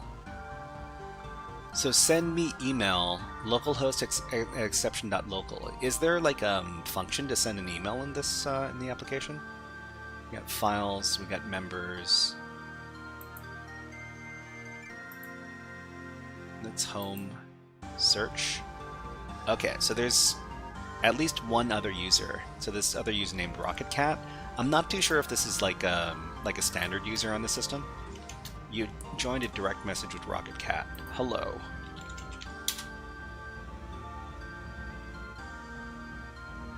Oh, this is a standard user. Okay, so this is like a default one. It's a bot. Okay. So there's localhost here.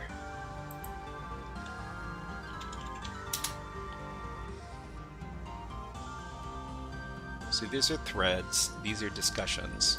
Are there any threads or discussions? Nope. User info.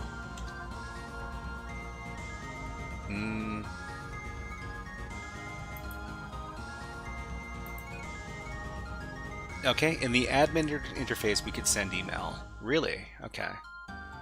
In the admin interface. I mean, we don't have the admin interface. Start messages, OTR, keyboard shortcuts, pin messages. So I wonder if there's like so this is the general channel in here. There's nothing really in here except for this person's message. So we got direct messages here. And we got the public general. So can we look for more public channels? Filters, directory. So we only have access to these users.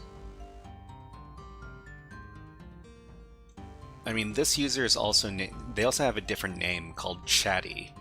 So maybe Chatty is like a username we need to keep track of as well.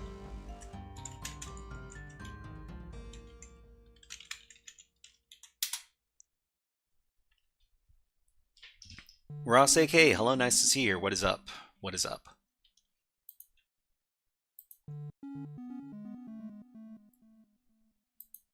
If we go home, okay, so it's a desktop app. Documentation. If you're an admin, feel free to change this content.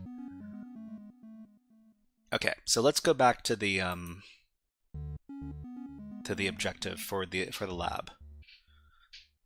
Discover a server handling sensitive corporate communications. Compromising this high-value target is key to demonstrating tangible risk to the target.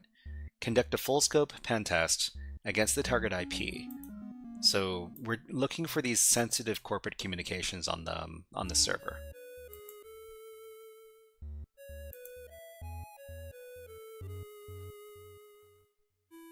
This goes home.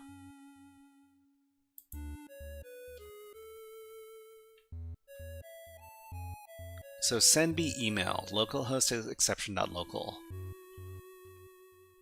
I don't think we've got any capability to send email right now.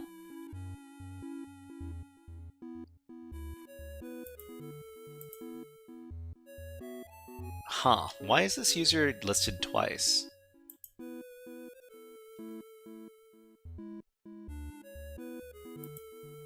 We've already sent this user a direct message.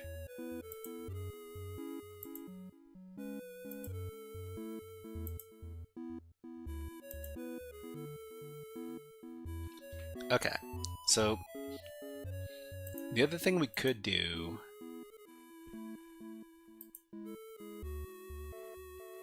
is we could start fuzzing on the Rocket Chat application. Because I'm pretty sure that this standard application on port 80 is kind of a dead end.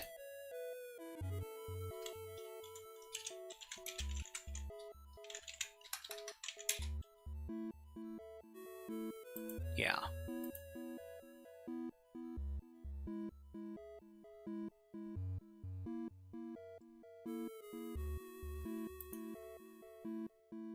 Okay, so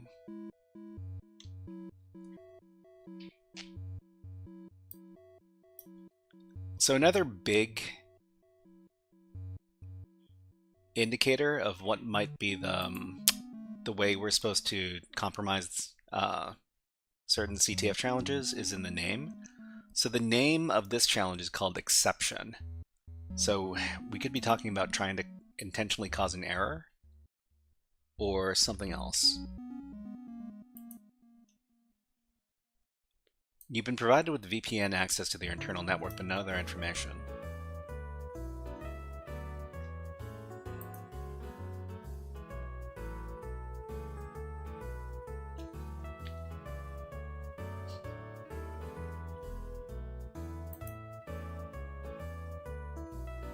Ignifer, hello, nice to see you here. What is up? I'm not too sure why you can't redeem Hack the Planet. Let me do that for you. Hack the planet! Hack the planet! I might have to turn my to reset my store. But hello, Ignifer, nice to see you. Hope you're having a good Friday.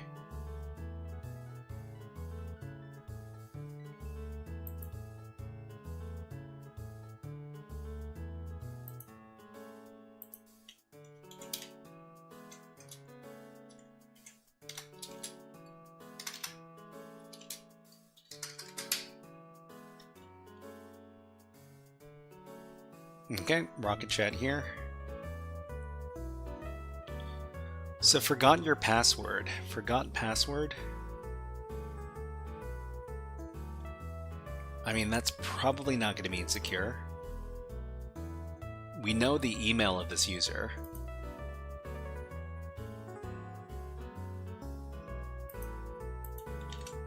It's this over here.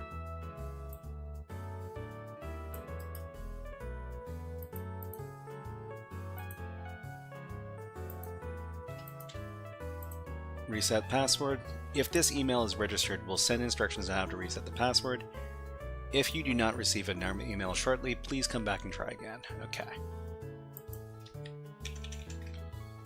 In the meantime, we can just log in as our regular user, HackerFrogs.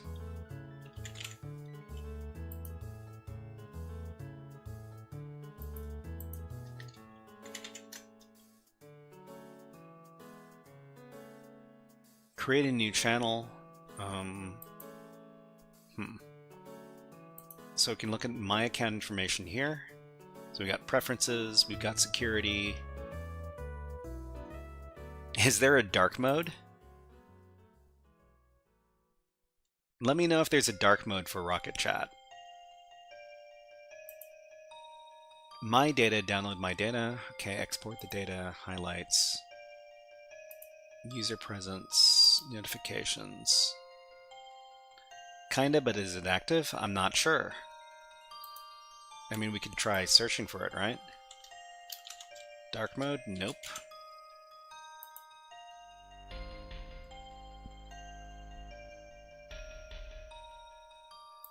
So Rocket Chat is a bot. So if Rocket Cat is a bot, then we might be able to get some answers from it. Hello, Rocket Cat.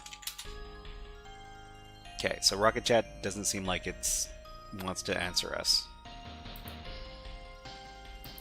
And also add files. You can send emojis. Nice. So localhost, I mean, these are not like, these users don't respond to us. So localhost at exception.local. I mean, I guess what we could do is we could try to brute force this using this password, using this email. But I don't know if this is the intended way in. Okay, what we would need to do is we would need to find out what the login flow looks like. So we could probably find out in Burp Suite.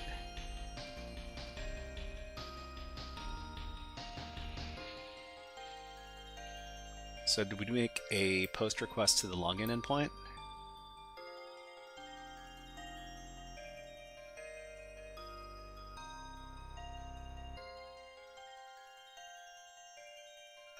Actually, if I wanted to figure out what the login looks like, I could probably just log out and log back in again. Where's my logout button? Log out and then log back in.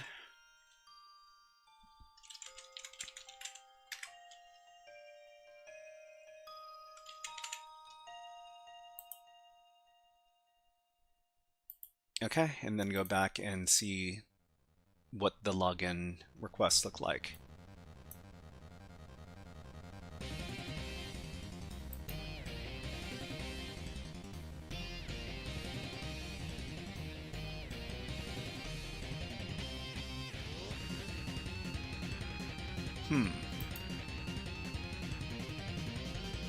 Where's my login request?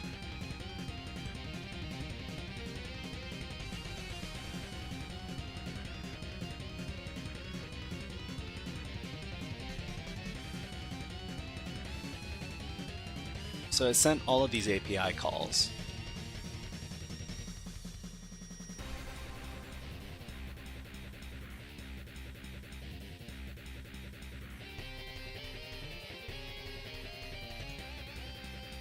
It's one of the first. Let's search for login. Okay, I don't see it anywhere.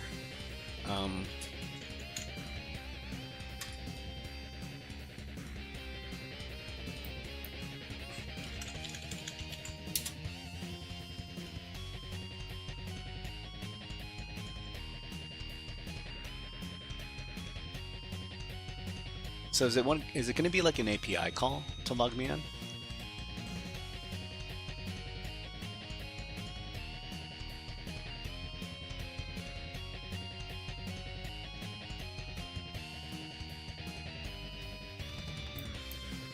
Okay, so I'm going to do something that I don't usually do. I'm going to go to the proxy and I'm going to turn on the interceptor. Proxy intercept on, and then I'm going to try to log in, and then I'm going to see which endpoint it goes to. So we're going to log out. I'm going to log back in. And then we're going to turn intercept on, and then click on login. So this is a method call a non-login. Okay, so let's send this to the repeater, and then we'll turn intercept off. Okay. All right, so this is what we send as our login request. We probably want to save this as a file. Copy to file. Copy to file. We'll call this login.txt.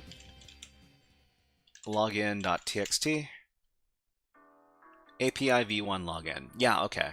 Okay. Save this, and then let's take a look at what it looks like in Nano. Okay, so we're sending JSON information here.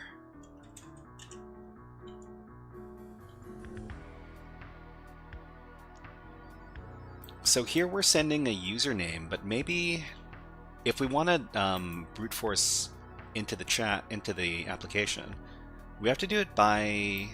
Actually, we know the username for the user we want to target. The username is called chatty, right? Localhost. So the name is localhost. Okay, let's copy that. Oops.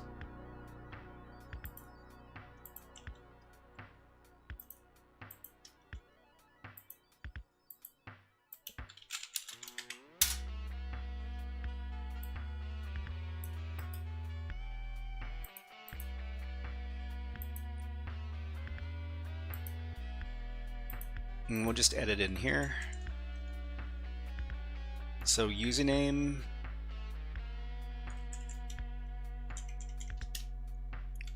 localhost, password is going to be, oh, what is this? Password digest. Password digest algorithm SHA-256. So is this a SHA-256 hash of my password? That's a bit of a pain in the butt. This is the user JSON response. The user JSON response. User's info, user ID.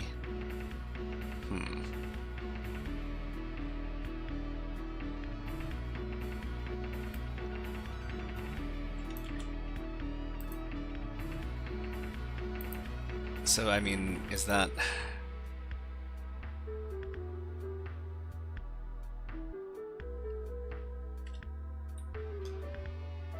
So user info, user ID equals something. Let me copy this. Let me see if this is actually like a SHA-256 hash of some password. Go to crackstation.net, paste in this thing, and then identify all the bridges. I don't know, that's a bridge. This one, this one.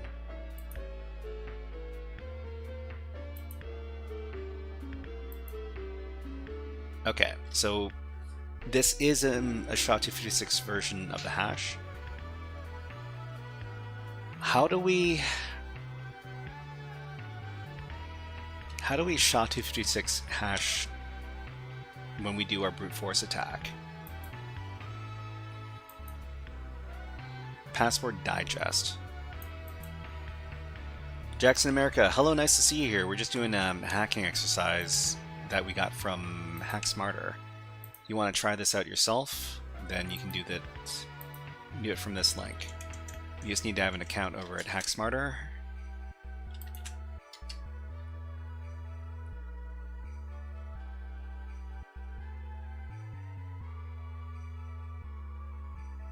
Typically, to just log in, you can use the bare user and password. You can use the bare user and password, can we? I mean, let's try sending it to see if it actually responds to us. So password digest. So let's not digest this.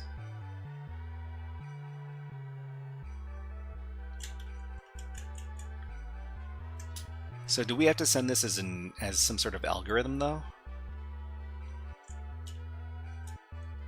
ID 45. ID 45. Do we have to send the correct ID number as well, along with our login? Is the ID number connected to our account? Check the link, you need a lot less. Okay, let me take a look at the developer link over here.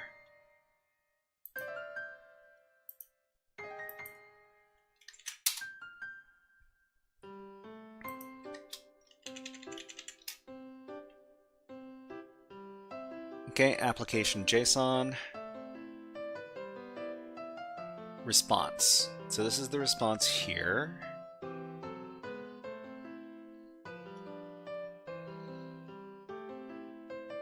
Log in with username and password. Log in with, I guess we can log in with other things. Log in with Facebook. Log in with Twitter. Log in with Google. Okay. Show the examples. Code samples. Okay, so post to v1 login, header accept application JSON.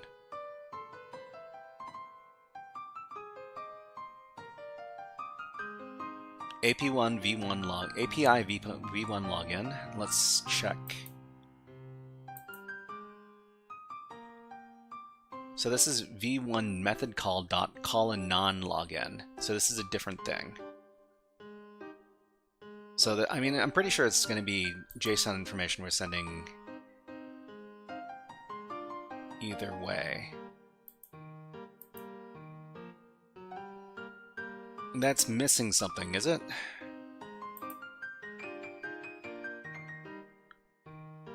So application JSON, show some examples. Example, user, password. User, password.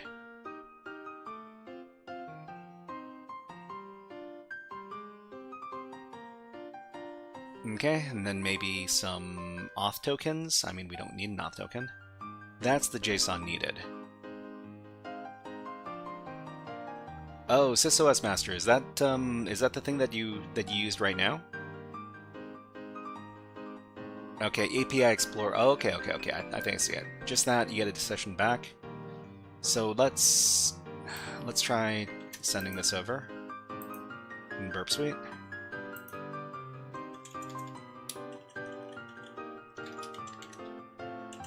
Okay, user.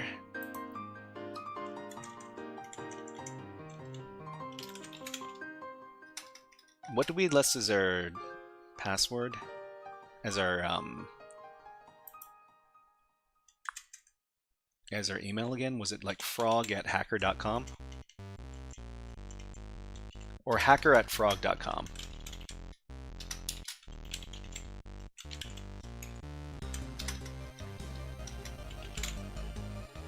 Okay, what endpoint is Burp using? So Burp is using the v1 API v1 method.call-anon./login. I don't know if this is going to be bad requests. So match error, unknown key and field user. That's why it has more? Yeah, I think let's just try sending it to API v1 login instead. Okay, status success. Okay, and they send a bcrypt version of our password. That's great. Okay, verified false, status online, active true. Yeah. Alright, so I think we've got enough here to start doing some brute force attacks. So we're just going to save this to a file. Login.txt. And then we'll put in the email of our target user.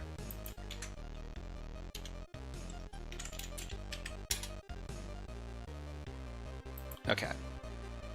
So that's just your own user, so the bcrypt is not really unknown to you. I mean, the bcrypt.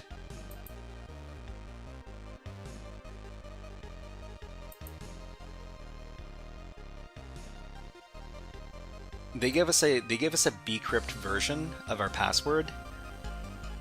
I don't know if it's super relevant to me, but I guess we could try to figure out what this, if it's actually, you know, how if we could crack this or not. Although it's not really something we need to figure out right now. We've got an ad running on Twitch. When ads run on Twitch, we put on the birds. How about we put on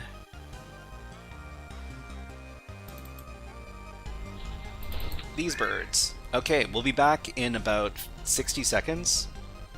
And enjoy the birds and the music. I need to take a little water break.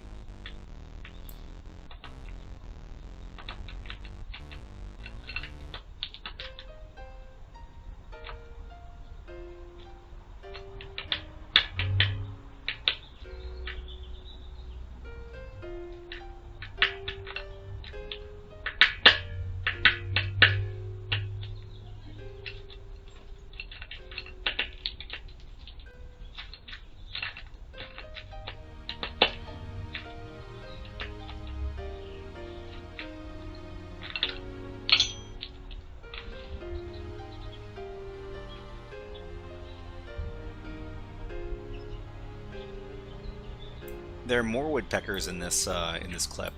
Hold on, where do they show up?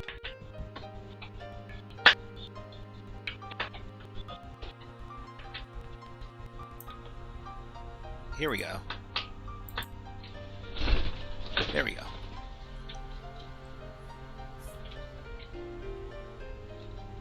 Yeah, these are northern flaker woodpeckers. They're fun. They're fun little guys. Okay, let's go ahead and get back to the hacking. All right, so we want to do some sort of password attack on this. So what we need to do is we need to figure out. We need to set a fuzzing point.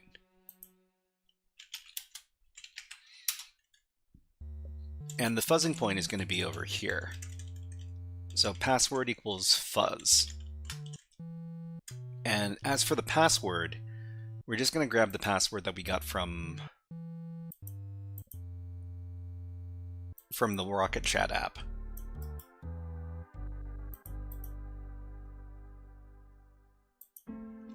Okay, so we'll just replace this. And then we'll try fuzzing this with FFUF. So FFUF is a program we can use for fuzzing. We can use it for brute force attacks. I wonder... We could also use this...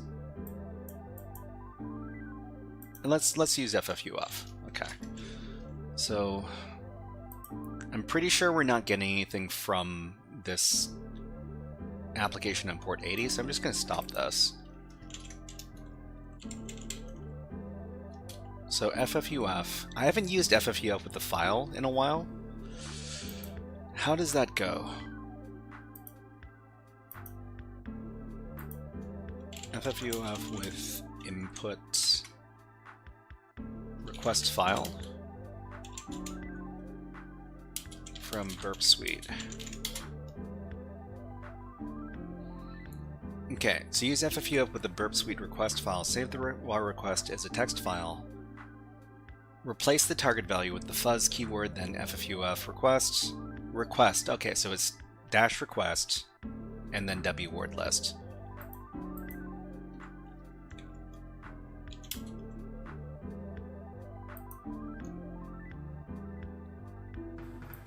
Dash request.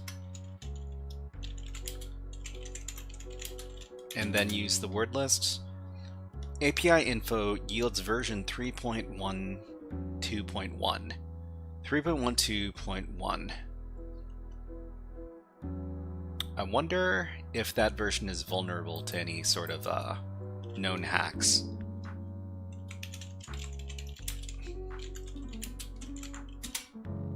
So we got Rocket Chat here. Oh, you know what? Wow, we've got something.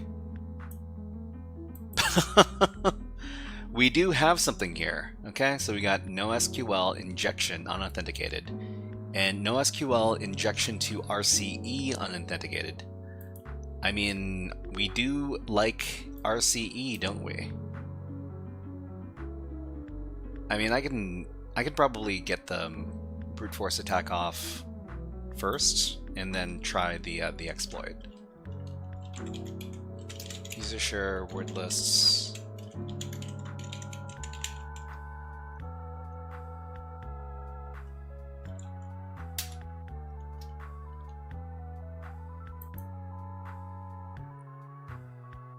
Okay, this looks like it's nothing but errors.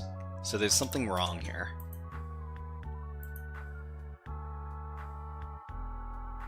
API v1 login.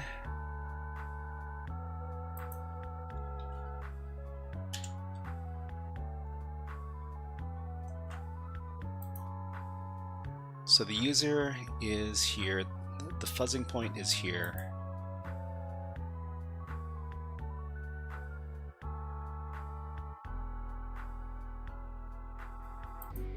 I wonder why everything was coming up as an error.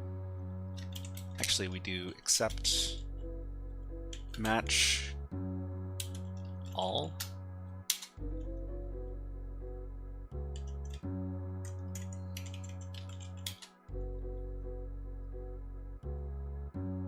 Yeah, every request we're sending out is coming back as an error, so I'm not too sure if we're supposed to be doing it this way.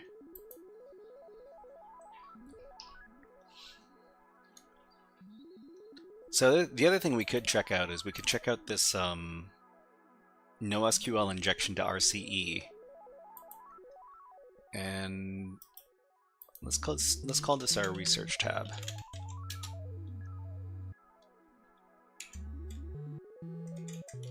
And we'll copy this exploit script over to our current directory.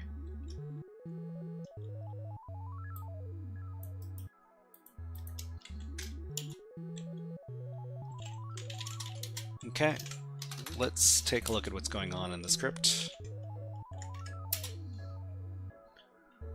So vulnerable versions, Rocket Chat 3.12.1.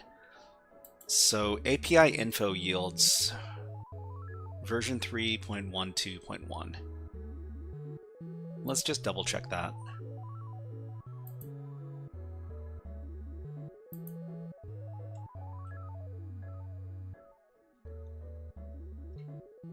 So API 1 info.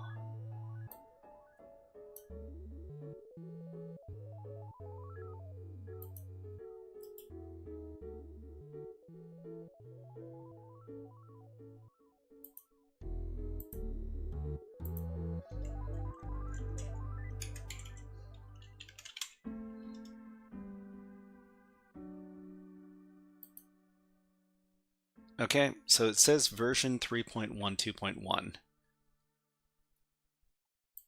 So we've got the correct version here. I'm not too sure if this...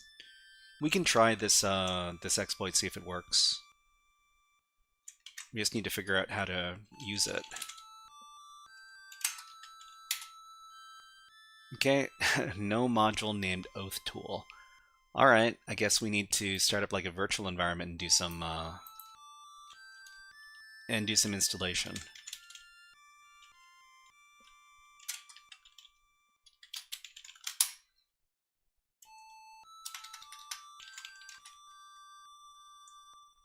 So this kind of unusual looking module here called Oath Tool. Oath Tool, okay. We got JSON, hashlib, time. This is all pretty standard except for this. Argparse is also like standard, but this is a bit unusual. So we're gonna have to open up a virtual environment and install that thing.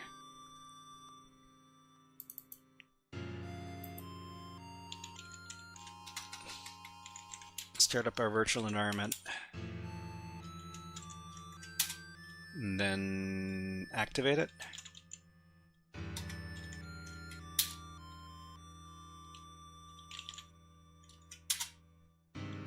Okay, and then we can install this Oath Tool thing.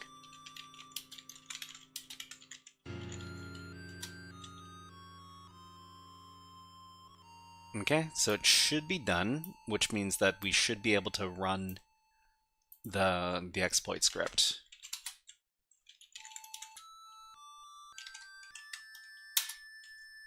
No module named requests. Are you kidding me? No module named requests?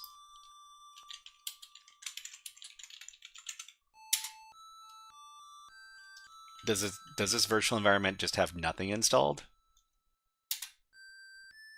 Okay, so the following arguments are required. So -u, -a, and -t. So, I mean, U probably stands for URL, where the, so U, A, and T. So U is URL, and I guess URL in this case is going to be the Rocket app.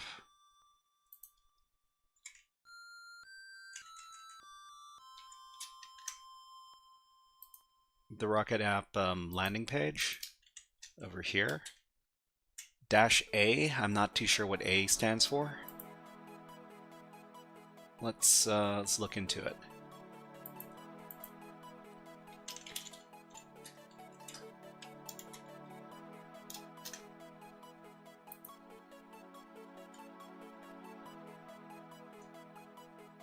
Okay, so low priv user email.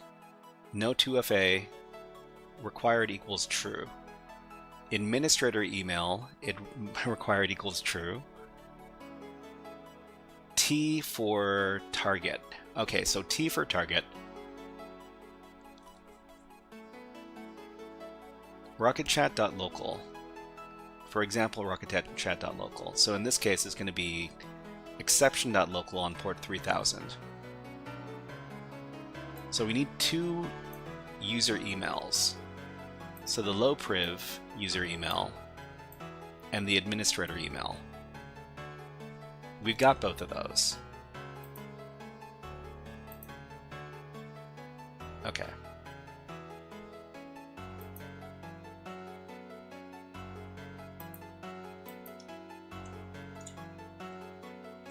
So -T -A, is A for administrator?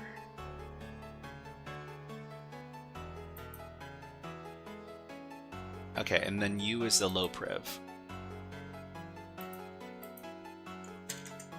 So the administrator user, our low priv user is hacker@frog.com.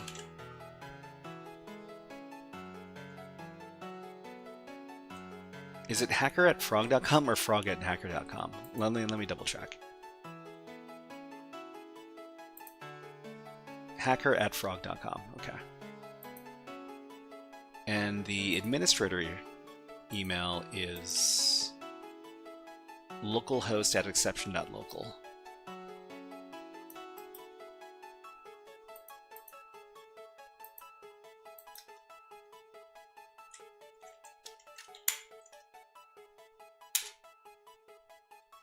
Okay, resetting hackerfrog.com password.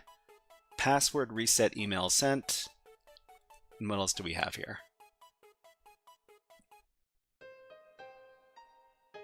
Got Q. Oh, is this like a leak? Are we leaking it out slowly in like a Boolean SQL injection, or like a time-based one? All right, I guess we can leave this running for a little while and go off and do some other stuff.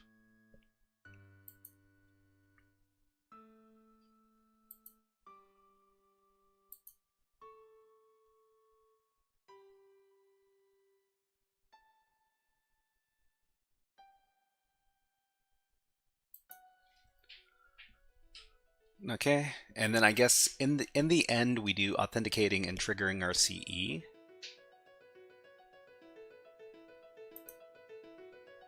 Oh, we are leaking out the password.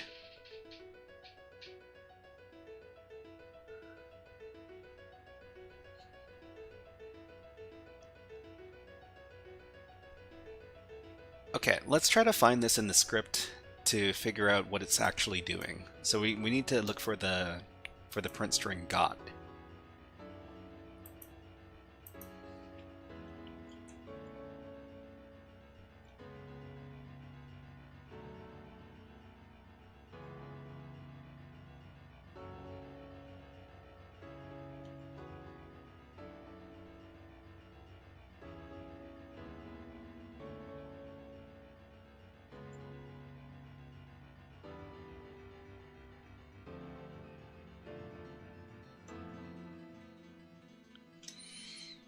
Okay, so we're looking for like a token, right?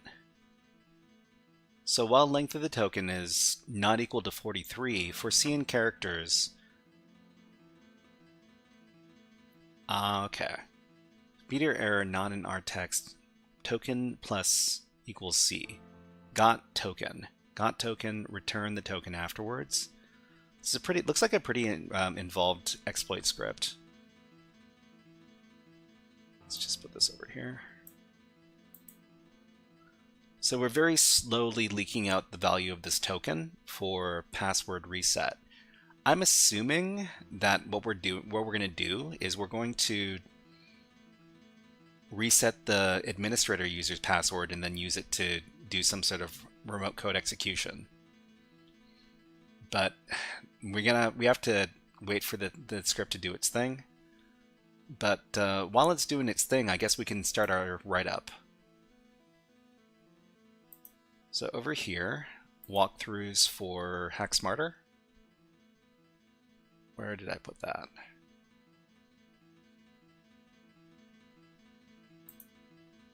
Okay, and this one is called exception.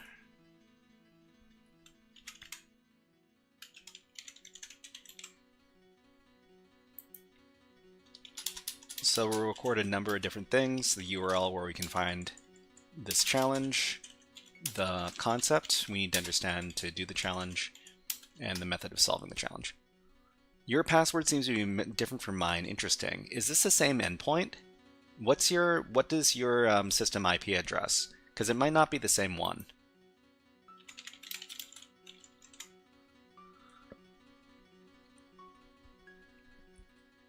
So my IP address for my system is 10.167.70. So your IP address is probably going to be different because I don't think we're sharing. We're not sharing the same resources. And it could be that the password, I mean, is this a password or is this like a token? A token for resetting the password.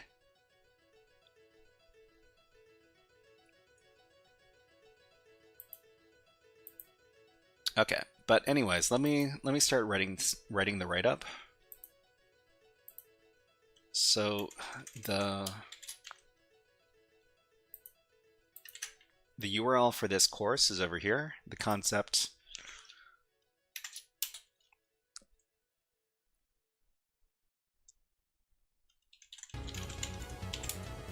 Enumerating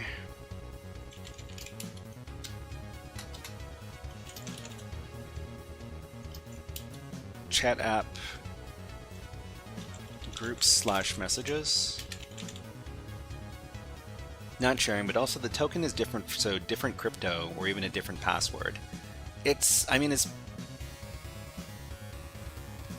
not unlikely that the password is generated using some sort of algorithm, and it's going to be different for every instance of the application. Okay, so method to solve.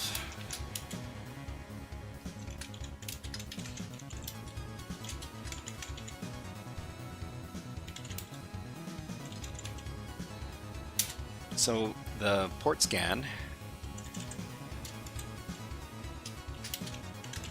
nmap reports that port 22, which is SSH, port 80, which is HTTP, and port 3000, which is also HTTP, are open.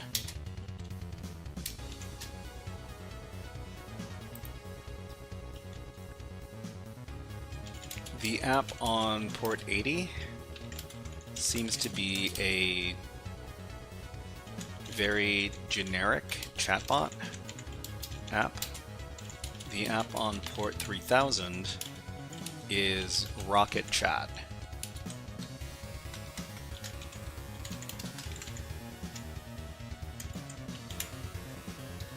Okay, and then we can supply the documentation for Rocket Chat. Developer.rocket.chat.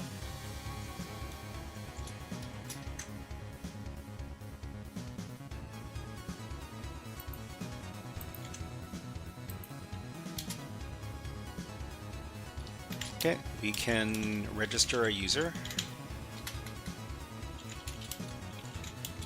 then log into the system.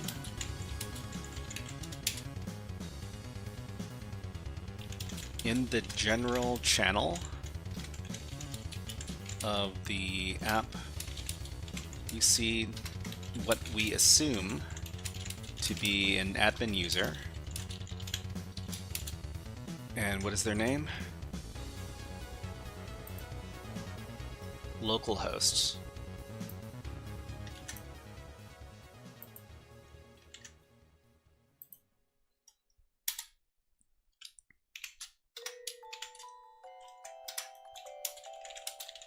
This user exposes their email in the general chat message. Okay, it shows the system is better than typical, which is nice. Yeah, it's good to be able to generate some dynamic passwords. So the email is, what is it? Still working on that token or password thing.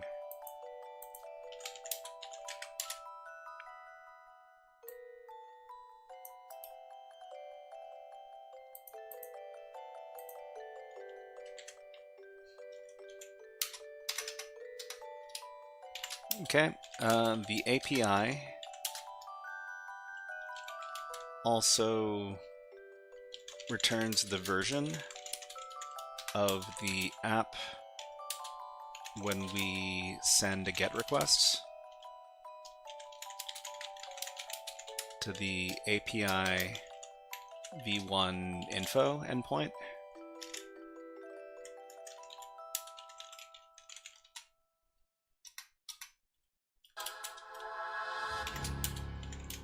The version number is, what was it?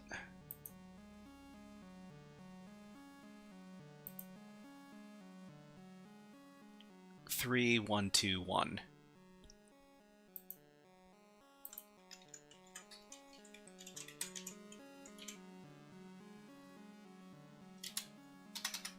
I mean, I'm not exactly sure that this is the way in, but I mean, this is pretty much the way in because we are like leaking out like a password or some sort of token.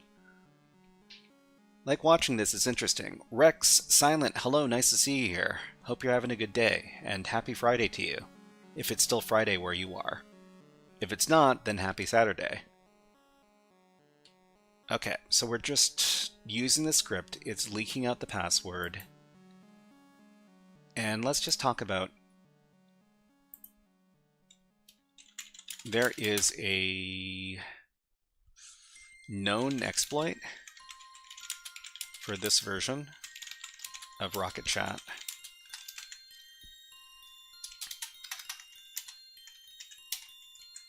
We found that with SearchSploit.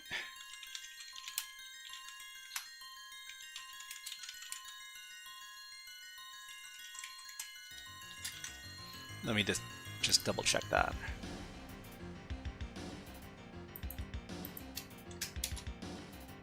Yeah, okay, this does find it.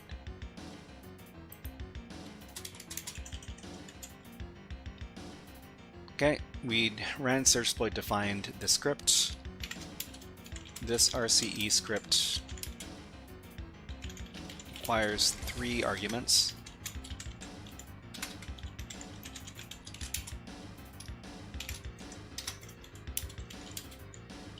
The target URL, that is -t, the admin email, which is -a, and a regular user email, which is -u.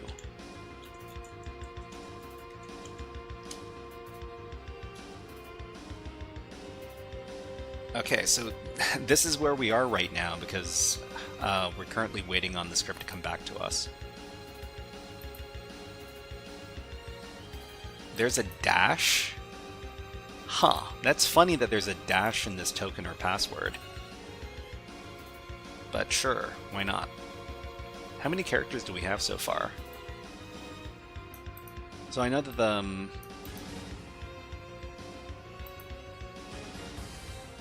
yeah, so this is... it looks like this is a token that we're getting and not an actual password.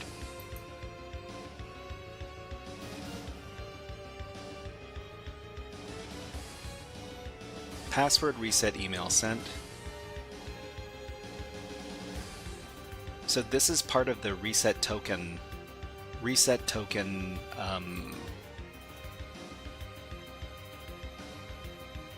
function that we're running right now. Brouhaha! What is up? What is up? Hope you're having a good Friday afternoon or evening, wherever you are.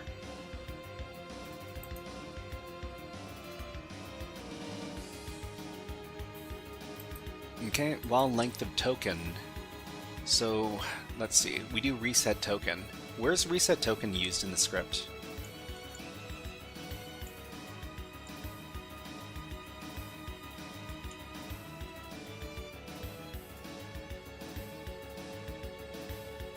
Okay, getting low priv user.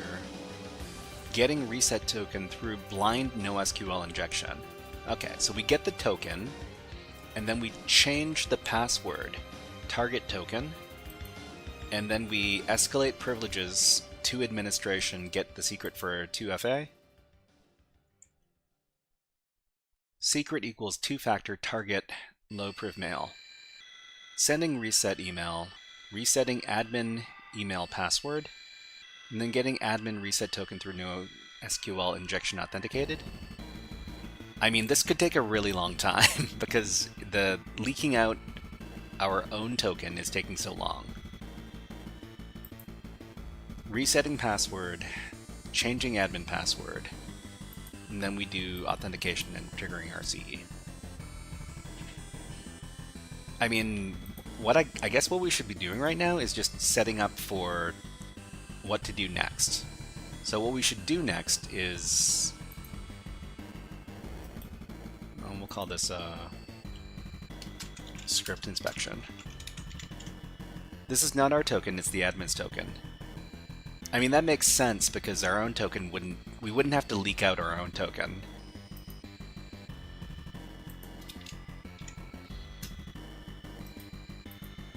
Okay, so this next thing is we're going to try to set up like a reverse shell. We're going to call this remote access. And this is a good opportunity to try out, what is the name of that thing? Penelope. So we could try Penelope on port 443. We can request our own token, yeah. Could you give me a quick summary of what you're doing? Yeah, Ichigo Kurosaki. Hello, nice to see ya. So we've got a CTF box over here. It's basically a vulnerable server. This is a challenge from a website called HackSmarter.org. It's basically a place where you can learn about different types of security techniques. And what we're doing right now is we're trying to break into the server by taking advantage of vulnerabilities in the web app. So for example, on this app, there's a chat application called Rocket Chat on port 3000. We created an account on the chat app, and then we found out that the version of the chat app that they're using is version 3.12.1, which is vulnerable to a known exploit. So we downloaded the exploit script, and we're running it right now to try to get remote code execution on the target.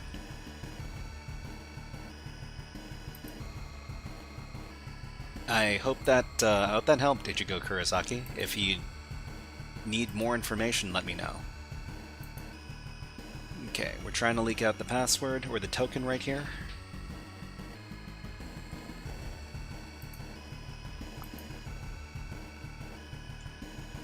So token equals admin token, target low priv mail. Token equals... wasn't there like a token reset token target?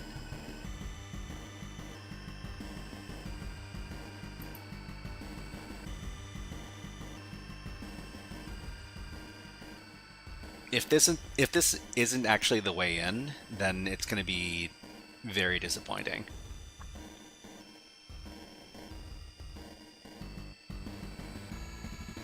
So this is the reset token function over here.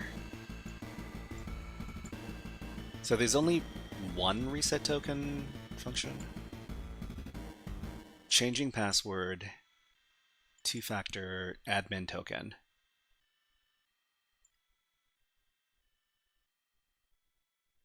It seems, so getting the reset token for the admin.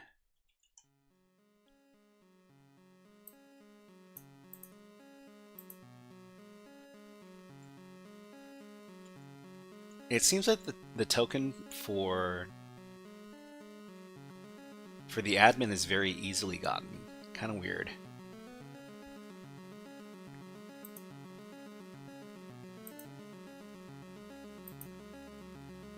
Still trying to leak it out over here. But in the meantime, we've got Penelope waiting. I'm actually I'm pretty interested to find out if Penelope is actually everything people say it is, because it's supposed to be the next... Well, it's supposed to be the better... What is it called? Like remote shell? It's like a way better version of Netcat. But we'll see. We'll find out.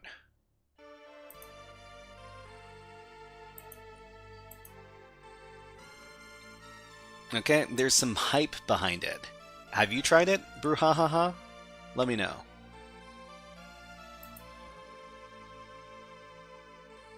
Man, we've already spent a lot of time on this box. We spent over an hour already.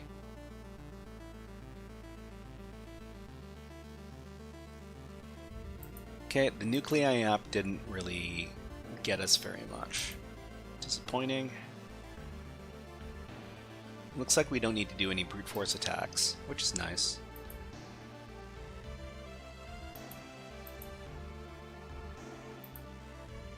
Still waiting on this thing.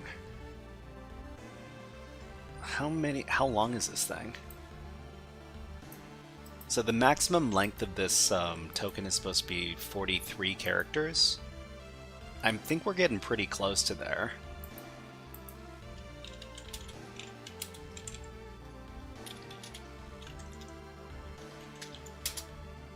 $39, yeah, so it's got to be...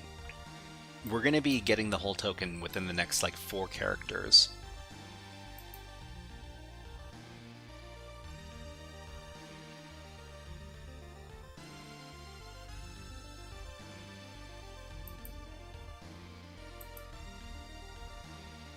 Wrong token. Admin password change. So, what I think is going on in this script is that first we trigger a password reset for our own user.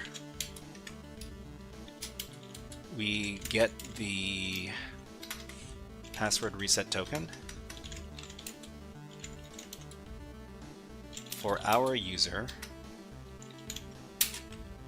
and then based on that token we can, what, extrapolate?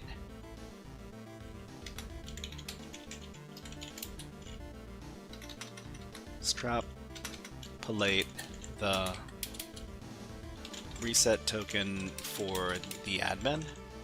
Question mark, not sure. Then we trigger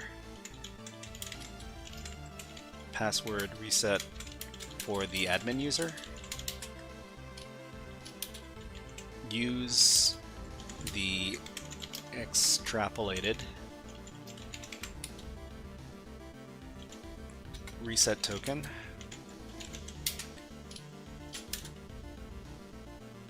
reset the password to something we control,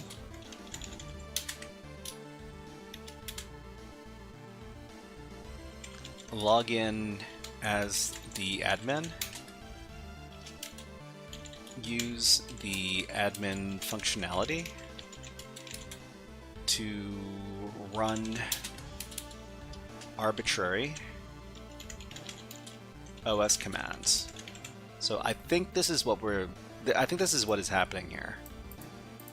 But we just need to figure out if this is actually going to come back. So we should be only 2 characters left to get in the token.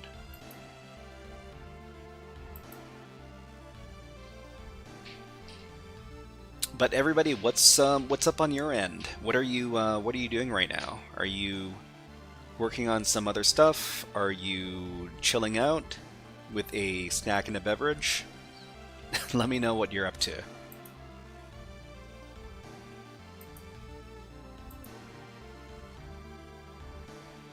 If you have any questions about cybersecurity or anything else right now that you'd like to ask, we're just waiting on stuff to happen right now. So it should be one more character.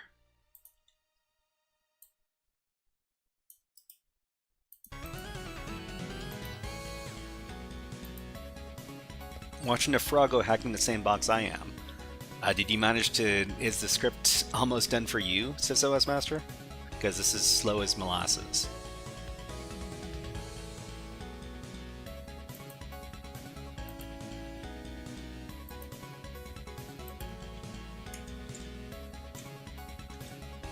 Just as slow on your end? Well, in good company then. Yeah, so it should be finishing up very soon.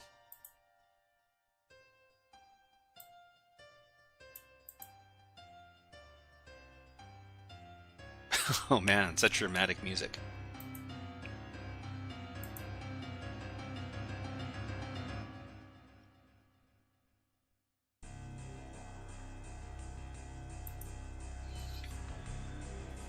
I'm about to do the pivot room to take some notes. The pivot room,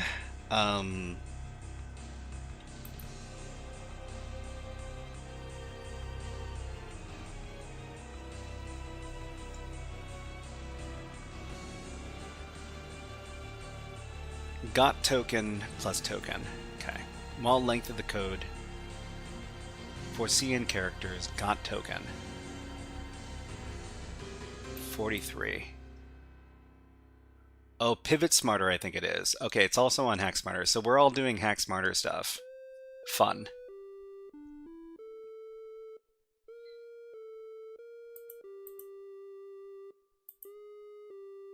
Okay, got token, wrong token. Got token, wrong token. So is this like a positional argument? So we put T first. We're smart hackers. I mean, we try to be.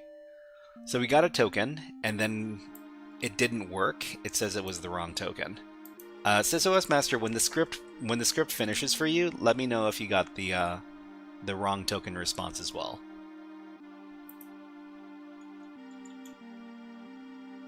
So maybe this isn't the administrator user.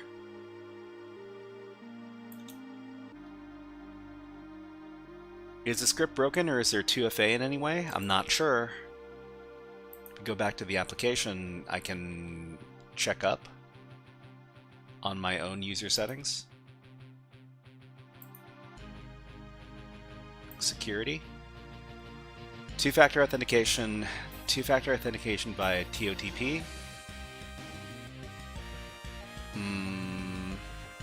Two-factor authentication via TOTP is currently disabled. Two-factor authentication via email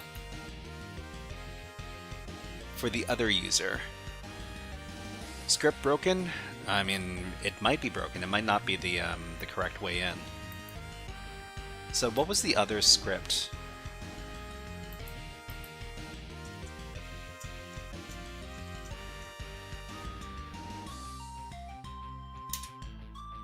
The other script was just no SQL injection unauthenticated. I wonder if this is by the same author.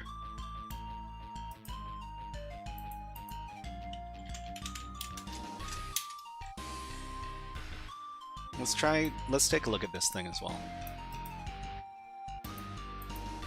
It is? I checked before? Okay.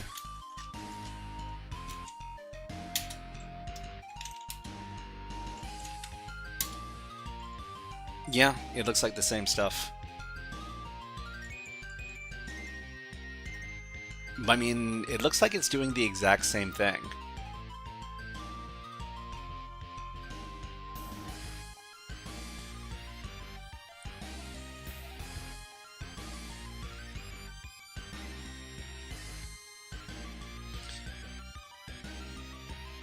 Okay, I mean, we got a blog article that talks about the other thing we could do is we could check for other scripts that take advantage of this CVE.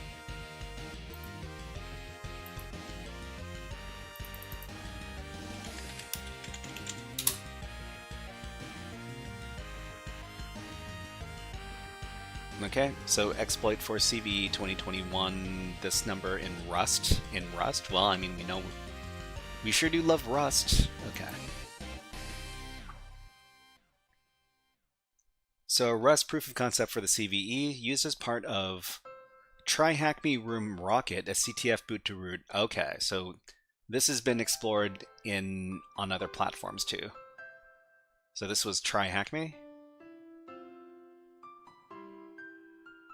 Based on this one, a Python implementation that does rely on MFA being enabled.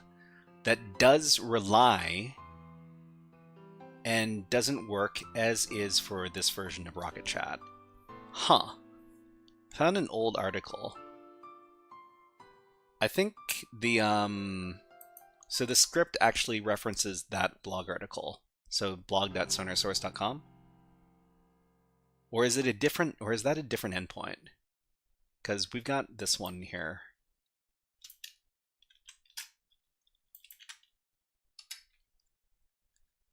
It looks like a different endpoint.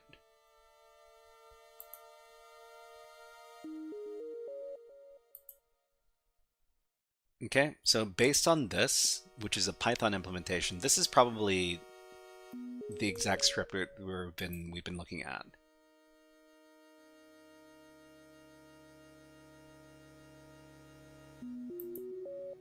Okay, based on the Python implementation that does rely on MFA being enabled. So this relies on MFA being enabled.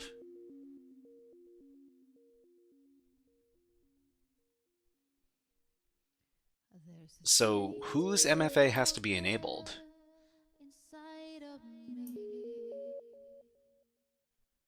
Is it the regular user's MFA that has to be enabled, or the admin users?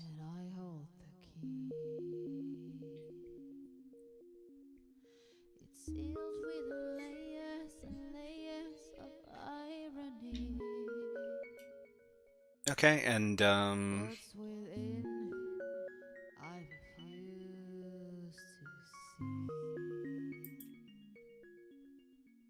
so here's a Rust file. The admin has to be... Okay.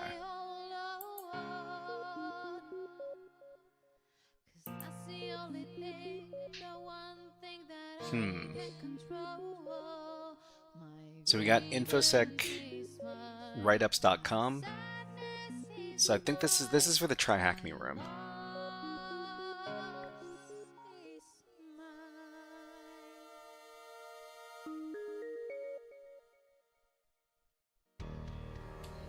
Okay, let's take a look at that blog article.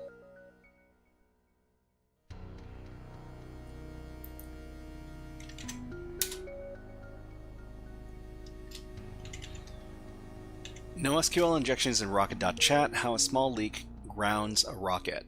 Sure.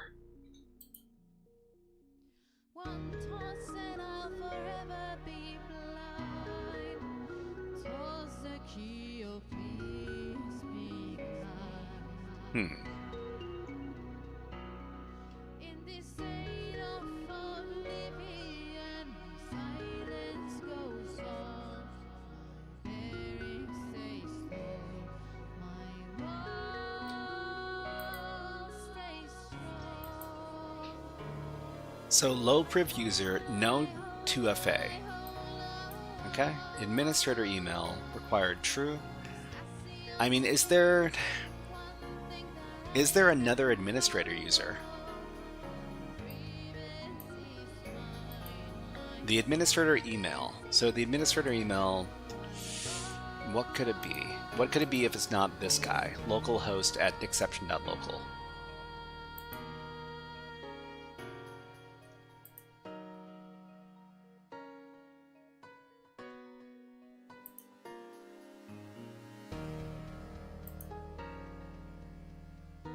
Localhost here. Let's just take a look at their profile one more time. See profile. So this is roles, nothing. Full name, nothing. Full name, localhost. can retrieve a lot about yourself, and I remember an issue with retrieving your own MFA secret. Fix was an update. Retrieving your own MFA secret. Oh, okay. I mean, you have experience doing development for this app.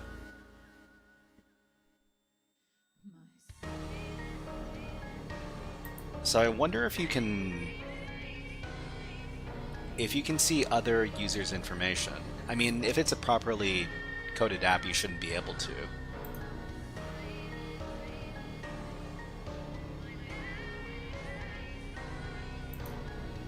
So roles list,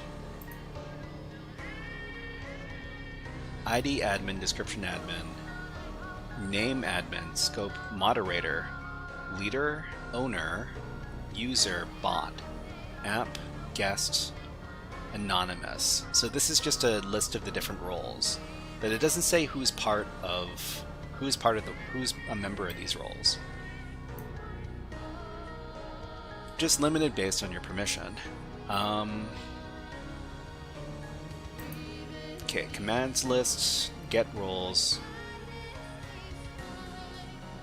So me.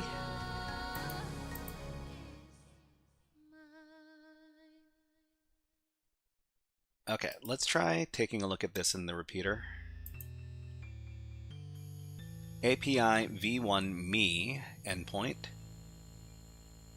So we've got proper session tokens and everything. So this doesn't let us see other users, which is the way it's supposed to be. We only have a regular user role. Can we get an X auth token and then X user ID token for the admin user?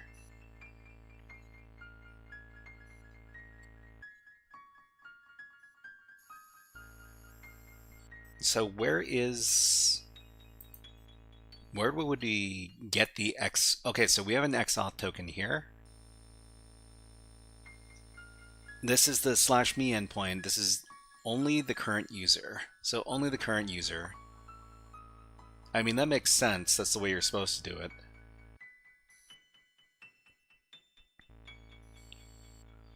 Services email 2FA enabled true. Oh, did we have some sort of 2FA enabled? Because they said something about how 2FA has to be disabled for the exploit script to work on. Instead of me, try users.list. Users.list.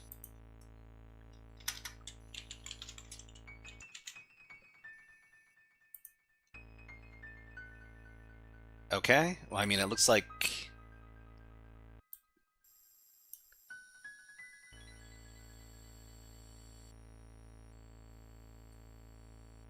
we got Rocket Cat, but it doesn't say what groups they're part of or what roles they have. I mean, we can probably infer that one of these has to be the administrator user. Users.list wrong token. Oh, you got wrong token on your script as well? Sad to hear. Type bot. Right, so the Rocket Cat is a bot. Then we've got this person who's a user named Chatty. Name Chatty, username localhost. Okay, so type user. So name Chatty, localhost. This doesn't expose their email. We got HackerFrogs. So HackerFrogs is our user. There's only 3 users. This has to be the administrator user. It has to be.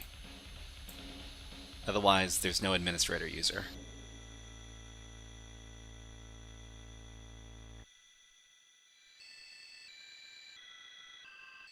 Okay, it does expose his ID number. Or his ID is this one over here.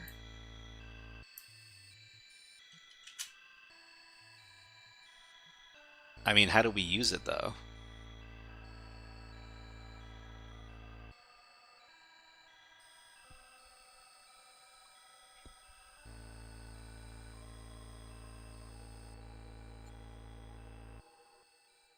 Okay, so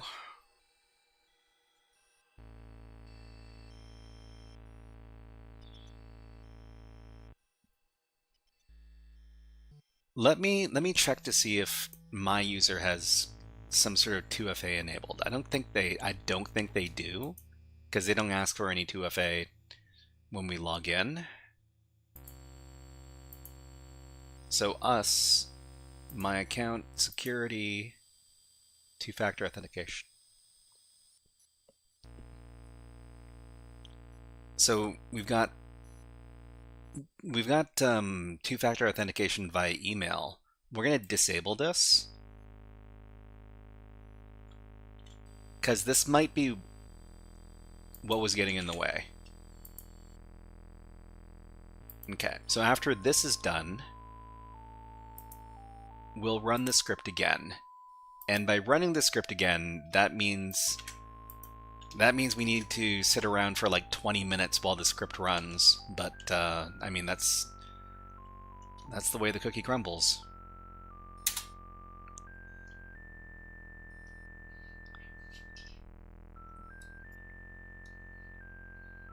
Because I didn't disable the email two-factor authentication.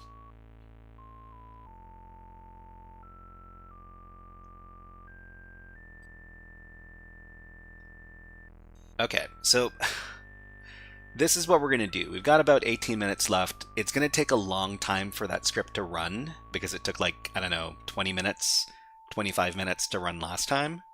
So while we wait for the thing to run, we're going to do some other CTF exercises because we might as well be a little bit more productive with our time.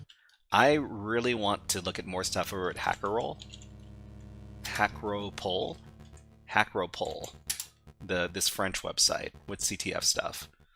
So while we wait for this really slow script to go, but I mean the thing is that we're doing SQL injection. Is it time-based? Is it I think it's like time-based, or like either time-based or Boolean-based. It's really slow in either case. So HackerProgs, let's do this. Let's do some easy challenges, because we want to win right now. It'd be nice. Grace time? What kind of grace time? Okay, we got one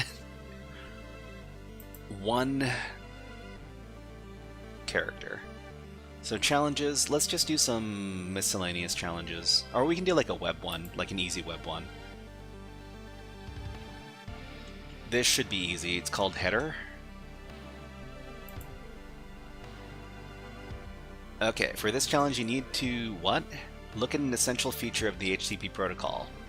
New idea for a web challenge. Aligning div. Yeah? Okay. So we need to download the Docker Compose.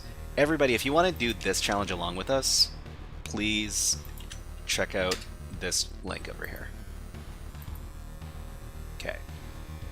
We got 3 characters out of 43 characters. Okay, so first download Docker Compose.yaml. Let's go ahead and do that. What's this one called? This one's called header. And let's just do this in a separate tab. We'll call this HackerProgs.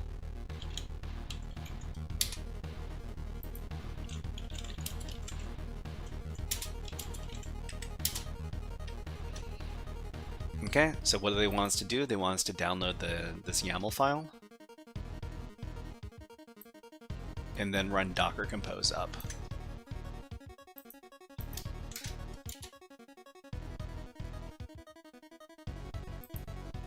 Okay, and then run Docker Compose up. We need to run this as sudo.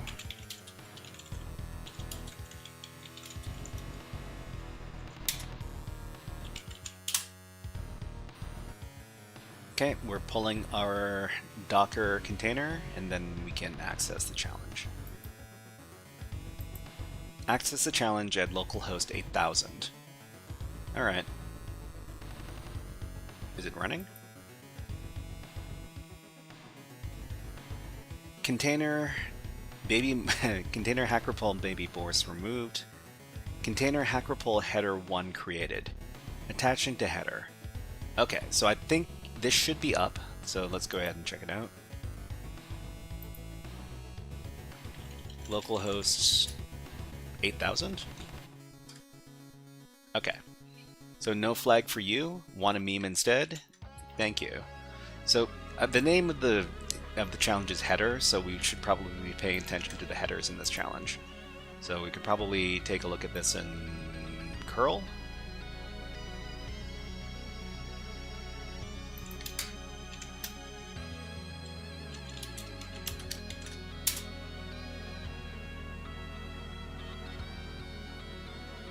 Why is there... So we want the headers. So I think it's -I for headers.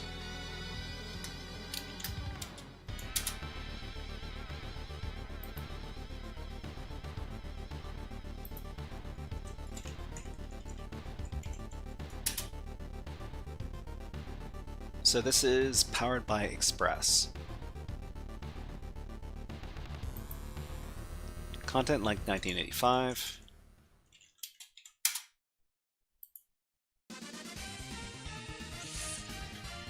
All right.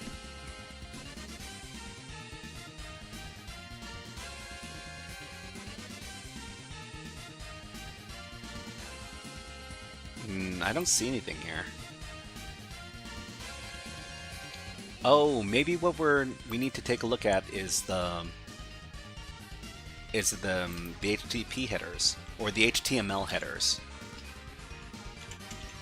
So the stuff in here. I mean, there's nothing in the header really. Just some style CSS, Prism CSS. We can check out these files. There's probably nothing in here.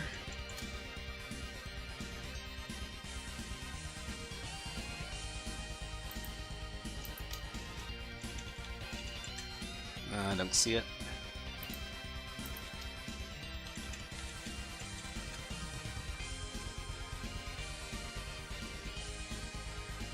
Ooh, this is a really big file.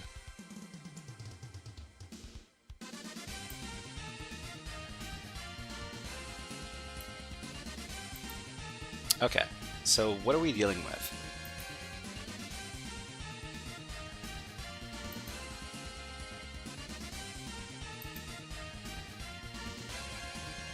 We have our E tag over here.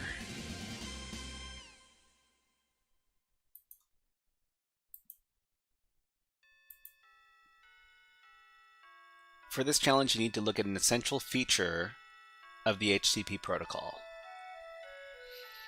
HTTP protocol.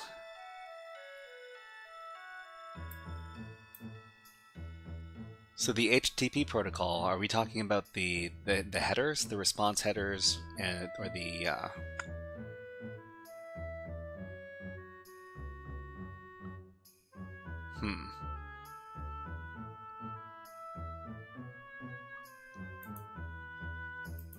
Is there anything else on this page? There's a source. What is this? So this is some Node.js stuff, right? Yeah, this is Node.js.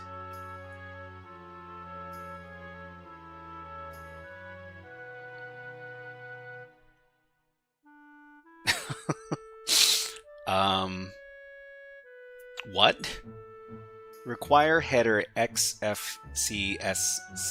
2022. Can I get a flag, please? Oh, okay. I guess we can send a custom header here. All right. So we can do this from our curl, right?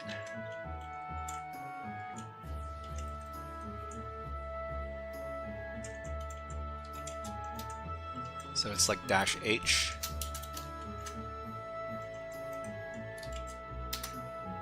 So is it like when we send custom headers? It's like this, right? This, and then colon, and then the value? can I get a flag, please?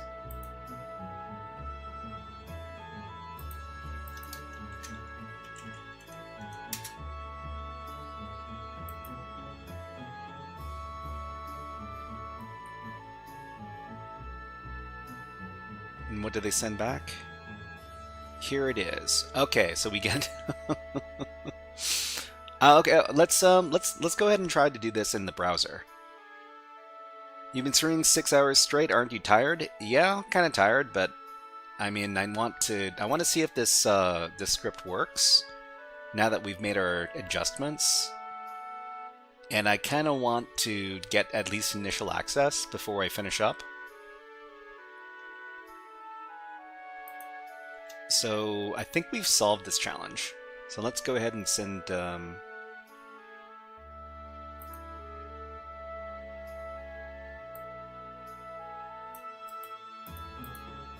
Let's do this in the browser.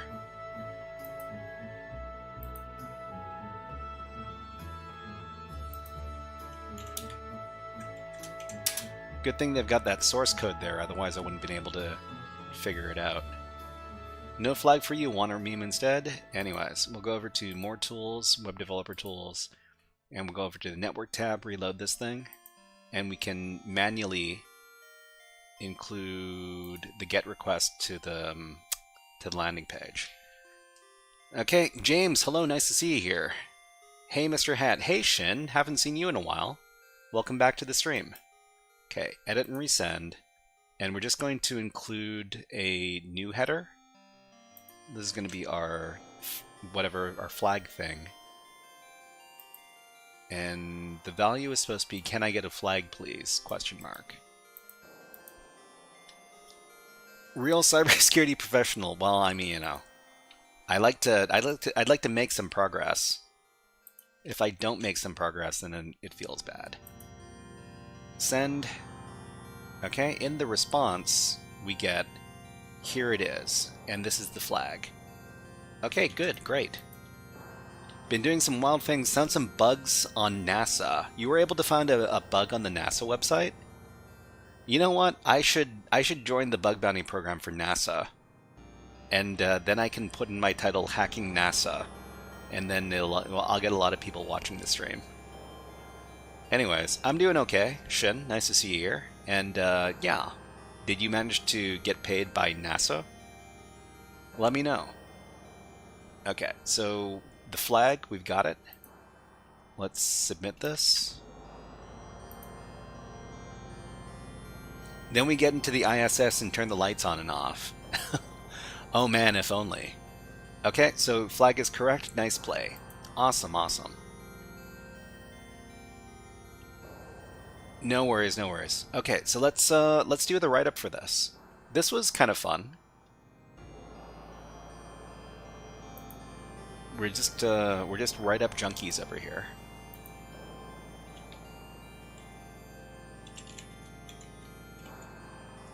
So if you haven't given this a try, this is HackerPol, and HackerPol is it's a pretty fun website. It's not super beginner friendly, but if you've got like if you've got some decent knowledge in what in the type of challenges you're looking for. No, it's a VDP. VDP. What does VDP stand for? Shin, let me know. Okay, so here, HackerFrogs. We'll do our write-up for HackerPol. We're doing IDOR. I find some BOLA in there, so similar. What is... I don't think I've heard of BOLA before. Unless BOLA stands for something I already know. Okay. HackerPol. This is web app stuff. This challenge is called Header.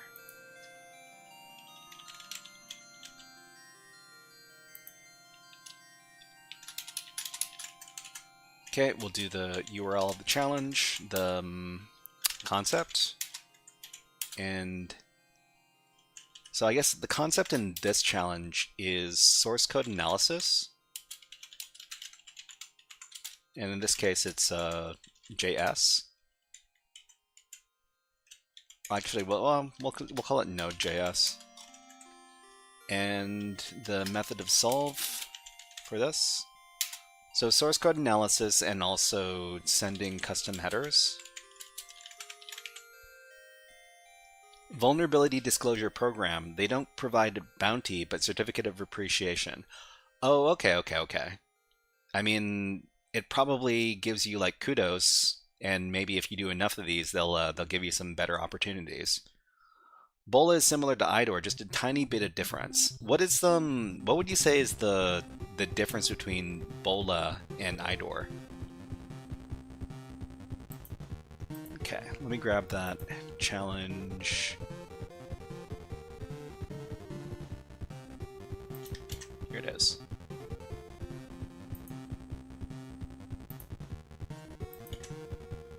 Okay, so the method of solve here is navigate to the landing page. If you do it extremely well, they might strap you to one of the Artemis rockets. I don't know if I want to do so well anymore. Okay, where's our script at? Alright, looks like we're about halfway done. Navigate to the landing page.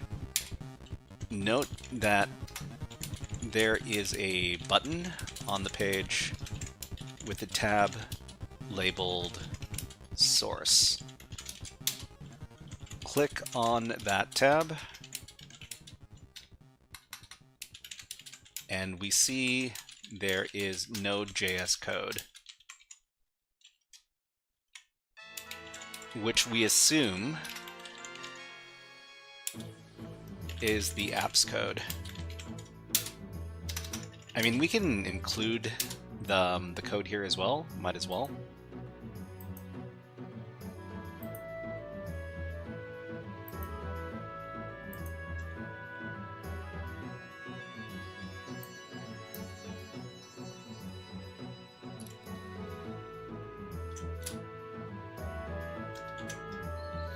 Okay, it stands for Broken Object Level Authorization. Broken Object Level Authorization. Oh, okay. I mean, what would be like, okay, Bola is essentially the modern API evolution of IDOR, like authorization logic at the object level, while IDOR is the wider concept. Okay. Yeah, I mean, I'll try to look out for it, now that you've told me about it. Thank you. Thank you for letting me know. Okay, so this is the code.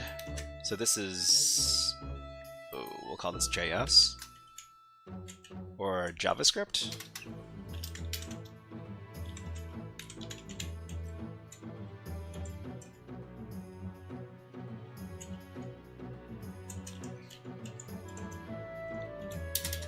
Okay. There is a section of this code which specifies how we get the flag, how the flag is returned. Oh, it's like a subcategory. So Bola is a type of IDOR, but not all IDOR is Bola. Right. Okay, so the section of code we need to pay attention to is this JavaScript.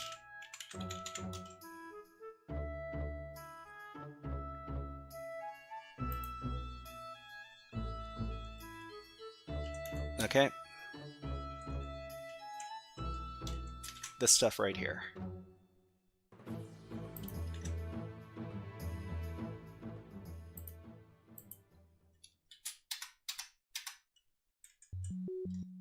Okay. So we need to send a custom header. This one.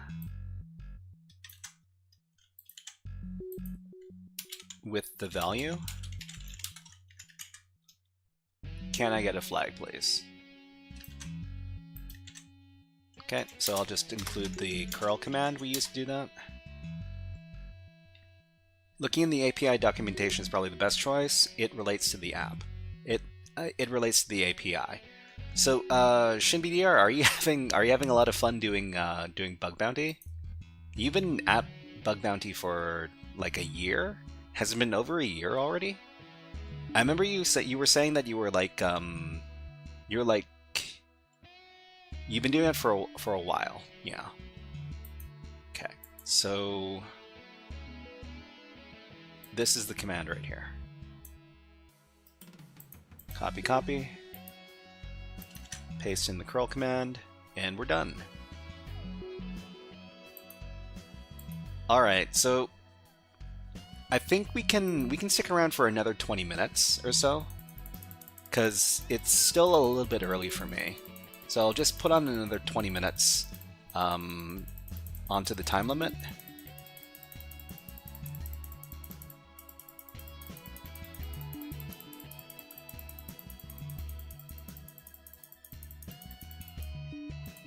Okay.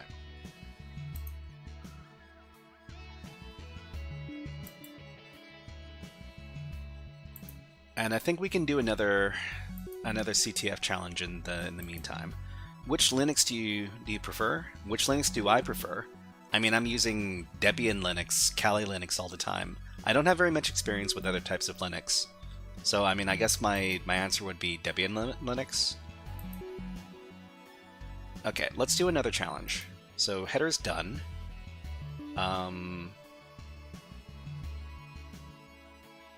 So we'll do another web challenge because I'm better at web challenges than other ones. We got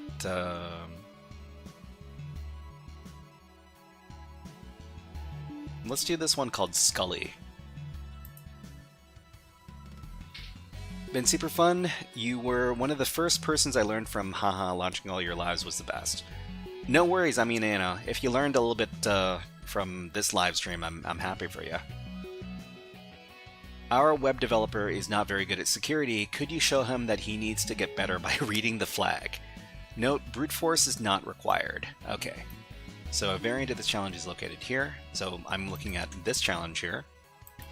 Fortunately, I need to leave. Happy hacking, Mr. Hat. HackerFrog out. No worries. Catch you later, ShinPDR. Have yourself a good day.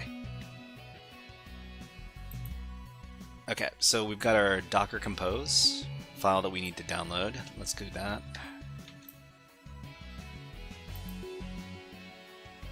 HackerPull out. Remove the Docker Compose file.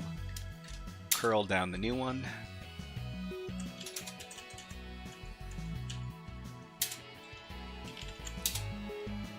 Okay, and we should have the Docker container up in just a second. Okay, so this is also on port 8000. Brute force is always required. Rips phone book clean and twine. Yeah. Okay, let's check out the new page. Oh, you know, before we translate this, let's try reading this in our grade 8 French. Bienvenue sur le site de la Team France. Connectez-vous ci-dessous. Ci-dessous, nom des utilisateurs, mot de passe, connexion. Mot de passe is like password, and I guess this would like be username. Okay, let's try translating the page from French to English. Welcome to the website of Team France. Log in below. So username, password. Installer, I think. Installer. I mean, the other thing we can do is we can take a look at the... No, it is username. Okay. So password, submit, connection. So this will run the login function, return false or return false.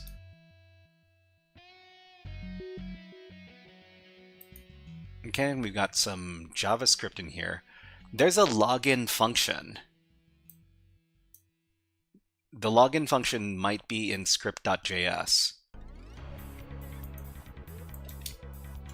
Alright, what's going on here? So function login, it's here. All right, so Ajax API v1 login, method post.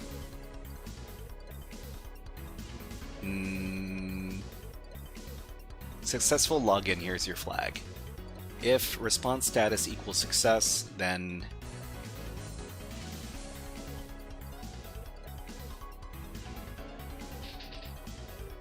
so variable dat equals username, username, password, password. Username, username, password, password. Username, password here.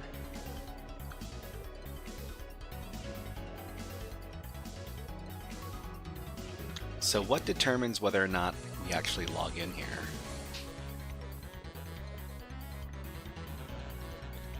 Username, password, huh?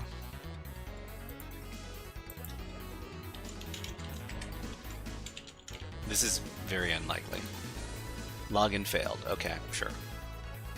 Return code. Return code. Content type application JSON.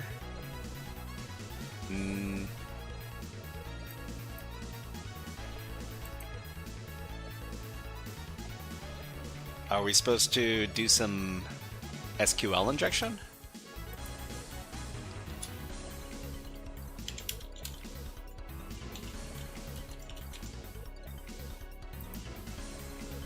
Wow, it was SQL injection. See, everything, everything is the same.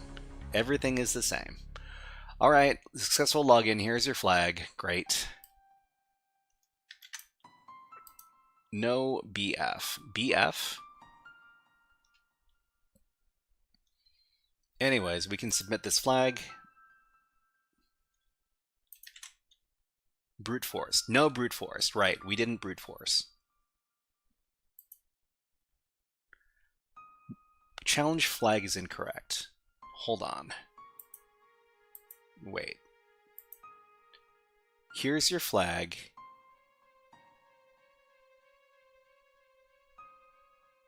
Is my flag format incorrect? Why does it say it's not the right flag? Oh, we need to put this in B. We need to put this in the brackets.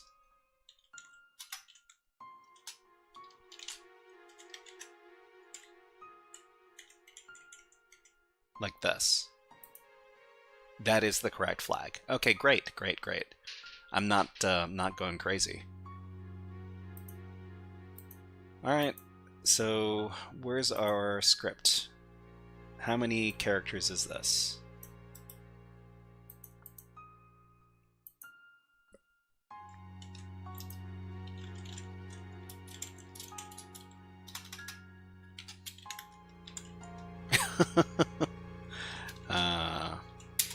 Okay, this is 40 characters. Actually, we're pretty close. So we just need to get another 4 characters, and then the token should be extracted. But in the meantime, we can finish off we can do the write-up for this new challenge. GitHub write-up.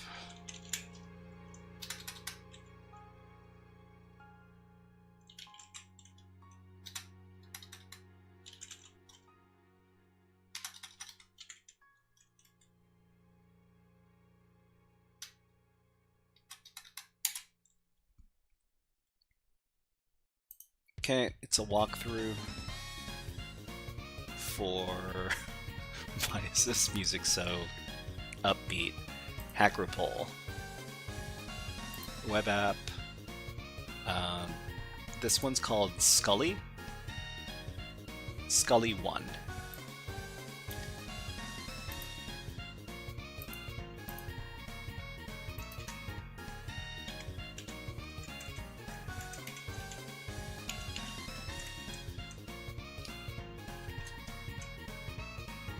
Okay, we record all the usual suspects. This is... We getting circus flags? Circus flags. Yeah. I mean, this is more like,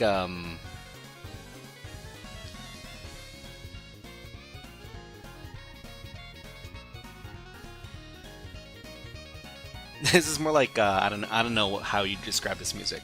Is it jazz? Is it swing? URL concept method of solve.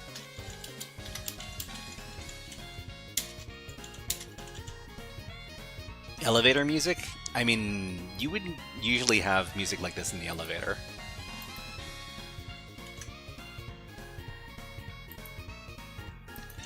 So the concept for this is SQL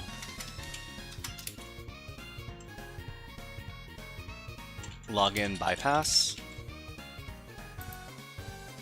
So the method to solve is this app is vulnerable to SQL injection. We can bypass the login with this payload. And it is the bog standard single quote or 1 equals 1 this thing. Done. You have boring elevators. Okay, commit these changes. That's another write-up done. And where is our progress here? Oh. Huh, we got closer. Well, we moved further along in the thing. Okay, so got token, password was changed. Successfully authenticated as HackerFrog.com. Got the code for 2FA success true. Resetting local host at exception.local password. Reset email sent. Successfully authenticated as HackerFrog, hacker@frog.com. Okay, so what happened here?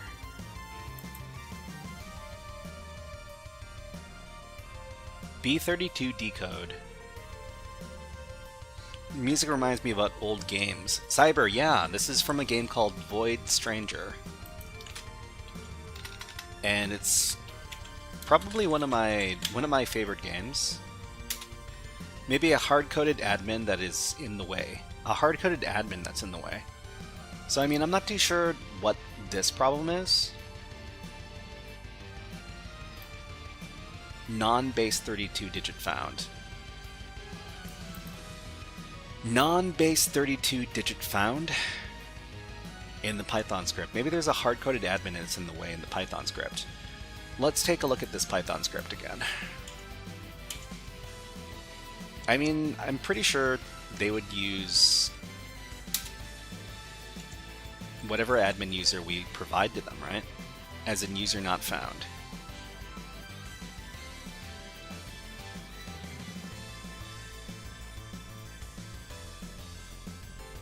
Okay, so let's take a look at the line number. They refer to the line number in the error code.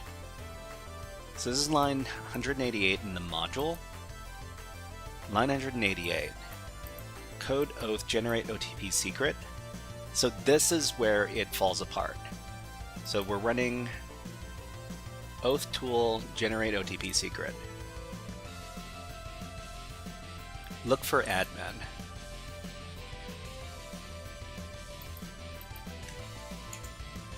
So let's just cat this out and we'll grep out admin.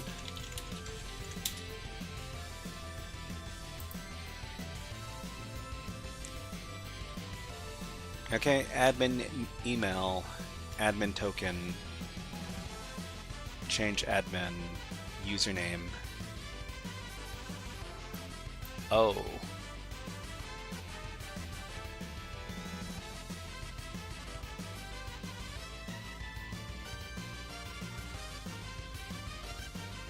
So changing admin password, URL token code, username admin, but the username isn't you know, that might be correct. That might be correct. So the username for this user is not admin. It's like chatty or something. I've got it recorded over here. So name HackerFrogs here. Username HackerFrogs. Username localhost. I think we need to use the username in this case. So, I mean, we're not getting this done before the end of the stream, because we need to rerun the script again. Can you hardcode the token you got now so it won't rerun at all? Is the username. Can you hardcode the token that we got? I mean, could we? Token will be reset. Token will be reset. So let's go back into the script and we can replace the username, because it looks like, yeah, so the payload isn't going to work because it's looking, well, it's trying to send username admin. Alright, let's go back in. So this was, where's that payload?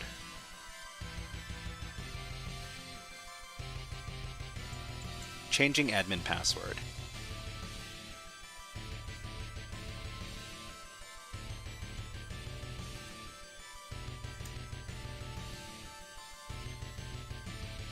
Okay, so where's that username?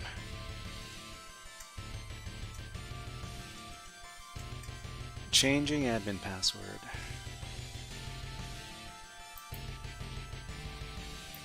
So this is RCE.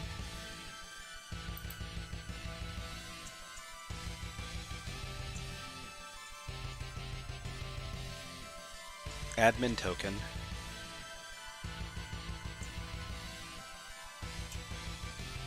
Two-factor.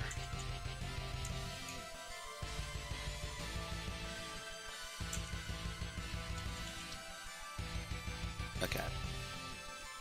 Message method. Reset password params. Token. Code. Wait, where did the username go? I didn't see it.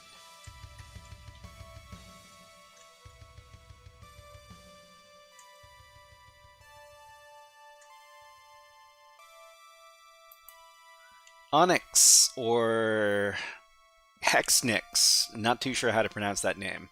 Hello, nice to see you here. What is up? Oh no, here it is. Creating integration. So username admin. So the username can't be admin in this case.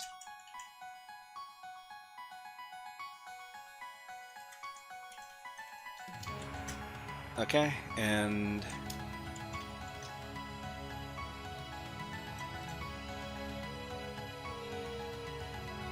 so is there anywhere else where we need to replace the username?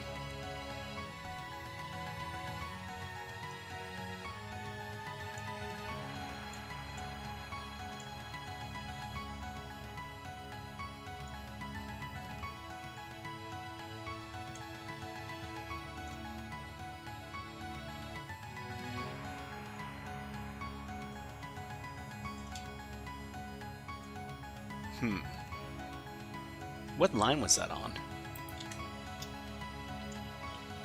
I have four changes. 4 changes. Okay, so this is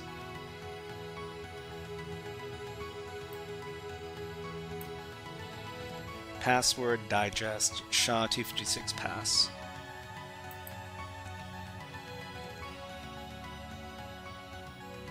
'88, 11, 132, 143. Let me check those out. So 88, 1.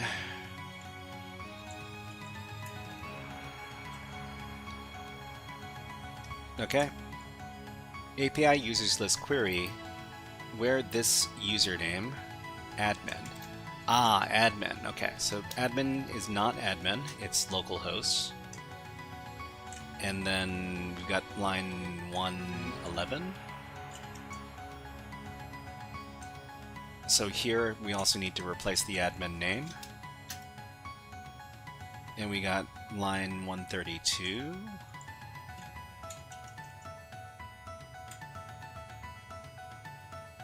Okay. Where is the name here? Username admin again. Okay. Replace this. And we got 143. Here we replace the username with localhost. Alright, let's I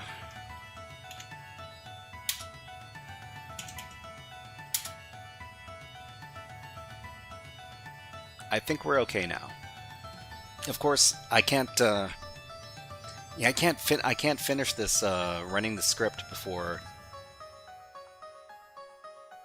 having to finish the stream, but we can get it started.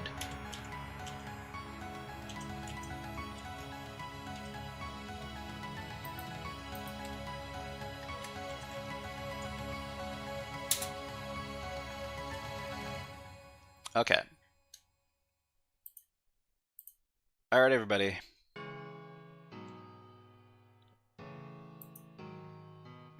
So this one's solved. We wrote the write-up. Done.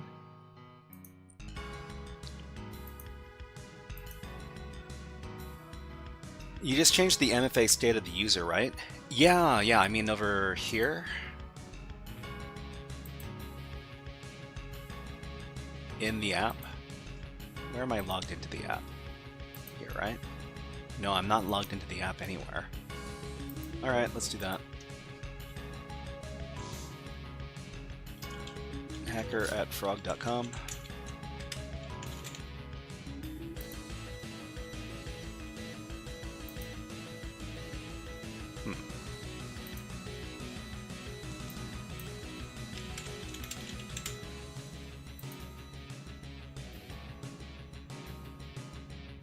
User not found or incorrect password.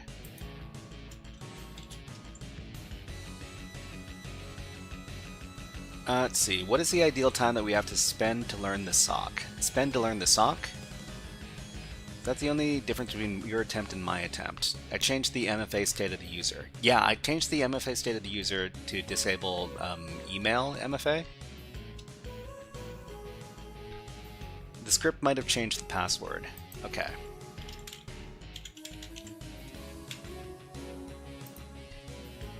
But yeah, programming, learn what an ideal time we should learn to learn this SOC. Take a look at this this guide over here. The script might have changed the password. So if it changed the password, then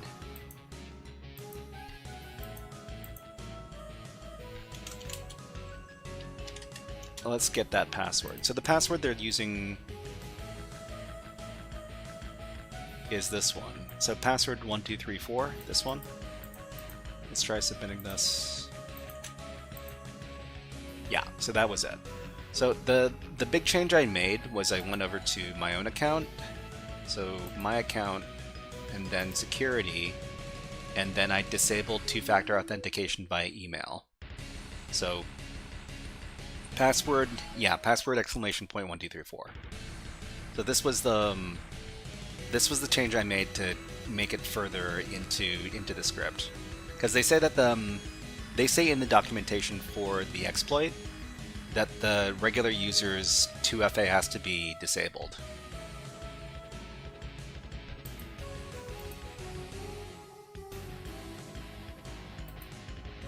But yeah, I mean, I'll leave this running, but I should probably wrap up the live stream. So before we go on, most of the challenges you're doing on HackerPool, just never used it. Just never used it. I mean, that's fine, I just discovered HackerPool like 2 or 3 days ago.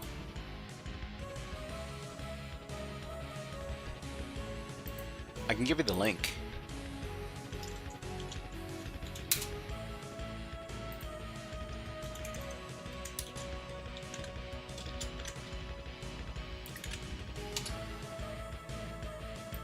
Okay, so let's take a look and see if there's anybody over at infosecstreams.com.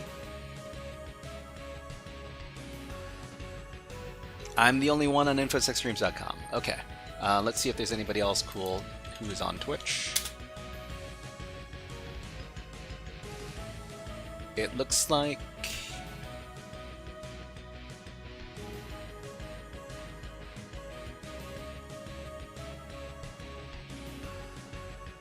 It looks like Moohoodles is on. So let's check out her stream. The other person that's the usual go-to is Science Streams, but Science Streams isn't on right now.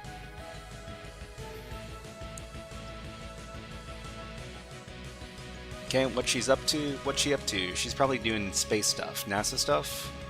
She's doing Hubble's 36th birthday party. Which image is best? Which image is best? Okay, well let's start that raid. Okay, X2 Utah, have a question? Yeah, you can ask your question. Go ahead and ask. So to everybody who doesn't know, we've got a Discord and we've got a Reddit if you want to check them out.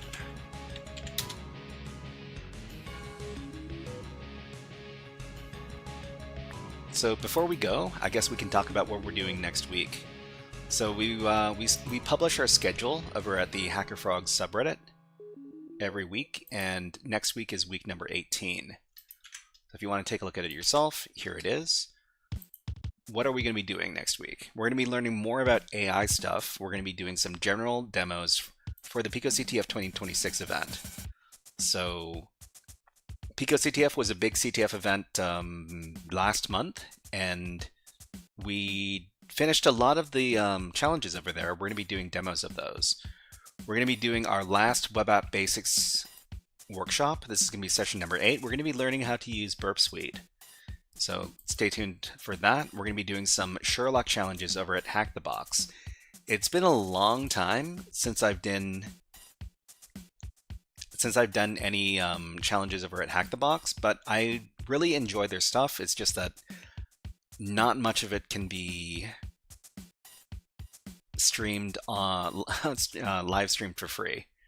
Anyways, we're also going to be doing a continuation of a box we were doing last week, or this week rather, called Last Was a Lie. It turned out to be a much more complex box than I thought, but yeah, we're going to try to finish it off. There's over 400 retired boxes, but I cover free content, and the retired boxes are not free content. Okay, so X2 Utah says, is it true that I will not get a pen testing or a purple team job as a fresher until I'm exceptionally talented? Until I'm exceptionally talented. I mean, if you want to get a job as a pen tester, the easiest first pen tester job you could aim for is probably some sort of web app security tester, because there's a lot more people testing web apps, or there's a lot more web app testing out there than for any other type of network environment.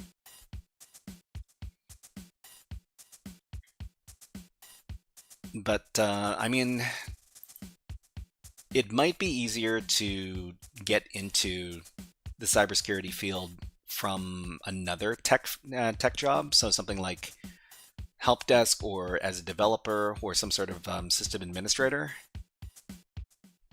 But yeah, why don't you check out, I don't know if you've checked this out yet, so the Get Into Cyber guide over here, and let's go ahead and start that raid for Moohoodles.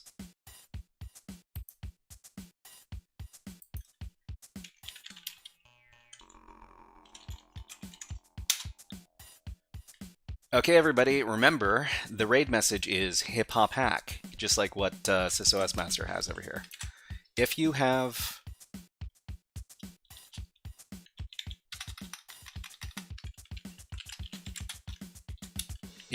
your HackerFrogs membership, you can also do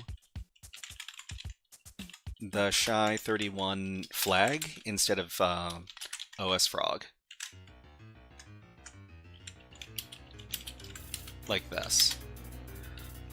All right, ready. Everybody ready to raid? I hope everybody has a great weekend. We'll be back next week on Wednesday. HackerFrogs ready to raid? We're going out in 5, 4, 3, 2, 1. Happy weekend, everybody.